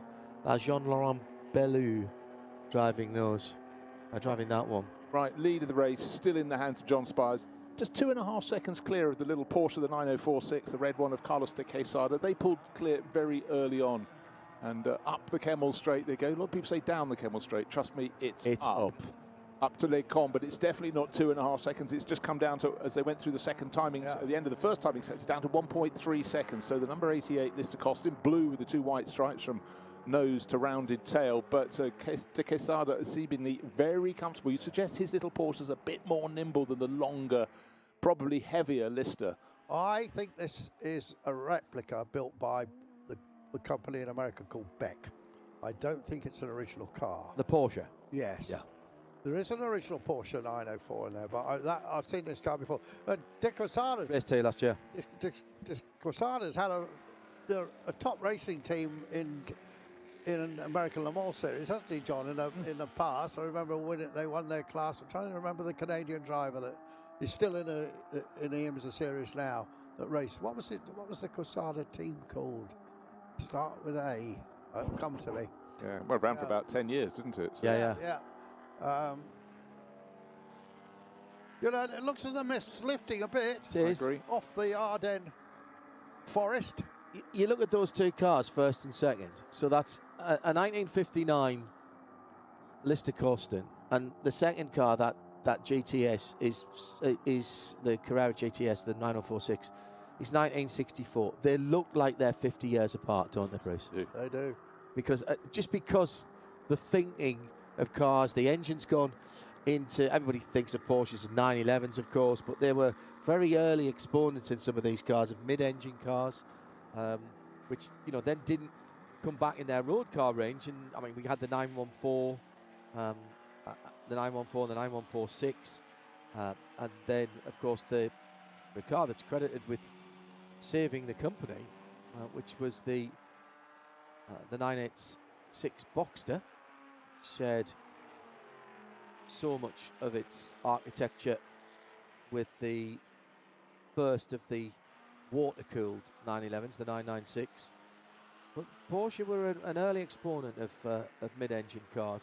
But they in those there is that battle for the small lead. and light and nimble, and that may be the element that's going to have the lead chase. Carlos De Quesada gets his nose in front and just manages to get the brake on into the bus stop. He's moved into the lead ahead of the Lister Costin of John Spires, who was a little more cautious, but really De Quesada could put his 9046 where he wants to and brake so much later. It was a gift. So much less overhang on that Porsche.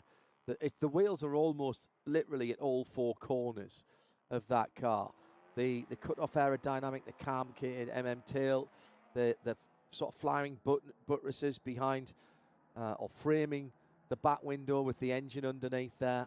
Yeah, but now he's about to have traffic. He's about to hit the last of the back markers as they go down. They go past it's the Bonnet, the DB, and he passes it going into Eau Rouge, which John Spires manages as well. So that could have delayed John big time, because if he'd had to lift off or go around the outside line, that would have really wrecked his pace up through Rayon.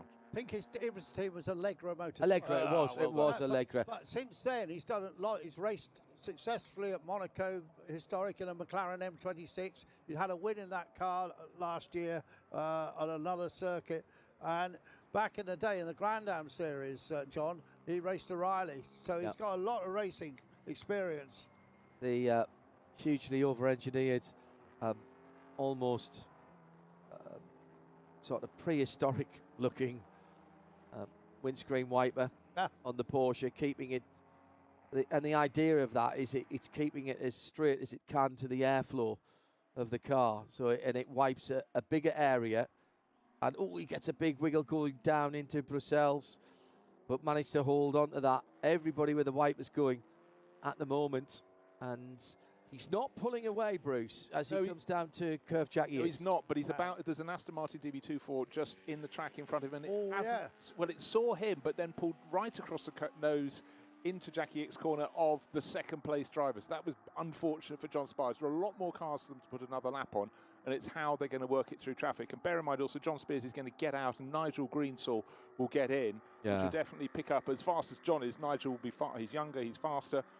Whereas Carlos De Quesada, you mentioned earlier, Andrew, will be handing over to Catesby Jones. It'll be the respective pace, and you'd think the balance should move in the opposite direction. You'd think Nigel Greensall would be the guy to complete the job. But hey, we've still got, 32 minutes remaining in this race. And the pit window opens in 5 of those minutes, or 4.5. John Minshaw is still hanging on to third in that Beautiful 1961 3.8 E-Type Coupe. He's 15 seconds away from the leader. I'll tell you what, PBE, Pat Blakeney Edwards, has been around for years in historic racing, very successful with Fraser Nash's, all kinds of cars as a Lotus Elite pulls off. He's going really well in that red and white Cobra. Battle between two There it is. Jaguars. That's a lap going down. That's PBE, they're sliding past the white E-Type. Yeah. And he's immediately pulling away from the Shelby Cobra. The Shelby Cobra, rather, immediately pulling away from Fred Wakeman and Dr. Fatimi, the Tejero. At the front of the field, though, Carlos de Quesada has all of a sudden pulled out 3.3 seconds on John Spies, with John Minshaw still, as I say, about 15 seconds further back. That number 88 blue car. The very distinctive shapes on the rear wings, which actually they sort of blend directly into the wheel arches, and the rear wheels are partially covered by the rear bodywork in an early attempt to smooth out the aerodynamic flow. I said that John Spears has got two of these lists. I think this costing one is the original car. Right. And that his Nobly is a continuity car. Right back together, the leaders. Yep. Going down through La Source and down towards bottom of the hill and the Eau Rouge, the river that runs through it. Red. It's not very red there, is it? Well, lots of red lines alongside of it. they say that. But it looks red, but if you were to put it in a glass and drink it, it would look clear. Yeah, it's apparently. The red stones. Yeah, underneath. there's a stream that runs through there, yes. Yeah, it used to be the border. The stream used to be the border. And in fact, the track used to turn hard left there. Yeah. And then into a hairpin, to the Customs House hairpin, as it was called. And then rejoin the Kemmel Straight. Then, of course, go on down to Bernaville. That at one stage was in a different country as well. The borders around here, you look at European history, they were somewhat fluid. Yes, they moved around a bit. And there is so much history around this track. Absolutely. Pre-war history. Yes, absolutely. And that's why you have the mixture of names around here, some of which are quite clearly French in their origin, others in the Germanic language instead. Yellow flag out. Full course yellow, and the pit lane opens in 1 minute and 43 seconds. Now, where is our leader on the circuit at the moment? Are they going to be advantaged or disadvantaged here? Well, John Spires has suddenly closed right back. Yeah, he's there. He was 3 and a bit seconds down. He's now 0.6 of a second down, running at exactly 0.6 of a second down because they're running at full course yellow. Minimum speed, maximum speed of what you're allowed. So the course vehicle reversing and saying stay to track right, and that's on the approach to Fagna. So the cars would have come down. Is that correct? Well, a very nice Ferrari there. I am. With two short wheelbases. I am guessing there's somebody in the gravel who's gone straight on. And well, there's a course. There's the two lifting vehicle there, or JCB. And it's one of the. It's a Tejero. It's a Tejero. Because Aston lost a bit of ground early on with. I see what you mean about all the patchwork. Patchwork quilt on that. If we give him a nice bench, you think he'd give me a facelift cheap? What, in aluminium? That car needs a facelift, that's for sure. I think no, I don't think it needs a face. You like it like that, do you? No, maybe a skin graft, but not a full facelift. Just needs a bit of touching up.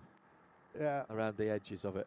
So that car's had an off at some stage in the fairly recent past, hasn't it? If not this weekend, then in a relatively. Was that car Donington a couple of weeks ago? No, it wasn't. But I have seen it quite a lot. And of course, it was built for the Curie-Cos team. Yeah. By David Murray of Curie-Cos persuaded John Tejero to build a coupe like that for Jackie Stewart to drive in his very early part of his career. And trying to remember who was the other. Pit lane is open. The pit lane window is open.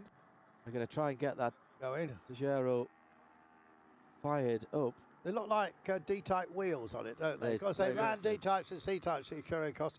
I think they might have. The old Dunlop safety wheels. Yeah, they're nice. They're I love them saying no. though. I love them. They're saying no. That car looks to have been already running a bit rich. If the marks over the twin exhausts at the back of the car are anything to go by, and I don't think that's going to easily get restarted. It might restart. It might bump start on the end of a tour rope. Those brave marshals there. And thank you to all of our volunteer marshals here and anywhere in a busy motorsport weekend. It takes a village to put on a meeting, and we cannot do without the marshals. It's all of a sudden got actually almost dark outside. It's only just after 5:30 here. I did just see the Nuttall Lister going through, and Excellent. I see he's up to 7th place now. That's a good.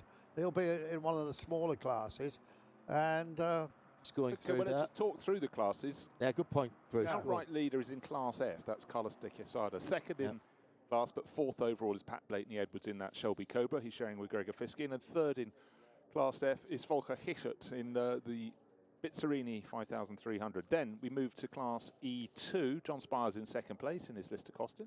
Second in that class is John Minshaw in the number 33 Jaguar E-Type. And third in that class, in 8th place overall, is Nicholas Ditting in his Aston Martin.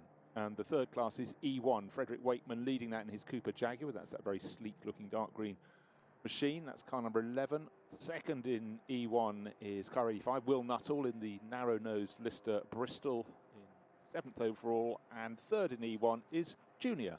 That's in the Lotus 11. That Elite is the one I was mentioning that's just been bought. The guy's only owned it for a week. And it's got all its sort of history on its flanks. We were looking at that last night. It was a car that sort of seemed to do its racing in California by and large, starting off at Palm Springs, gradually moving around. Really?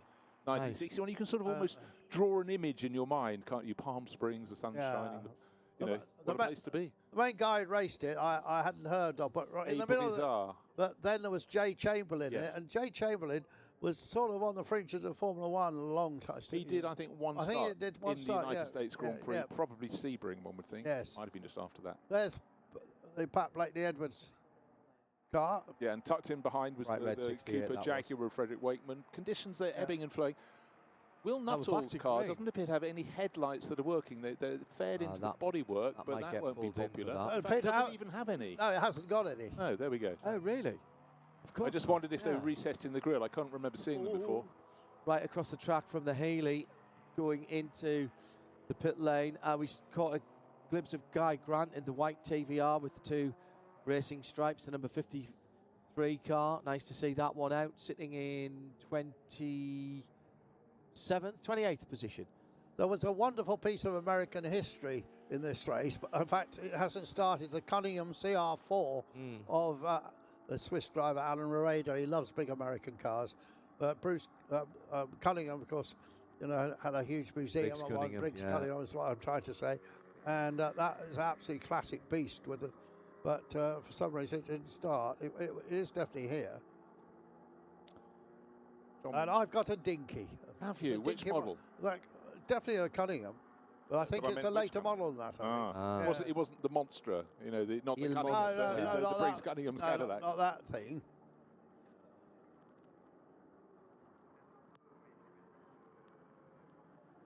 Cunningham C4Rs, just 1953, yes. Early days in all of that enterprise. Conditions appear to be improving slightly. Instead of being half a second clear of John Spears, Carlos de Quesada is pulling clear. You're an optimist, Bruce. You've said that 2 or 3 times. I know. Eventually, it will say wrong every time. We're at Spa and it changes all the time. Gives me something to talk about. That's why we love it so much. It's probably less spray because they've been under full course yellow, but now they're not. 5.5 minutes left, and anyone who hasn't pitted will have to come in at the end of this lap, because with our lap times, I know, all right, there was some full course yellow, are round about the 4-minute mark. The best laps a little bit quicker than what we're doing at the moment are 4:25s in the pits for the number 21 Morgan, the dark red car. I do like that darker red that cars of this era had. Even the Ferraris and the Maseratis had a darker red, far more sanguineous type of dried blood colour. That's the +4 Supersport, John, 1964. I've just written an article. We were talking about BRDC earlier. I work right for their bulletin. It's about the only thing I do for free. And I've been doing a series about racing car liveries. Last time I decided to do Ferrari. Of course, they've changed the colours. Remember, we had Ferrari Formula 1 cars that raced in American colours, and I covered all that.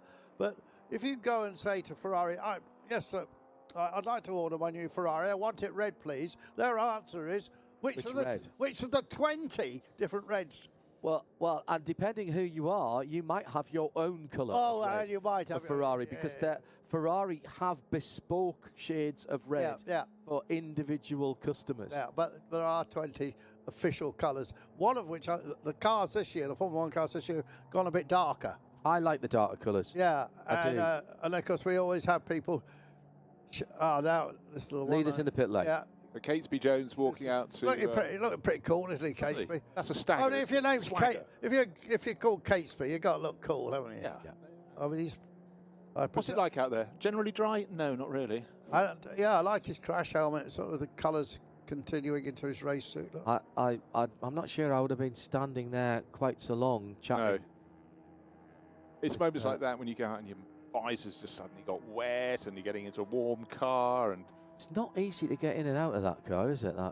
Look, John, walking up and down the paddock here, looking at the cars across the ages, so many of them, you think, middle of the night, if that was racing at the Moor, how easy is it to get into and out of? And we knew 10 years ago when suddenly the prototypes seemed to get lower and smaller. It's like posting a letter through a slot at a distance as well to get into a cockpit. So how the likes of Alex Wurtz and others managed to get in drivers of the sort of taller, gentlemanly nature, who knows? There's a young Dutch driver at the moment called Luke Hartog, who is 6'8". Is he? I knew he was and he folds himself into various sports. Well, it's interesting, John, because there was a famous racing against Barry Sheen era of motorcycle racing. There was a guy called Will Hartog, and he was at 6'4". So I wonder if he's the son. Oh, General, how old is he? Grandson. No, he's only just 20. He must be a grandson then. Yeah. And just talking Barry Sheen holds the outright record for the old track here on a motorcycle. The fastest ever lap has ever been in a motorcycle Grand Prix. Oh, really? And I've forgotten what the average speed was, but it was. Just remember. I mean, this was a quick track. Well, it was because they were competing with the Porsche 917s going into the neighbouring valley, to Stavelo and Malmedy. It was just under 150 miles an hour lap average. It was Pedro Rodriguez in 1970, wasn't it? 71, I can't remember which. And the average lap time of the sports car race, the average time of the sports car race was quicker than the Grand Prix. Yeah, not by a lot, by 1 or 2 miles an hour. Yeah, but obviously far quicker. better aerodynamics. Yeah, absolutely. Just saw Greensall go out. Look, the Bizzarrini we mentioned is in there. It's the car with the most unusual white and gold colour scheme. Can you see the 46? Oh, yes, Just moving now. I've seen that racing before. I think the asymmetric scheme, isn't it? We've seen. Yeah. I saw that here last year for sure. Yeah. But we've talked about that somewhere else. Yeah, some of those Bizzarinis had riveted bodies with you can see all the rivets. And I once went to Ireland in one, to Mondello, to Dunboyne. I went with a guy who was racing it, and we drove it on the road there. We parked it to be scrutineered, and the scrutineer came round, and this is the absolute truth. He kicked each tyre, and said, "'Tis a fine car, here's your ticket." That was the scrutineering.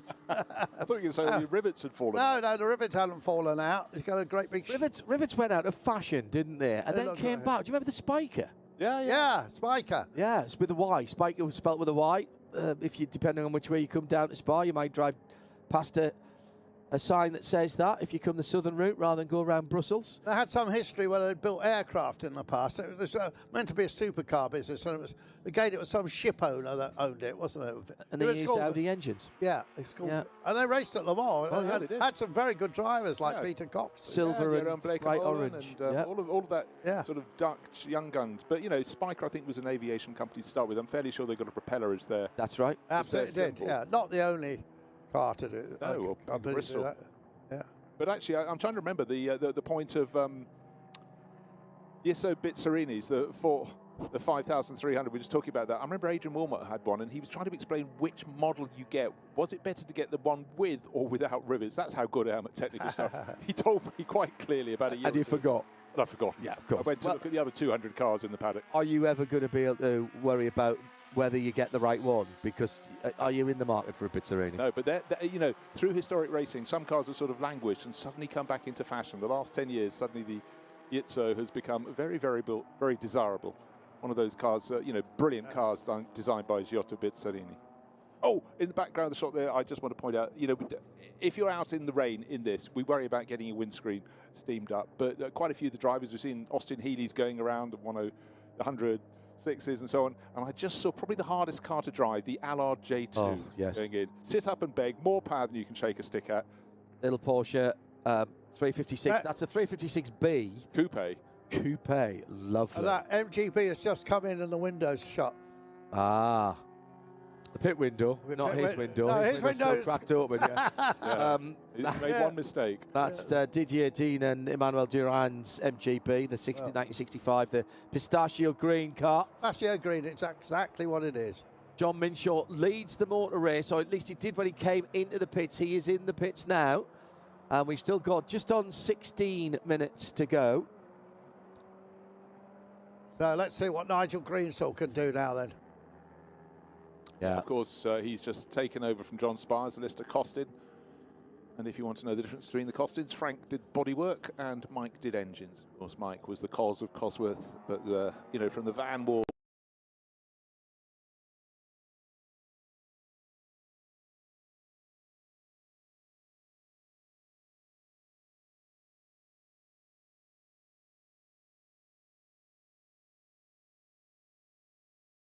through to cars like this, certainly the dip at Eau Rouge, and taking a wider line in the Lister Costin.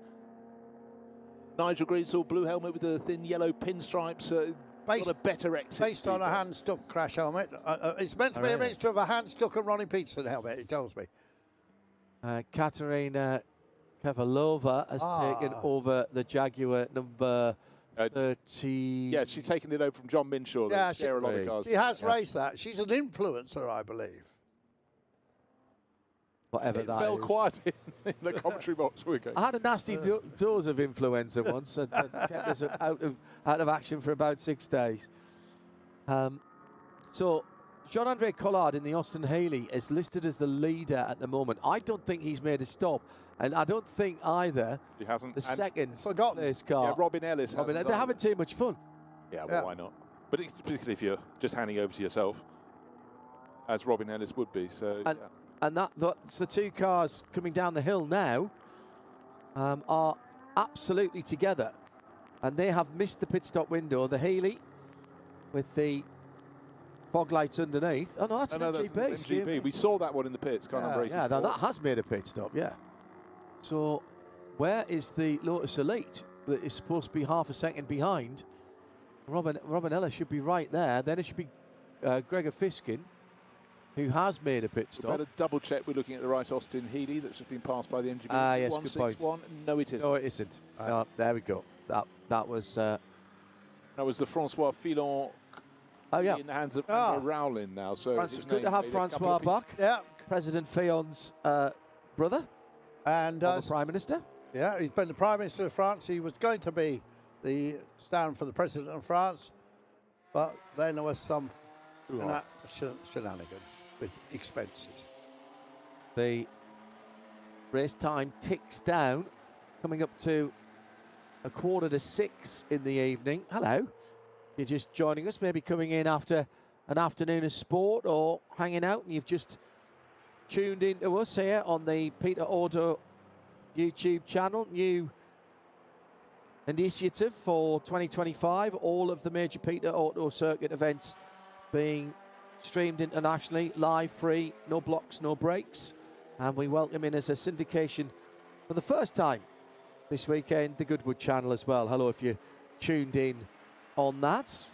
Coming up in a couple of weeks' time, Dijon Pendoire, to give it its proper title. And Bruce and Andrew will be looking after that. And then let's not forget the Le Mans Classic is run by the Peter Auto. Indeed so. It's the biggest historic race meeting of the year this year because it interacts with Monaco, the Monaco Historic. And they are back split up again now. Yeah. They are back split up again and that is a terrific event.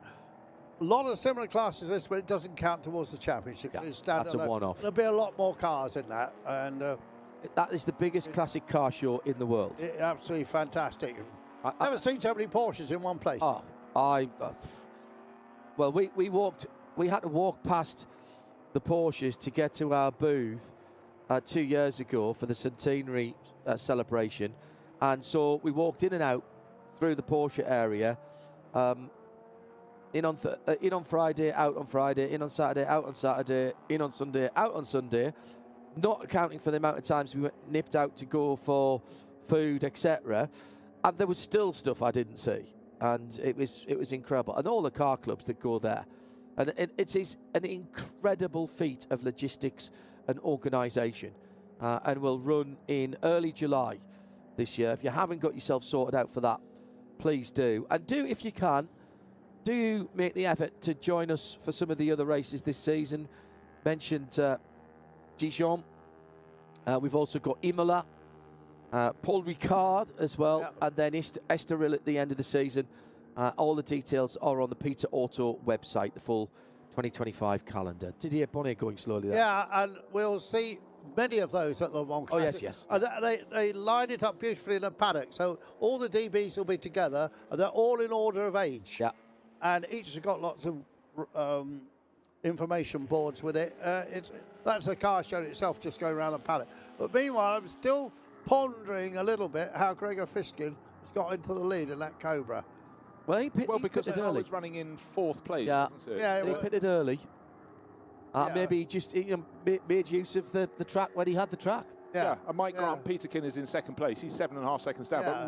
But he's just been passed by Catesby Jones. The red Porsche has gone into second place, and the Lister Costin, tucked in behind, is about to make a move as well. You can see the white stripes up its nose, and the second driver in that, Nigel Greensalt, shaping it up an Austin Healey 3000, sort of in their way a little bit, but trying to keep out of it as they go into Fagnes.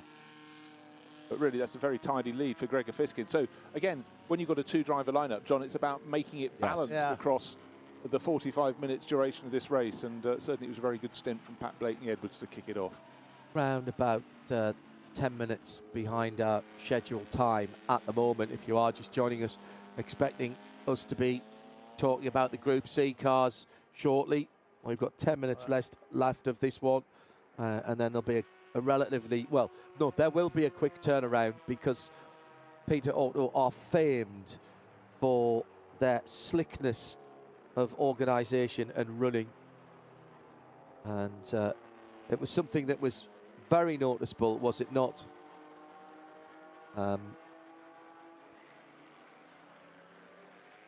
Andrew at Barcelona, just how slick that was. It was. That's a nice looking Cobra, isn't it? Because it's got American style big numbers. Big numbers, on it. I like that. Yeah. Is there a Cobra that isn't a nice looking Cobra though? That's the question. No. The Shelby Daytona Coupe, the Peter Brock design car, is, I think, one of the most well designed and put together cars. Although Peter would always tell you that there was bits he didn't like about it, which I think is very funny. Yeah. Turned out to be a very good photographer as well. Yeah, and of course there's one Peter Brock now. There's a famous Australian racing driver of the same name. Yeah. Who was absolutely the master at Bathurst, and a huge character, one of the most charismatic racing drivers I've ever dealt with or interviewed. Yeah, I had the great good fortune to know both of the Peter Brocks. Yeah. And it was Alan Gow that introduced me to Australian Peter Brock. Alan Gow, long time head of the British Touring Car Championship, and I'm actually head of the RAC MSA. I always and Peter Brocky 05. He came. I did the Autosport show stage for a long time after Bob Constanturis, and then passed it over to Henry Hope Frost, and he was standing upstairs having a cup of tea, and came up. He said, "Oh, you're the bloke who knows about Le Mans. Tell us what's going to happen at Le Mans this year. I'm going to Le Mans." It's like, hang on, this is Peter Brock. Wanting to know what I know about something. Just totally down to earth. What a fabulous guy. Down to earth, but had some strange ideas. Recall the Energizer? He built all the Holden special cars, and he wanted to put some bit of metal in that had something inside it. Oh, sorry. I was just talking. Sorry, I was just off mic there a second. Yeah, Peter Bryan. That was me trying to come in because I was here. Sorry. He explained his little black box of tricks, and you know, when someone gives you an in-depth explanation, you walk away and go, I didn't understand any of that. I've done that a lot in my life. I've done a lot of that in my life. Every time I speak to Ben Bowlby, I walk away like that. He put the Energizer in his race cars, and that was fine. He thought it made them go quicker. But then he wanted to put them in the road cars, and that's when GM said, oh, hold on a minute. We're not convinced about this. And he fell out with them over it. But he was just wonderful man to work with. I was working for Mobil for a while and did some gigs, promotional gigs with him over there. He was terrific. The fans loved him. Oh, he was an Australian legend. I mean, you know, national treasure. So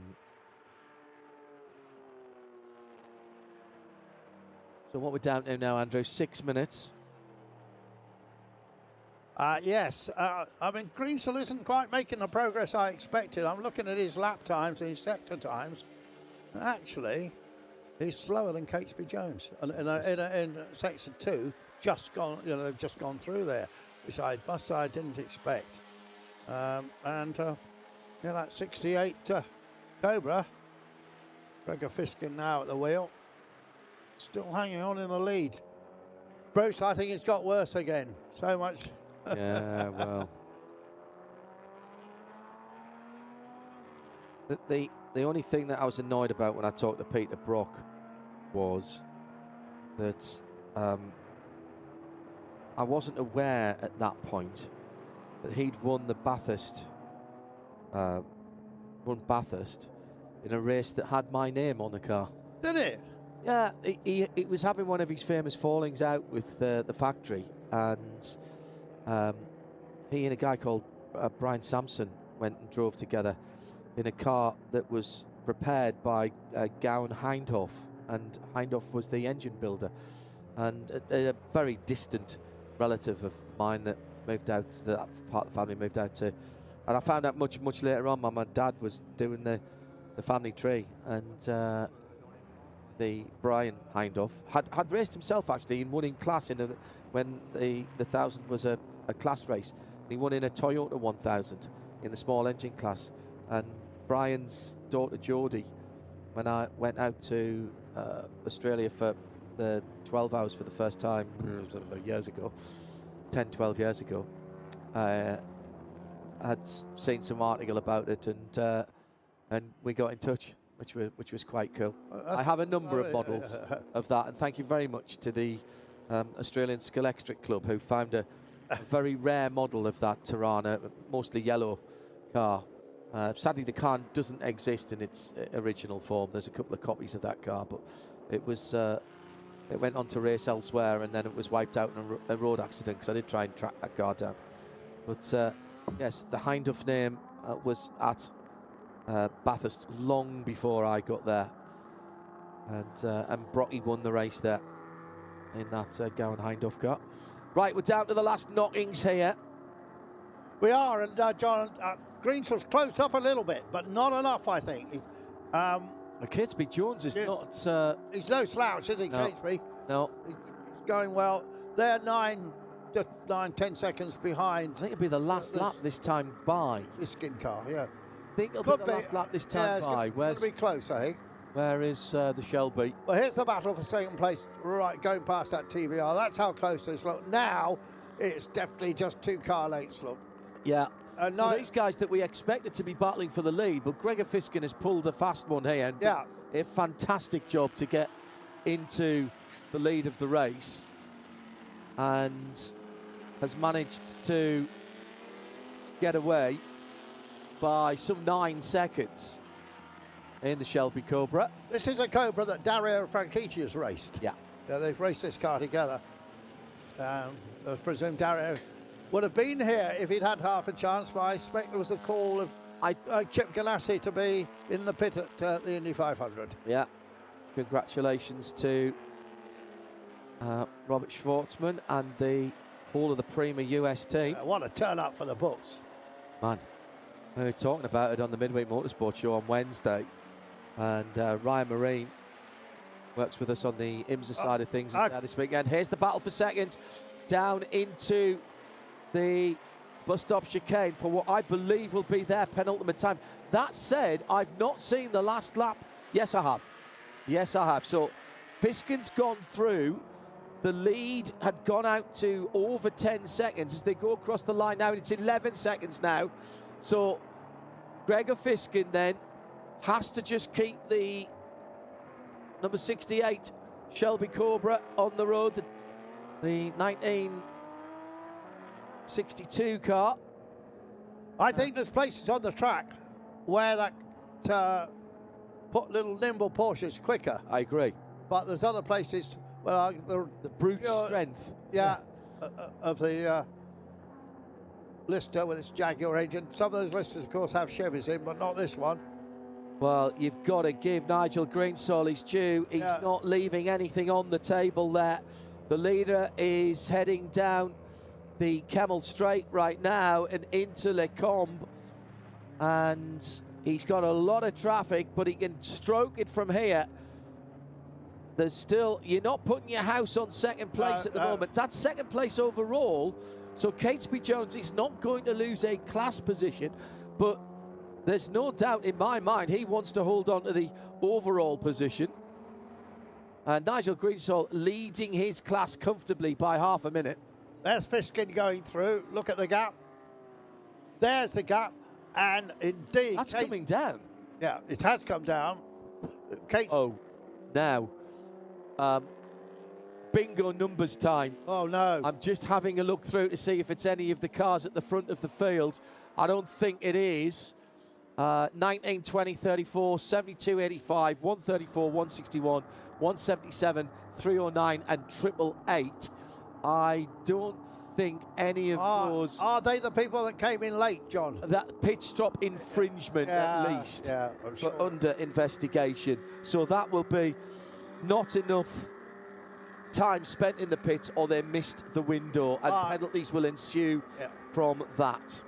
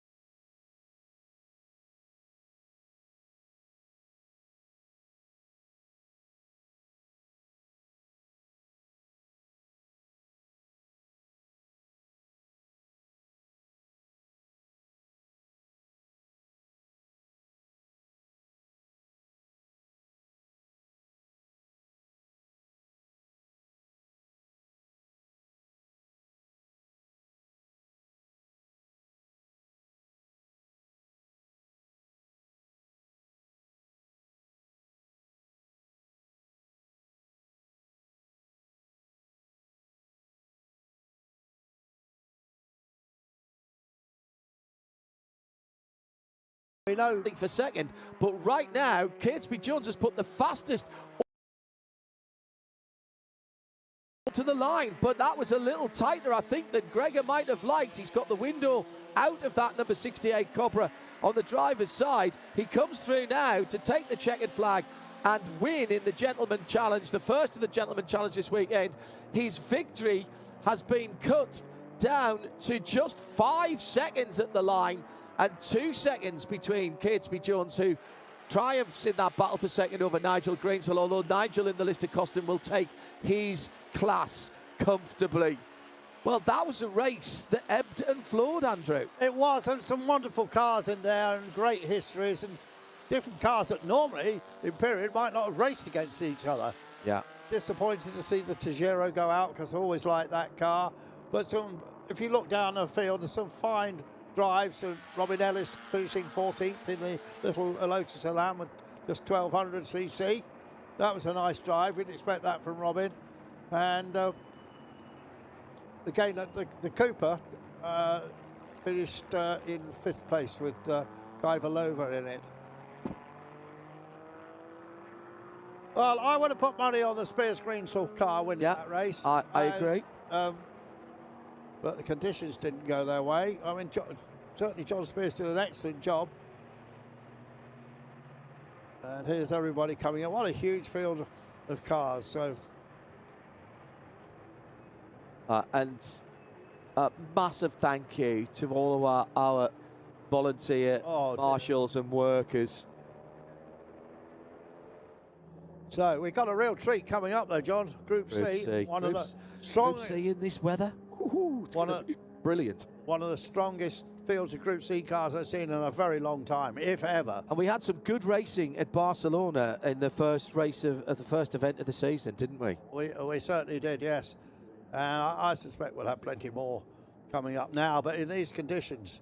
Right. And I'm looking now. 4 minutes time penalty overtook before the start line for 134. That's going to drop that car way down. And 6 seconds time penalty for the same car. 96 as well. 96 seconds for the 309. That was the Lotus 15, Tom de Gris car.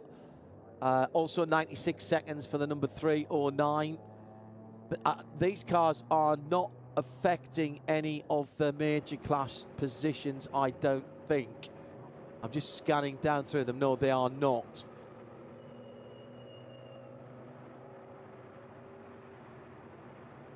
That's actually just into a picture with the R not that I mentioned. That's that red car there, I think. Yeah. Yeah. Remember to come back into the pit lane. 4 minutes. Another 5 minutes for the number 44. Now that was, where was that car? That was. They was finished in 26th place. Oh, okay, fine. That was the Michael Grossvilliers Allard, the J2 that you mentioned. So a result then that sees two of the top class cars at the front of the field, the F class cars, and then class winners from Nigel Greensall and Mike Grant Peterson in E2 and E1. Congratulations to everybody there, where they have got those cars home in really quite challenging, exceptionally challenging conditions. Bear in mind that was a race that started sharp end of an hour ago. It was already pretty grubby in terms of the weather at that point. Congratulations to everyone who went well.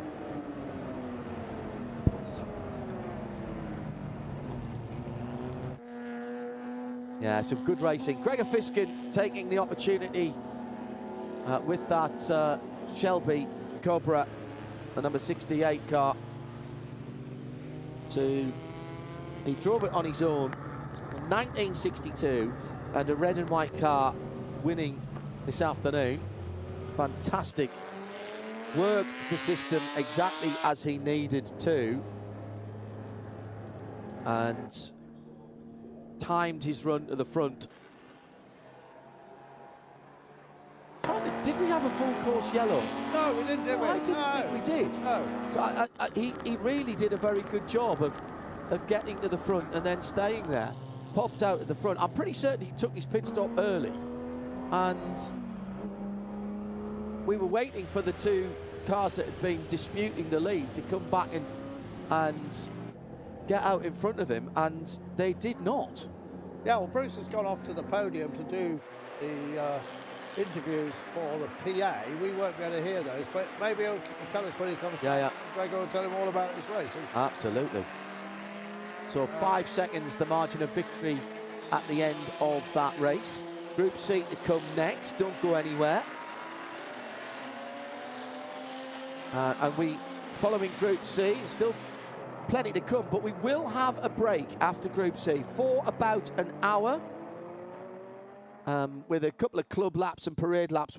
For those of you watching, wherever you are in the world watching, we'll leave some pictures up, but it's just that you won't hear us spoiling the pictures. And we'll come back with our final three races of the evening at 8 o'clock local time. The 60s race, or 8:05 actually. And then we have the ERL LMP1 and GT1 second race of the weekend. And we finished with historic touring for an hour, taking us beyond midnight. And the historic touring car, look, I know it's after midnight on a Saturday night. Maybe you've got other things to do. Maybe you've got other things to watch. I don't know. But if you're in the UK, that's till just after 11. And I implore you to stay on for that, because the cars are incredible. You are going to love that if you haven't seen it in the past. So Andrew, you said you thought this was one of the best Group C assembled fields for quite some time. Quite a lot more cars than we had at Barcelona, actually. Yeah, and they put on a good show. Let's be blunt about that. I had Porsche 962, Ivan Verkutra and Ralph Kelleners winning the first race, and I can't remember who won the second race. So I had to Google that. 28 cars on the original entry list.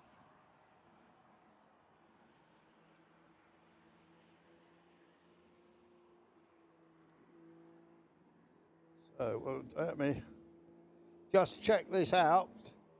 But some fascinating cars. Porsche 962s. We got three Nissan R90s. Oh. We've got Marches. We got a Peugeot 905 Evo 1B, a B. Yeah, the BIS. Yeah. We got a Just Porsche still being run by Just. Yes. Which I think is true. And haven't we got a Dower Porsche as well? We got a Dower Porsche as the well. 962 as one in when they took advantage of the road car rules. That's Klaus Abelin. Yeah. Driving that. We've got the original aluminium chassis, as in the Just run car. That's the Verkutra Kellener's car, which won at Barcelona. We've got Richard Lloyd racing Callan Porsches with part carbon, part alloy chassis, and we've got the all carbon chassis of Klaus Abelin. So, and we've got a 956 as well, haven't we? We've got the Rainer Becker car. That's where the guys' feet were at the front. You probably just tell that story quickly. Let's not even go there. It just scares me. Yeah, well, IMSA daughter, John Bishop, head of IMSA, just took one look and said, I'm not having that in my series. I don't want all my drivers' feet smashed together. So he made them move the seat back, the whole chassis. Yeah. I don't think many cars exist in 9564 form anymore. No, I agree. Also, we've got the T9210, the David Hart car. I really hope that comes out, because that Lola's a great story. And that is quick as well. Yeah, that's very quick. To be quick in that. And they had a disappointment earlier on when he didn't start one race. And we didn't find out yet where they were. But so, last E-Type coming in, look. Still, yeah. He's lost. We had fun and games, John, didn't we, coming in here, because they're digging up some of the roads around Francorchamps. And John took us on a marvellous detour, which managed to get all round it. But so fine bit of navigation. In fairness, we would have been very comfy and fine had we had to go through the detour in our Range Rover autobiography. Absolutely fine. I think that E-Type was probably broken down and has towed back. Now he's managed to fire it up. I think that's what the story is with that.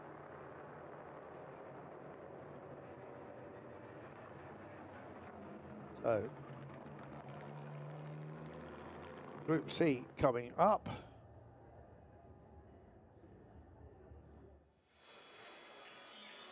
How many cars we got in this? 28. 28, yeah. Oh, and we didn't mention we got a Mercedes-Benz, of course. Yes.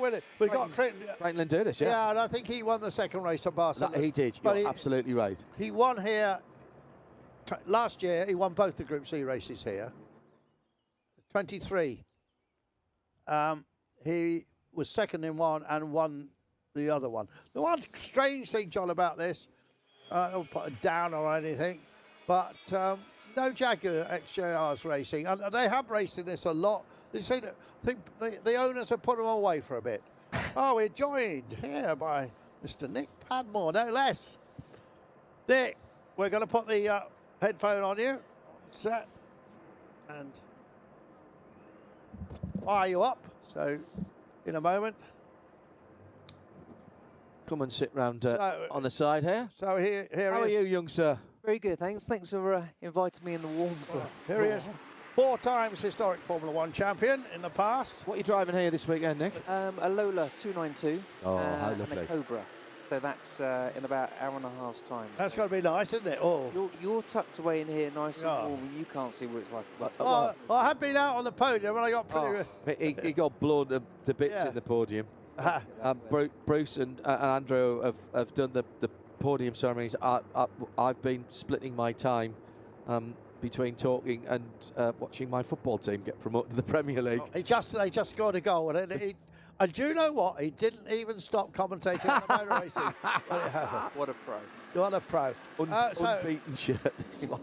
So, Group C, much experience in Group C cars.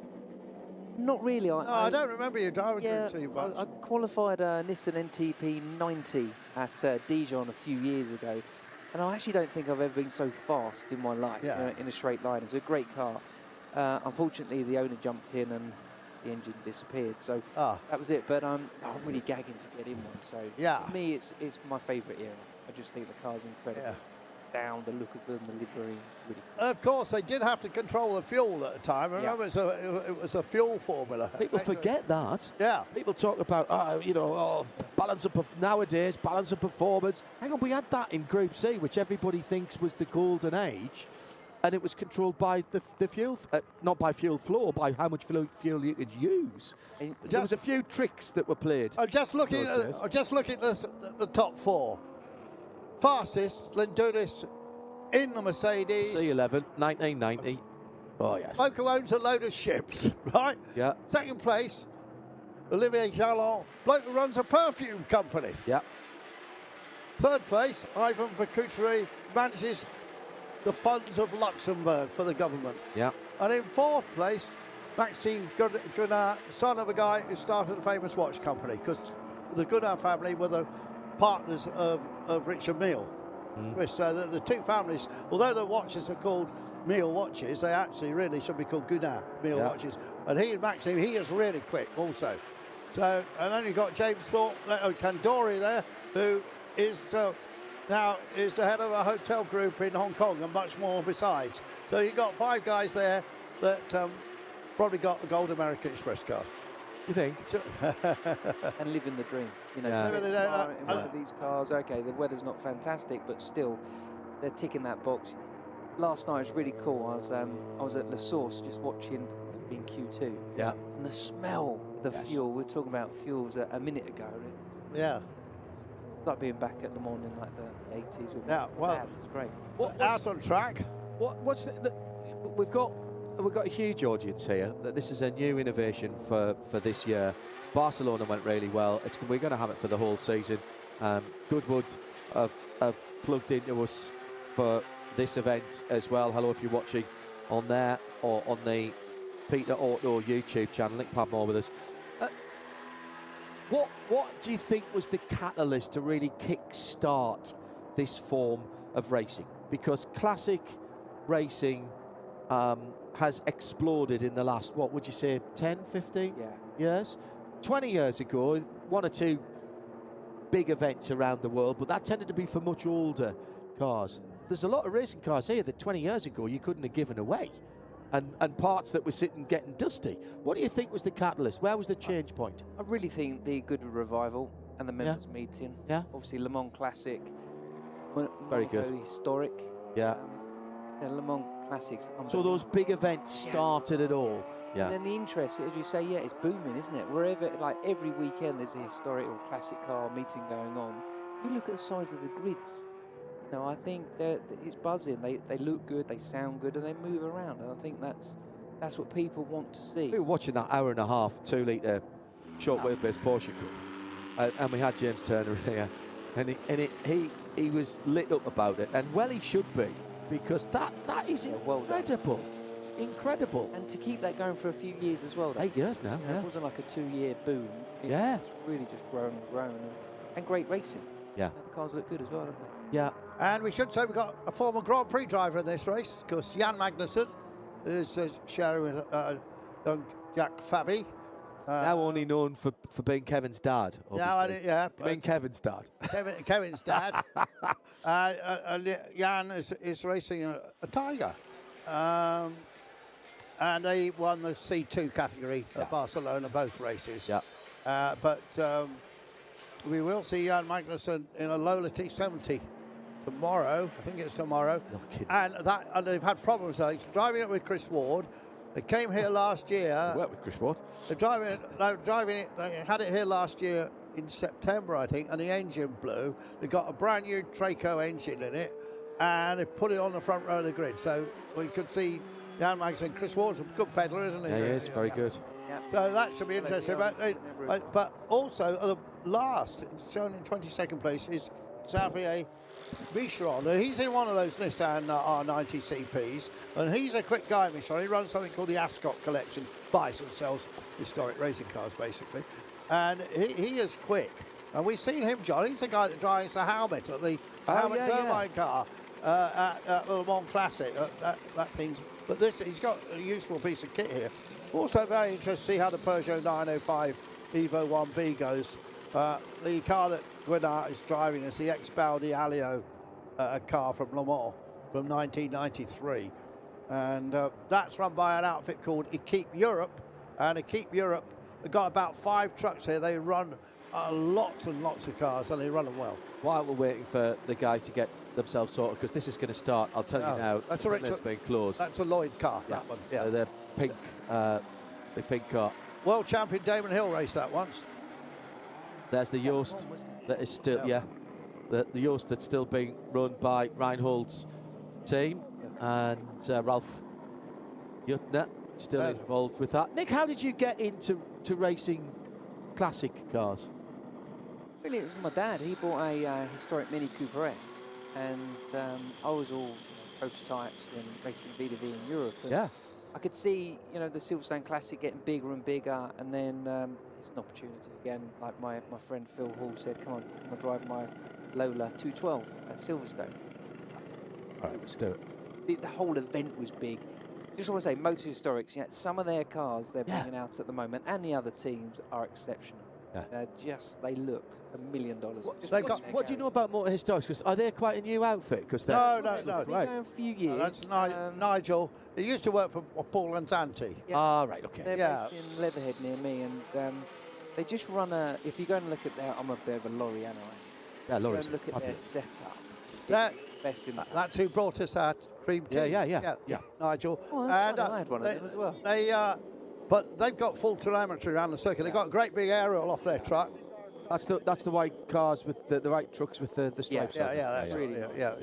And they're bringing these cars out. The customers are buying the cars, but they're the guys who have put in the effort into the cars to make them work and be in these races. So I'm thinking that unlike a Le Mans GT3 car from 15 or 20 years ago, you're going back a bit further into the 80s and 90s for these cars.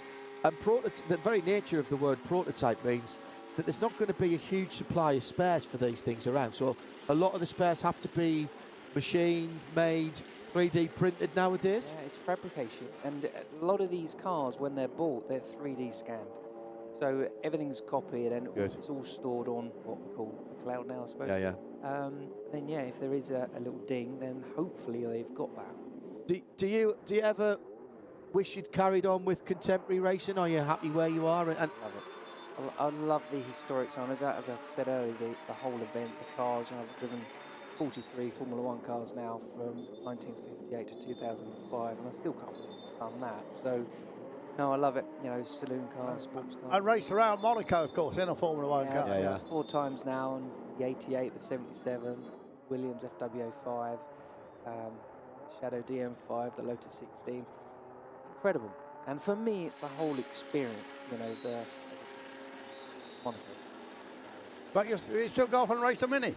Yeah, I have of course he does. A Mini Miglia, and a historic Mini as well now. Yeah. And I love Can I ask a cheeky question? Can you make a living out of being a driver? I can afford to pay the bills, and me and my wife go out for dinner once a week.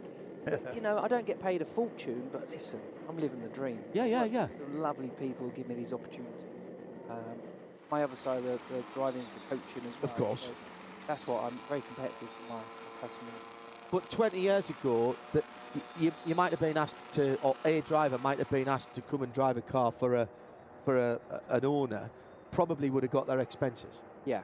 And so that has changed a little bit in the time, yeah? But when you see the size of these events, and, you know, fair play to Patrick Peter and his team, they've been at the forefront, pushing these along. And to have 6 major events across the season that now effectively forms a championship. And don't forget, we've got Classic Le Mans soon, and I think there's going to be over 50 Group C cars. Of course we are. You don't think, well, that's how we got involved in the first place. And can you imagine that? The Moorsan Straight, watching that on TV or being lucky enough to stand on the side to see that. As I say, you know, me growing up, I loved it. What are you driving at that? What are you driving there? Lola 292 and the Cobra. Nice. And then hopefully. Okay. Right. Yeah. It's an amazing weekend. I've only ever driven road cars around Le Mans, and which, you know, a lot of people haven't even done that. I did get a drive an Aston Martin on a test day around there and had a lot of fun. I got offered to drive in a race there this year, and I can't do it. Really? Yeah, in the Porsche Sprint Cup, I got an offer of a share of a Carrera Cup car in that, and I can't do it because it's too close to something I have to commentate on, and I wouldn't be able to get backwards and forwards. And it's like, well, that's hurting. How often is that going to come? I know, don't. Talk to me, I'm a bad influence. Earlier on, we had James Turner, who runs the 2.0 series. He offered you a drive. You know? He offered us a drive in the short wheelbase car, in his Paul Smith, the Stripey, as he calls it. Yeah. Oh, that's have you seen that? Yeah. When you open the door, everything's just everything's Stripey. So cool. Old Paul Smith. I'm going to have a word with him about that and find out where we might be able to go. Maybe go and have a test of it first and see how I get on with it and give it a go. It sounds like it'd be a lot of fun. So these are absolutely the worst conditions for these cars. They're all ground effect cars. That means they're going to be pulling up a huge amount of water and throwing it straight into the windscreen of the car coming behind. Down the Camel Straight with 20-odd cars. 22 cars have come out of the 28 that we had on the list. It's Lendudis in the Mercedes-Benz C11.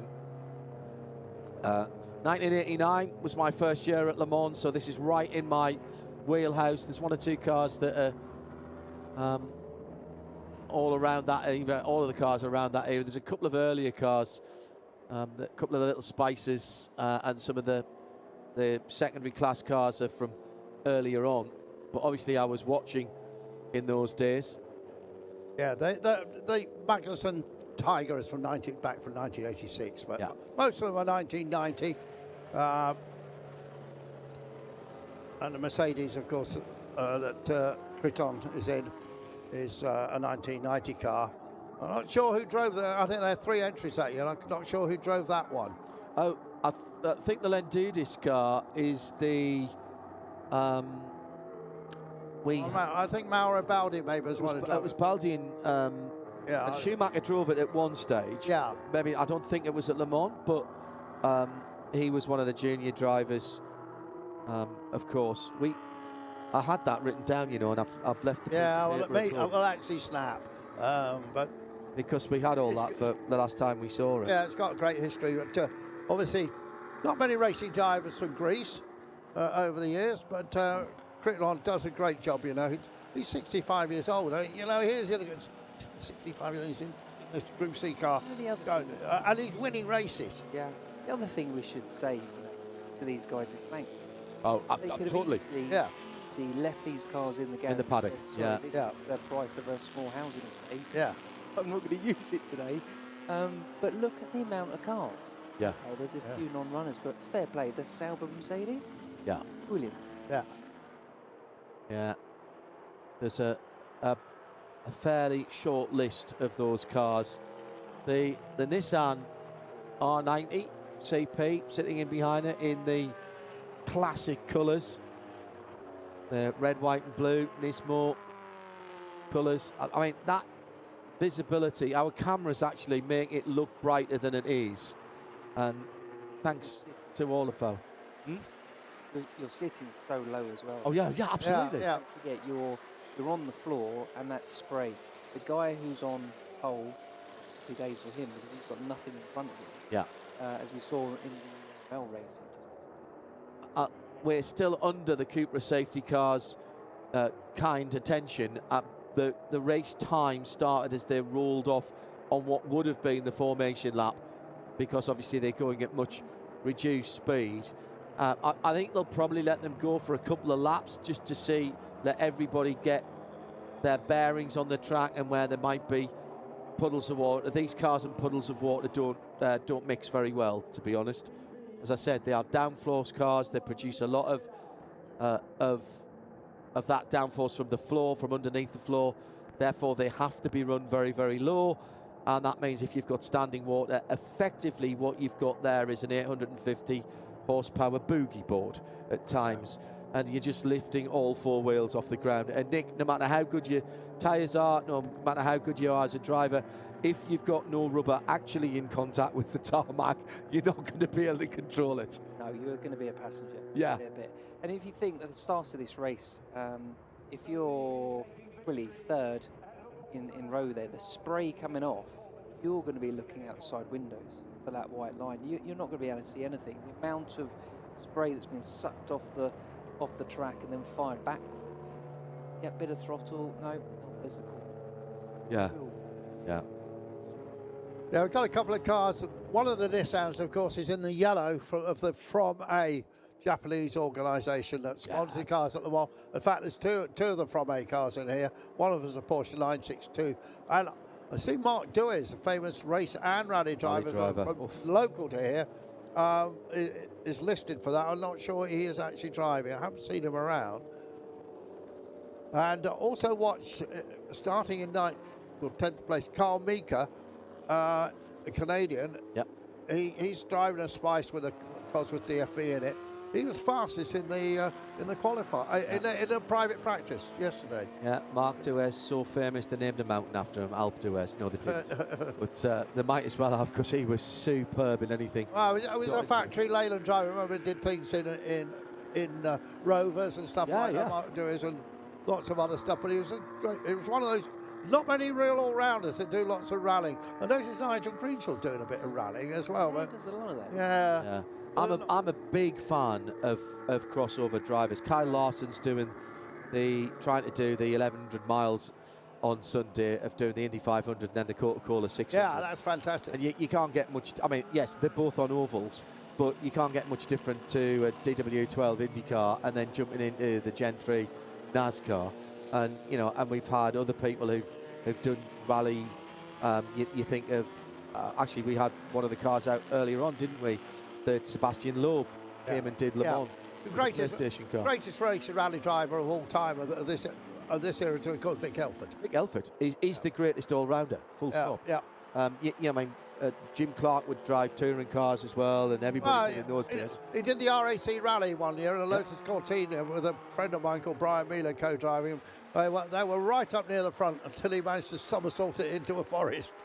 It was all going well till it wasn't. Yeah. That tends to be rallying. The Cupra safety car lights are off, and Crichton will then do this then. Oh, don't overtake the safety car. I tell you what, he's a big tight there. Depends where the safety car line was. And in having to lift off, he gave an opportunity there for Olivier Gallant to get up alongside from the middle of the road, though, slightly defensively into La Sauce for the first time.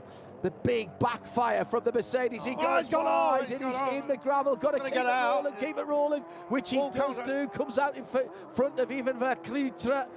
And away, and a ball of spray is all you can see of the Nissan. It's gone.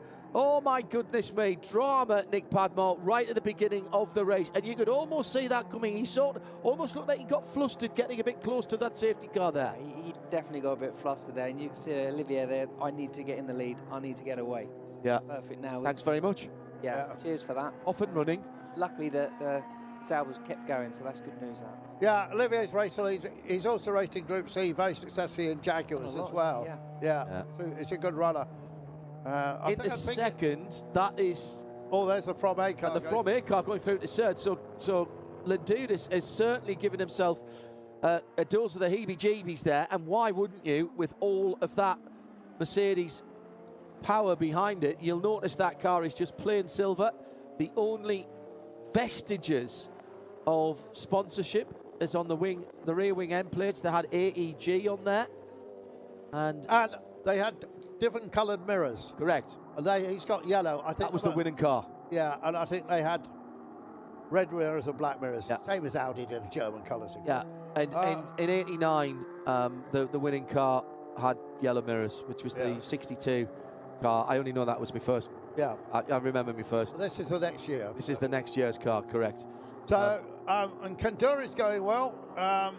Philip Kanduri in the pink car. It's raced Imperial at Le Mans by Manuel Reuter, James Weaver, and Stefan Askar. That's Richard Mines' car in the pit. Well, interesting story. That car had a turbo blow yesterday, and they went someone got managed to get a new turbo for it, and fitted it, and now it's something else is wrong. The March was in the pit lane as well for George Caban, and I've had that happen to me before, even just on a track day. They didn't have the wiper tightened up enough, so it's just been flapping around, and that's what they were doing on the front of there. Nothing very difficult to fix, but quite clearly the wiper wasn't sitting on the spline, and I would have thought that would have been quite difficult even behind the safety car, Nick. Nick, did you say that you are going to drive a Group C car at Le Mans? He hinted. You hinted. Dropped that one in very subtly. Thanks for just repeating. Okay, right. Pulling over. That is the Klaus Abelin car, the Dauer. That's the Dauer chassis, chassis car, and he started again. And also notice that the Peugeot did not start. No, correct. The Max Guenard car. I don't know if whether they had a problem with it, but anyway, there's the 21. That's their Spice. So it's actually a bit more than the mirror, the windscreen wiper. Oh no, they're still messed about with the windscreen wiper. They've had to take the front off because it wasn't the top nut that wasn't fastened properly. It's the bottom one. It's the whole linkage. Someone's going to be very popular there. Yeah. Well, look at the conditions here. On such things have major races turned. Let's be honest. It's always, as my dad would have said, the 30 bob piece, but the 50 pence piece that breaks. That we had WRT losing Le Mans because of literally a €5 piece in the throttle linkage. Now they lost first and second at Le Mans. The car came through to take it in a LMP2 car, but that haunts teams, and it's just one of those things. How do you know if the windscreen wiper's working if you haven't had it out in the rain until you take it out in the rain? Young Jack Fabi, you probably know Jack. Yeah, he's been in Masters for a while. Yeah, he's moved. He's driving with Magnussen now. Yeah. He's moved that car way up the field, not leading C2 yet. Carl Meeker is leading C2 in 7th. Yeah, he's just put the fastest C2 lap of the race in. Yeah. Even in these conditions, how do you like a 3 minutes and 4 for the C2s and a 2:48 at the front of the field? I wish I could show you Nick Padmore's face, because he's absolutely loving that. I mean, this is a circuit, Nick, that, people say, when it rains at such and such a circuit, this is where you need to be careful. The problem with this circuit is, number one, it's 4 miles around. Number two, the weather comes in from such different directions that actually there are myriad places around the track that can catch you out. Yeah, and you can see the weather coming in all the time. Obviously, it's getting a bit dark now, but it's changing all the time. And I've raced the historic Formula One here, the Lotus 77, quite a bit in the wet. and like one bit will be greasy, then real torrential on the other side, then dry as well. So it's just challenging, and I love that sort of thing. I actually find that quite peaceful. Really? Because you're alone with your thoughts? Yeah, because you're thinking about what you're doing. The track has this aura about it. I just love it. So Nick Padmore with Andrew Marriott and me, John Hindhaugh, in the booth. Good to have your company. And wherever you're joining us from, with 31 minutes of this Group C race to go, Olivier Galland still leading out in the race, and pulled out a decent 2.8 second lead. Let's just revel in some of these cars as we have a look down. Second place car is the Yost 962, Yvonne Verkutra. And now what happened at the start? I think, Nick, it goes back before this to where Dudas was a little bit spooked by almost overtaking the safety car, and then he just missed his brake point. But I think also it's difficult to get these brakes up to temperature. Very good point. Think how wet, miserable, cold it is. I think he's gone for the brake and it's gone, right, and it's just run on. Yeah. There's not a lot he can do there. Yeah. So these these all run on the carbon brakes, do they? I don't think all do, but certainly a good few do. Right. And it's all about that tyre temperature, the brake temperature, getting everything working, and part of that safety car warm-up lap is all about that, isn't it? Now, are you a weaver or are you a pump the breaker in terms of getting temps up? I need all the help I can get. You know, so that for me, the first few laps, just qualifying and the race, is so important. So if any advantage I can get, I want to get my head down and try and get on with it.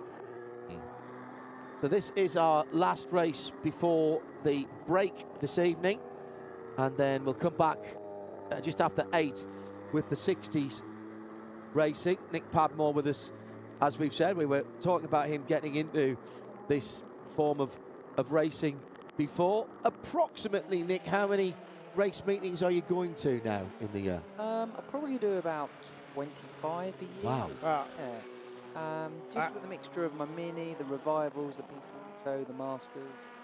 Just trying to make it all together, really. And probably doing lots of track days and teaching people. Well, you're at a racetrack 3 or 4 times a week. I am, yeah. Not as busy as Nigel Greenswell. No. He's got a clone. Yeah. There's got to be more. There's more than one of him. I think there are at least 6 of him. Yeah, exactly. And I'm set to be at the track a bit more because my wife's going to start racing soon. Is she? Yeah. How did this come about? Well, she's always wanted to do it, and years and years I've gone, yeah. Good for her. And now she got her race license in sort of February. Right. And she's going to race Mazda Mark 1. Oh, right. Oh, in the MX-5 Cup. What a brilliant way to start. Yeah, I'm a big fan of that series. I do a lot of coaching in that when my customers come over and they rent those cars. So, yeah, my dad's been coaching now. I can't coach him. So Dad's been coaching there. I am not going to pursue that further in the interests of marital harmony. But I absolutely understand. It's in some ways it's a bit like parents and children, and it doesn't matter who your parent is, even if they're multiple champions in whatever discipline it is. You can't get coaching from them because as a child you're just not going to listen to your parent, whereas somebody else could probably tell you exactly the same thing and it'll be fine. Just spotted that the timing's just changed. They've now put Kellener's in the car. So maybe Kellener started it. Really? Ralph Kellener's. That was an early stop then. Unless it stopped. Does it stop? No pit stop. No pit stop. Against that car. Oh, look, there's Fabi trying to... He's in that car, isn't he? Yeah. Young Fabi. Yeah. Jack Fabi. And that is the battle for the C2 lead coming to the line now. C2 was a brilliant... Let's do a little history lesson. C2 and C1. C2 was the LMP 675, or the LMP2, as Fabi goes around the outside into La Source and takes the lead of that class. Or only for a moment, they're side by side again. There was a bit more grip on the inside there with the slight camber that you have at La Source. So back into the lead for Patrick Dubory. It's fourth overall. Actually, I'm talking complete nonsense there because that's the 111 car. Yeah, I think so. That's Alexander Tran in the Spice, and Jack is in second. It is first and second, but first in the Invitational class and second in C2. But I'll finish the thought about the C2s. They were the LMP2s of the days to the C1s, and there were some very innovative designs. But who's that in the 69 with the rag? fair play. That's brilliant. With probably 800 brake horsepower under his right foot. And whilst cornering. Just do the screen as well. Whilst cornering, yeah. And you might look at the proportions of some of the C2 cars and think they look a little bit weird. The reason for that is they had smaller wheels. They were mandated. That was part of them being the C2. So they thought if you had smaller diameter and smaller width wheels, you wouldn't be able to use much power. Different engine regulations. But the windscreens were pretty much the same size and often used the same windscreen glass as C1. So it slightly put them with the glass house area, as it were. Pit lane is open, by the way, so we'll see some pit stops now. So it's slightly made the proportions of the car look a little awkward sometimes. But no doubt about them, those little C2 cars are proper racing cars. Yeah, Spice, of course, had the most success. Yeah. But the Tiger was another good chassis. Yeah. But there was lots of chassis. All kinds of little people in Germany and France and Italy built C2 cars. Here's the XRL car. Fantastic. Well, that Japanese sponsorship and the pink colours. Yeah, it was a pink racing car that wasn't driven by women, because they tend to do that sometimes, don't they? But notice as well that the ducting in the front round the front end to get air to the brakes, that's all been taped over. What a shame. There's not a chance you can drive with that, can you? Yeah, that would really ruin the race, wouldn't it? Note also, drivers on the right-hand side of the cars. Yeah. And they'll be stick shift cars as well. Yeah, proper race cars. Yeah, proper race cars with 3 pedals. Gotta do this. Yeah. well, that guy in there, Kaduri, he flies helicopters, I know. So that's no wonder he could do many things at once. Yeah. Because flying a helicopter, you have to be able to parallel process and do different things with both hands, both feet. Look at the body language of that guy getting out. That's not good. I've had enough of this. Yeah, that's me done. Yeah. Right, that's the march. Yeah, well, it hasn't been running properly. They were successful, particularly the old lobster claw car. You remember what was Red Lobster car? Yeah. Successful in the States, but they never ran well at Le Mans. And I believe, not sure if it's this March, but one of the March 85G or was actually designed by the very first cars designed by Adrian Newey. Yes, correct. Here's numbers. This is the Jack Fabi Magnussen car making its pit stop. Magnussen's in the car now. It's got a Buick engine in it. Look at the lid. Yeah. Yeah, brilliant. Danish. Right, pits as well. That's really cool. Right, so pit stops at the moment, but out front is still the 83 Nissan from Ralph Kellner's now in the 962C, number 7 car. And we think Kellner's had started that car. James Thorpe out in 3rd place. It's just gone across the line. None of these cars have stopped yet, so these are real positions. Yeah. Mercedes-Benz, Paul Sitter, Lendudis in 4th, 5th for Patrick Duberry in the first of the C1 Spices. Cal Mika is in the 2nd, and Lendudis into the pit lane. Lendudis into the pit lane is first of the leading cars to come into the pit lane in C2, led at the moment by Andres Josefsson in the Tiger.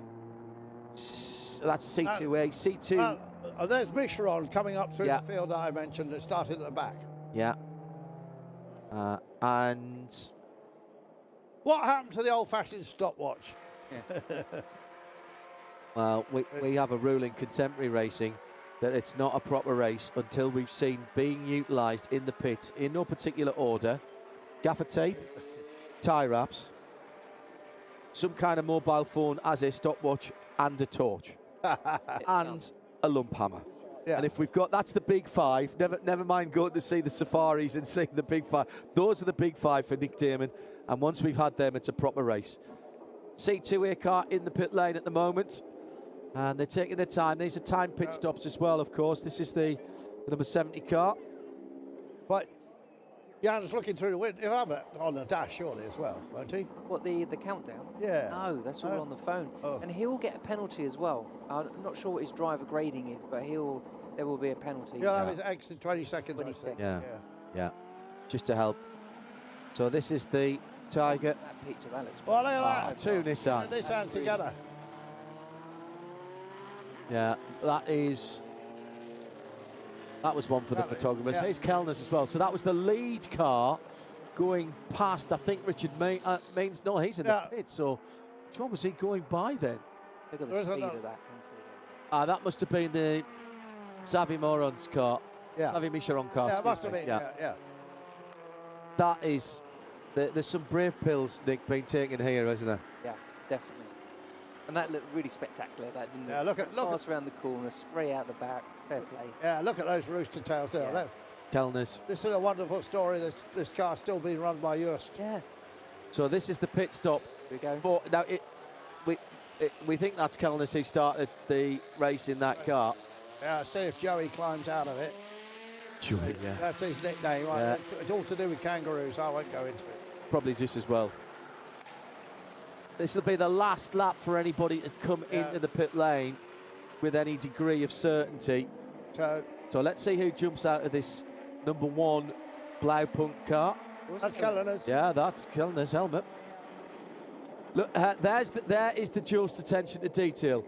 They've got a mat next to the car for the outgoing driver so he doesn't fall over, and for the incoming driver to wipe the bottom of his boots on, Nick. Well done. Here again, look, Daly, Chip Robinson, and Jeff Brabham. Yeah, drove that car in period. Yeah.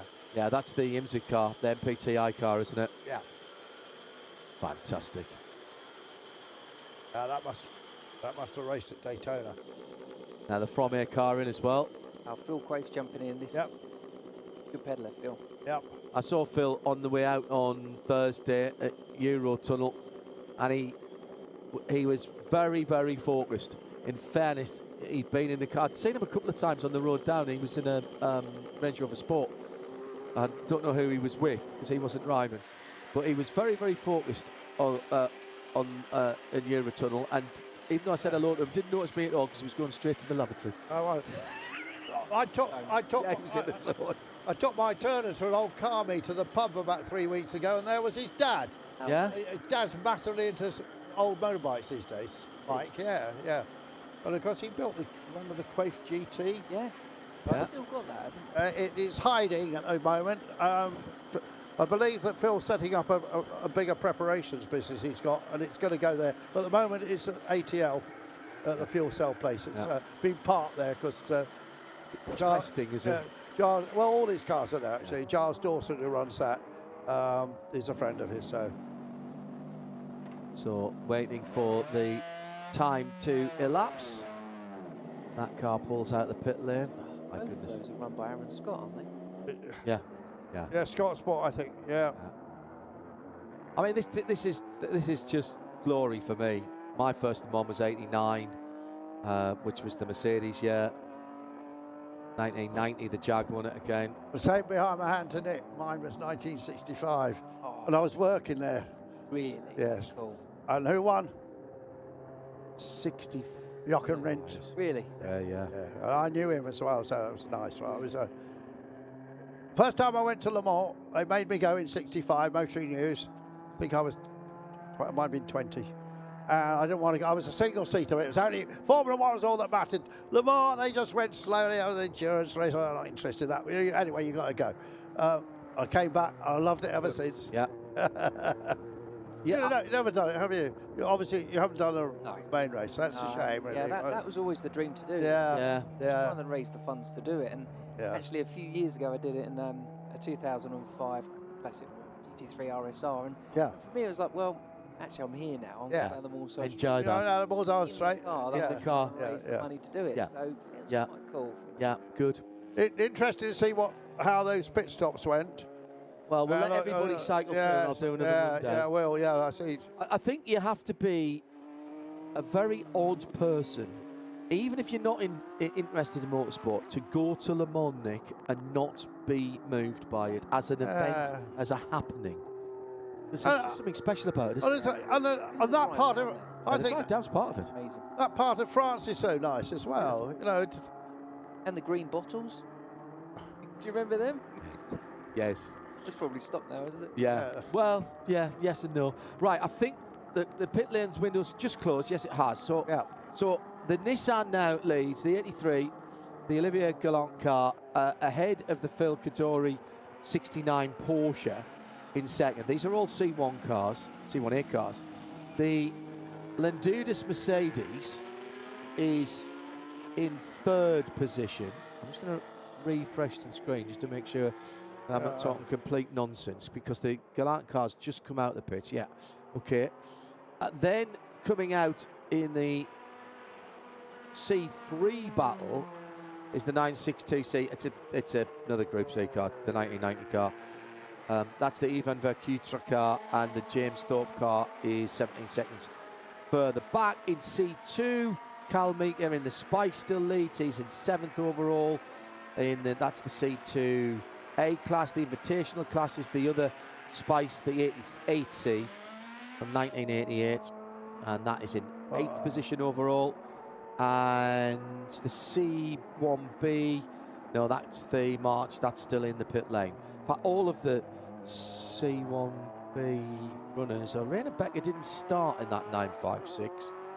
So, yeah, so neither of those are running at the moment. I reckon. Oh, hello, we've got a. No, that's a Spice, I think. Is it? Yeah, where's that? With that much on the outside. Turn 5 and 6. So that's. Right, I see where it is now. It's the other side of Les Combes. Yeah, he's right in the middle of the road at Les Combes. I thought, hello, that's odd. He's got no lock on it. Well, he's going to go back. He's going to try and roll it backwards. He's got to get it out. He's got some lock on and fine. Go on. Just let it roll. Let it roll. Don't get it high centered on the curb. Oh, that's all right. And here comes the Blaupunkt Porsche with only one properly working headlight. So he stuck his name on the side of that. I talked about this the other day, that there were so many Porsches. You know, we are really blessed nowadays, Nick, in top class sports car racing, either in the ACO version, the WEC, or indeed an excellent, that number 29. That was Carl Meeker. Carl Meeker, so the leader in his class, the C2, he's got himself good again. Look, concentrating. Yeah, look at that. I've known him for so long. Really good guy. We are so fortunate that we've got so much variety, because when I first started going to Le Mans late 80s, early 90s, you know, there were a lot of Porsches. There were a lot of GT Porsches, but even at the front of the field, it was like a Porsche Group C race.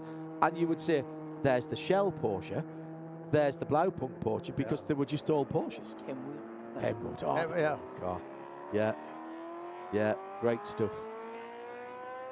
So Gallant's doing a great job here, isn't he? He's pulled away from the rest of the field. He's kept it clean thus far, and obviously he lucked it a bit right at the beginning, probably with the brake problem that Landudis had. Landudis come back a bit, hasn't he, to third, look. Yeah. And I think he might be closing in a bit on Condori. And they say, look, Phil Quaife just moved up a spot. Yeah. We see Keeney getting in a car, or is he getting out? He's in the E-Type, isn't he? He's in an E-Type, yeah. After this. Right, lap times then. The Carl Meeker has dropped a second, by the way. He's behind the Tiger of Andres Josefsson. Yeah, he's going well. Actually, I haven't really given him a mention. Don't know too much about him. But he's doing a fine job there leading that category. Landudis has just done his and the car's fastest lap of the race, and he's closed in within 1.5 seconds of second place. So it's Nissan, Porsche, Mercedes. So we have got a bit of variety. And we got a battle for second place. No question. When's the last time you said that? Probably here last year, actually. But is that good? Yeah, that's really good. Nice variety there. Yeah. So is it going to be dry for the 60s race? Oh, no, I'm afraid it's not. Look at that. The lights on the Cobra don't seem too good. So it's No. Brilliant stuff. And it's dark here in places, isn't it? There's not a lot of lighting round about there. Which Cobra are you in, Nick?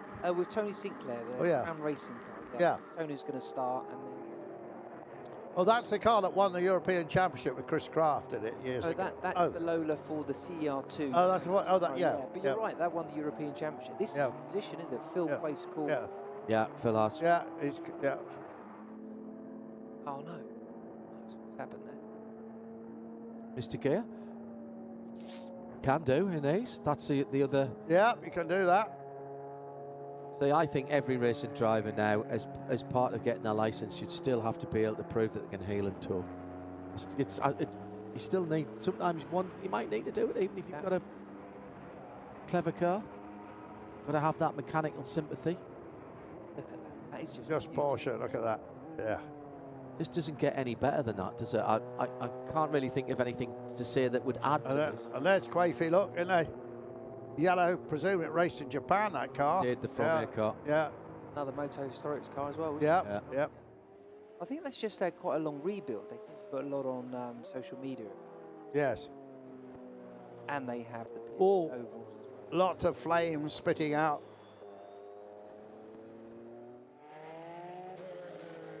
Low cloud coming in down the valley again when looking back from Speaker's Corner. The car's running on the Avon tyres, of course. The Avon, now the preferred supplier. And great success story that the guys who all work for Avon have managed to keep that going. They bought up the original stock of tyres and now starting to remanufacture those under the name Nova, because that was how it looked when they came out in the moulds. Avon is Nova backwards. And huge sideways slide, luring out the bus stop. Where's that yellow cloth? Yeah. It looks. Do you know what? It looks like somebody out on a Saturday night who's put that film over your screen that changes the colour. And there's the Mercedes right behind him now in the battle for second. And we've got a slow car on track, and that is Phil Quaife in the Nissan. So there's something not quite right with that number 27 Nissan. It goes and then it's not for Phil. Huge sideways slide coming for the car with the Japanese writing. We have Tokyo Drift in 3, 2, 1. Good man. All done on purpose, of course. Yeah, just for the cameras. Shame, Marvellous to Philip Kadiri. That's the second place car. Yeah, I wonder what's out. Is Quaife's car just limping now? Well, there's yellows at the moment being shown down at the first part of Pouhon. I'm trying to see the tracker, but my eyes aren't that good at this time of day. Yeah, we're into the last 8 minutes right now. I don't think anybody's going to catch Olivier Gallant. Unlikely, I'd say. But this second place.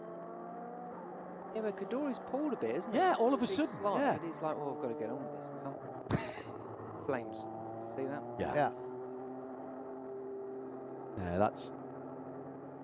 I remember, this is absolutely what I remember. We're not going quick enough to see the heated up brake discs because obviously it's so cold, but flames out the exhaust, different noises from the engine. The Mercedes used to rattle your sternum as it went through with that low thud of the V8. Big screaming turbos and flames. Bit of a shout out, really. We haven't mentioned at the car running in 6th place, the 111.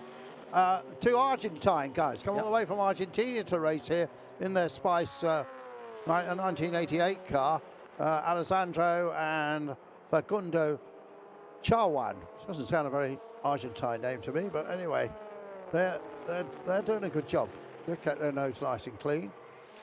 Phil's place still shown in 7th place. Don't want to go off there. Did you see that? That was coming through Blanchimont, wasn't it? Yeah. Look at the cloth, look. He's got the cloth up. Yeah. The gearbox and cleaning the screen. And his mirror's full of a Mercedes. Poor guy, because that's so annoying that, because it's getting harder and harder to see. What a shame. And the thing is, once it starts, it's not going to go away. It is not going to go away. Monday's got to go back to winning the Peninsula Hotel Group. Is that what he does? Yeah. Excellent. That family basically own half of Hong Kong. Right. But they do run the Peninsula Hotel Group. and he's just taken over from his dad as the CEO. And a great hotel too. He's doing a really good job. I'm not sure. How is he seeing the apices of the corner? Apices, I like that. I mean, he's just That's not. really, really hard. Yeah. Once again, Here, that's battle at the end of the. yeah. So that's the Argentine guys, and then second of those cars. Yeah, in the 111. There's a bit of action, isn't there, all the way through? Yeah, there is. The conditions are really, really bad, but there's still a few battles. Well, that's nice. Two Spices battling it out together. And in their mind, they're at the Spa 1000 K back in 1988. Yeah, but that's what the state of mind is, isn't it? I bet you do that, don't you? When you were at Le Mans, leaders off at Brussels, down at Rivage, gets it back together. He's got traffic ahead now. Yeah.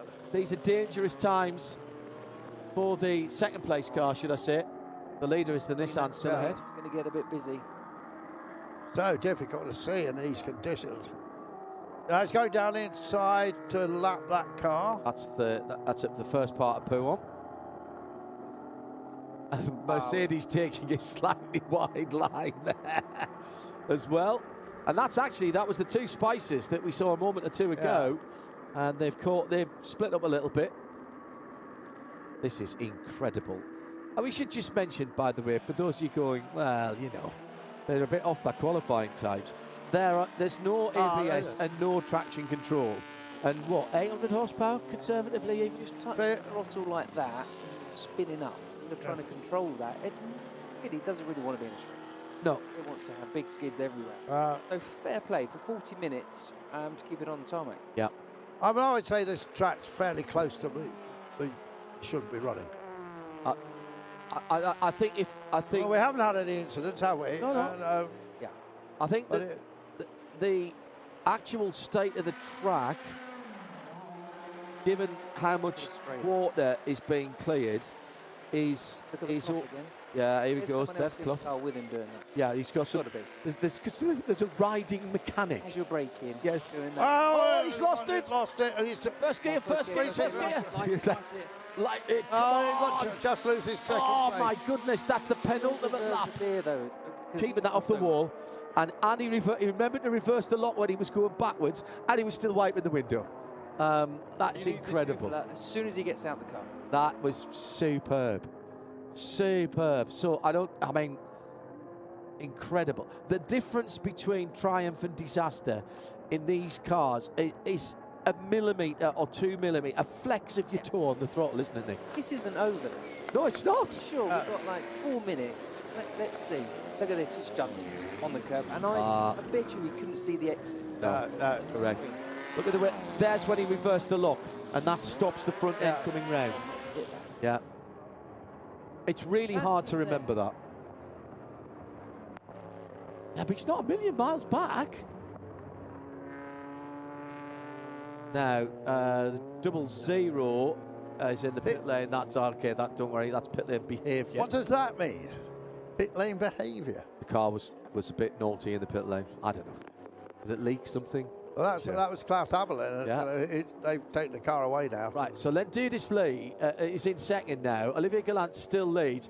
This is not over for second. It is absolutely not over for second, as we're waiting for that pink Porsche to come through. It'll be the last lap next time by, I reckon, for the leader. And the leader is just coming through Stavelot, into Stavelot now. No, I'll take that back. The leader is... Yes, no, I was right. Just coming up to Stavelot now. Oh, I tell you what, he's further around the track than I've... No, they'll give him at this lap round because we're a little bit over time at the moment. See that? He's trying, definitely. That Mercedes is not secure. And Philip Kaduri then will be absolutely raging with himself, but he's got to get his heart rate down. He's got to get his concentration going. He's got to remember to wipe the window. I mean, it's ridiculous to have to say that, but he's obviously got to place every lap where they're doing it, where they think it's the right place to do it. And this is a predominantly right-handed track. So you want to be able to see out the right corner, but there's some left hands as well, so you've got to reach over the other side so you can see. Isn't it? Oh, basic. You wouldn't want to do that if you were sitting in traffic on the M25. I'm definitely going to go and shake his hand. No, outstanding. We all should. Like, Yeah, absolutely outstanding. So this is the final lap. Last 90 seconds, John, before they put the flag out. Well, they're on the final lap now. Yeah. The leader went through, and they did put the last lap board out. 17 seconds between first and second. Kaduri has dropped 12 seconds with that rotation. He's safe in third, and those will be the top three in some order in C1, because there's many a slip, slide, aquaplanage. Is that a word? Still happen? Yes, it is. It You see is. it on the motorways. It is now. Absolutely. Caution, aquaplanage. It's horrible when that happens as well. Because everything in your whole psyche, brain, muscle memory wants to press the brake harder, and you've got to come off the brake, haven't you? Yeah. Right, Nick Padmore's going to leave us. Cheers, mate. Thank you very much. Enjoy your race. Yeah, look, we'll be watching you. Thank you. Cheers, man. Great to have Nick with us. Great insights again. And we'll have his race coming up after the break. We're going to leave the cameras up for the break, but we're going to nip off for a pit stop of our own. And you'll be able to see some of the cars going around. It's a couple of parade laps. But right now, Olivier Gallant, well, Gallant in French means knight, K-N-I-G-H. And this is undoubtedly a performance that we'll be calling him Sir afterwards. So it's a knight-like performance. Well, he's in the perfume industry, but I believe he's a chemist. But you know. Oh, really? Yeah, and he certainly found the alchemy today, hasn't he? Oh, very good. Yeah, he's got the. And he's got to be careful just lapping these slower cars. Well, he's lift off now. Yeah, Leave it. No need.